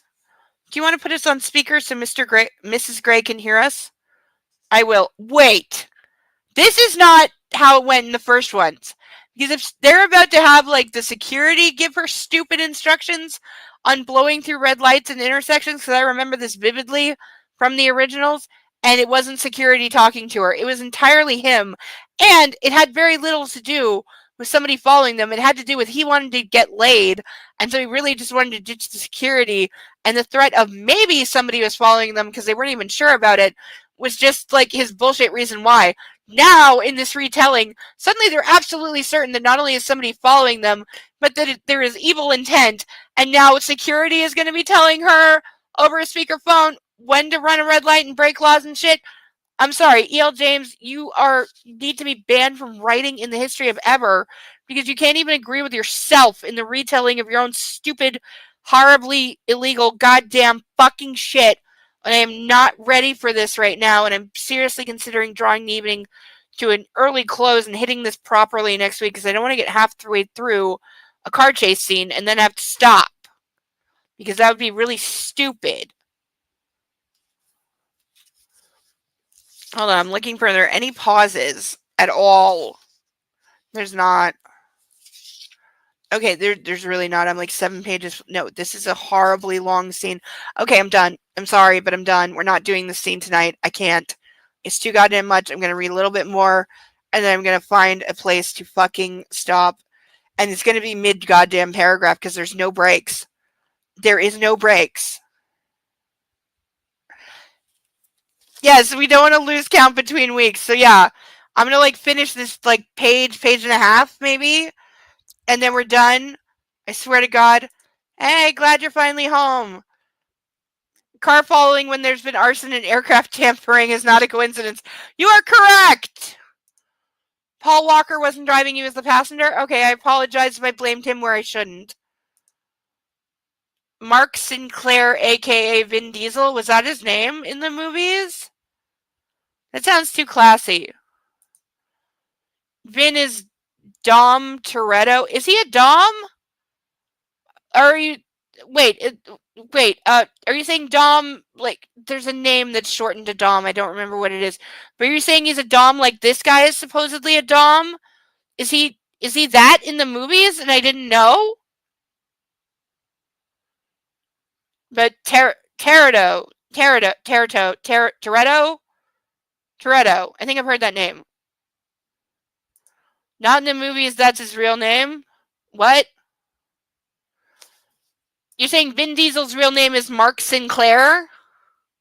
I didn't know that. It makes sense. Oh, it's short for Dominic. Okay, sorry, I didn't know that. Well, I knew that, but I didn't remember in the moment. Not a common name. Yes, Dom is short for Dominic. Okay, I get that. Yeah. So no, he's not this. Thank God. His real name is Mark Sinclair. Movie characters Dominic Toretto. Okay. BDSM is not in the Fast and Furious. Thank you. Thank you, God, that BDSM is not in the Fast and Furious movies. Because they're stupid enough on their own. I haven't even seen any of them, but I've heard enough clips, references, memes, and all the other shit to be like, these are stupid movies. I get that they're really fun. I'm sure they're really, really fun. And I don't begrudge movies just being fun and stupid and entertaining because that's what they should be. I am all for a good summer mindless blockbuster, unless it's made by Michael Bay or what's the guy who's Michael Bay but not Michael Bay? The guy who's remade the same movie like 20 times. It was exactly the like clone of Michael Bay, and they parted ways, and they've done a couple things together. I did The Day After Tomorrow. And 2012, and and like Moonfall was his latest. Not Jerry Bruckheimer. No, Jerry Bruckheimer is occasionally decent. His name starts with an E. Oh, God damn it! God damn it! Why can I not remember?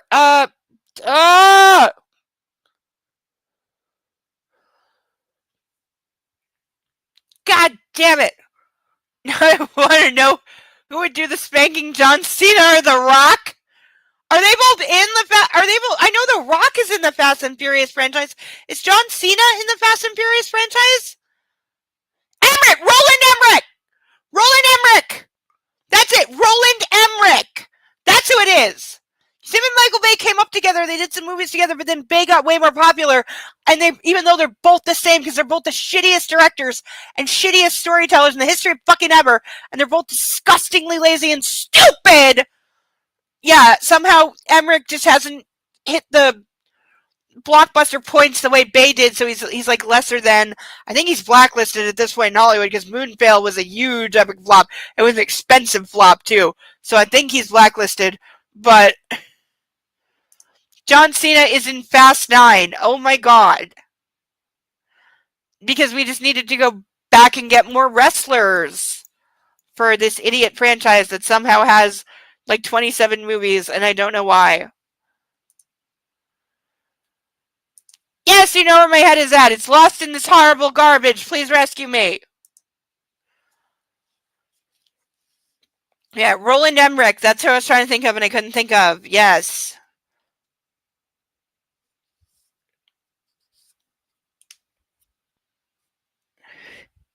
He's Dom's brother? Really? And the 9th movie they pulled out, he had a brother that nobody ever knew about bullshit? That is like out of some Hercules, like season 6 shit.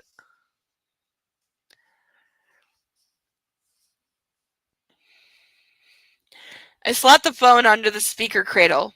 What's wrong, Christian? Just look where you're going, baby, I murmured gently.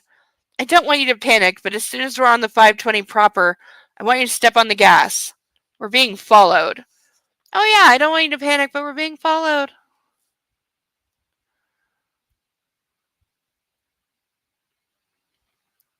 Anna blinks several times as she absorbs this news and the color drains from her cheeks. Again, pull over, you stupid bitch! You know what's going to happen? The person following you either has to pull over and give themselves away, or they're going to go flying past you. And as soon as they do, you wait till they're 3 blocks ahead, then you pull out and you turn suddenly somewhere, and you get lost. That's what you fucking do. Losing a tail is not actually fucking difficult. It does require 10 IQ points collectively, which in this car they don't have. Shit. She sits up straighter and squints into the rearview mirror, no doubt trying to identify our pursuer. Well, you could tell her. Keep your eyes on the road, baby. I mean, hell, get your security follow car to, they're behind this Dodge. Get them to rear end the car. Gently. Get them to do a pit maneuver and make it look like an accident and spin you both out and pretend it was an accident. There you go. What do they get paid for?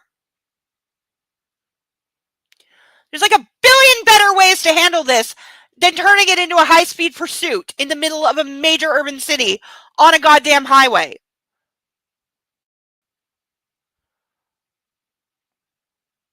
Keep your eyes on the road, baby. I speak softly, calmly. I don't want to spook Anna any more than she's spooked already. Also, don't use the word spooked if you're above 3 years old. We just need to get back to Escala as quickly as possible and lose this asshole.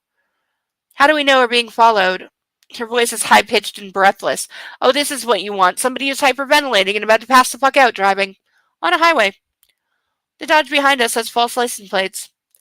She drives carefully across the 28th Street intersection, around the roundabout and up the 520 on-ramp. Traffic is light, so that's something. Anna's eyes flick to the rearview mirror. Then she takes a deep breath and abruptly seems to slow down. What are you doing? She's studying the flow of traffic. Suddenly she drops a gear and floors the gas, so we shoot forward through a break into the traffic onto the highway.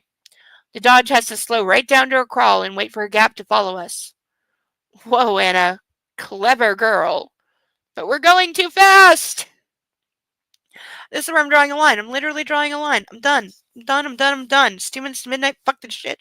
I'm fucking done. And yes, I actually do. I genuinely do. And I will. I have a piece of paper. Okay? Have piece of paper. Have pen. I will be writing all the laws that he breaks.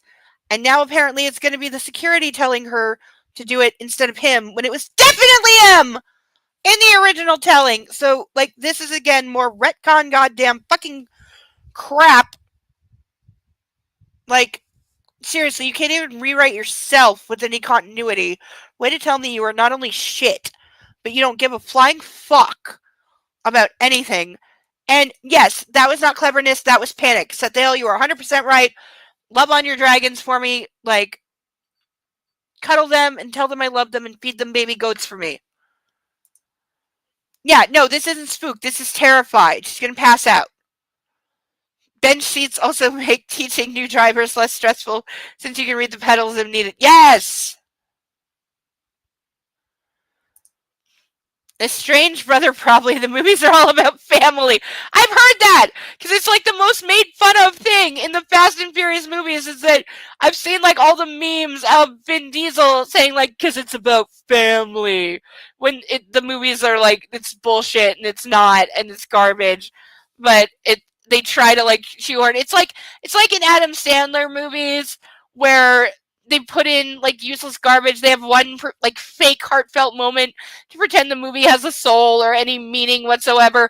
They're like that. The Fast and Furious movies are equally garbage with everything Adam Sandler has ever done.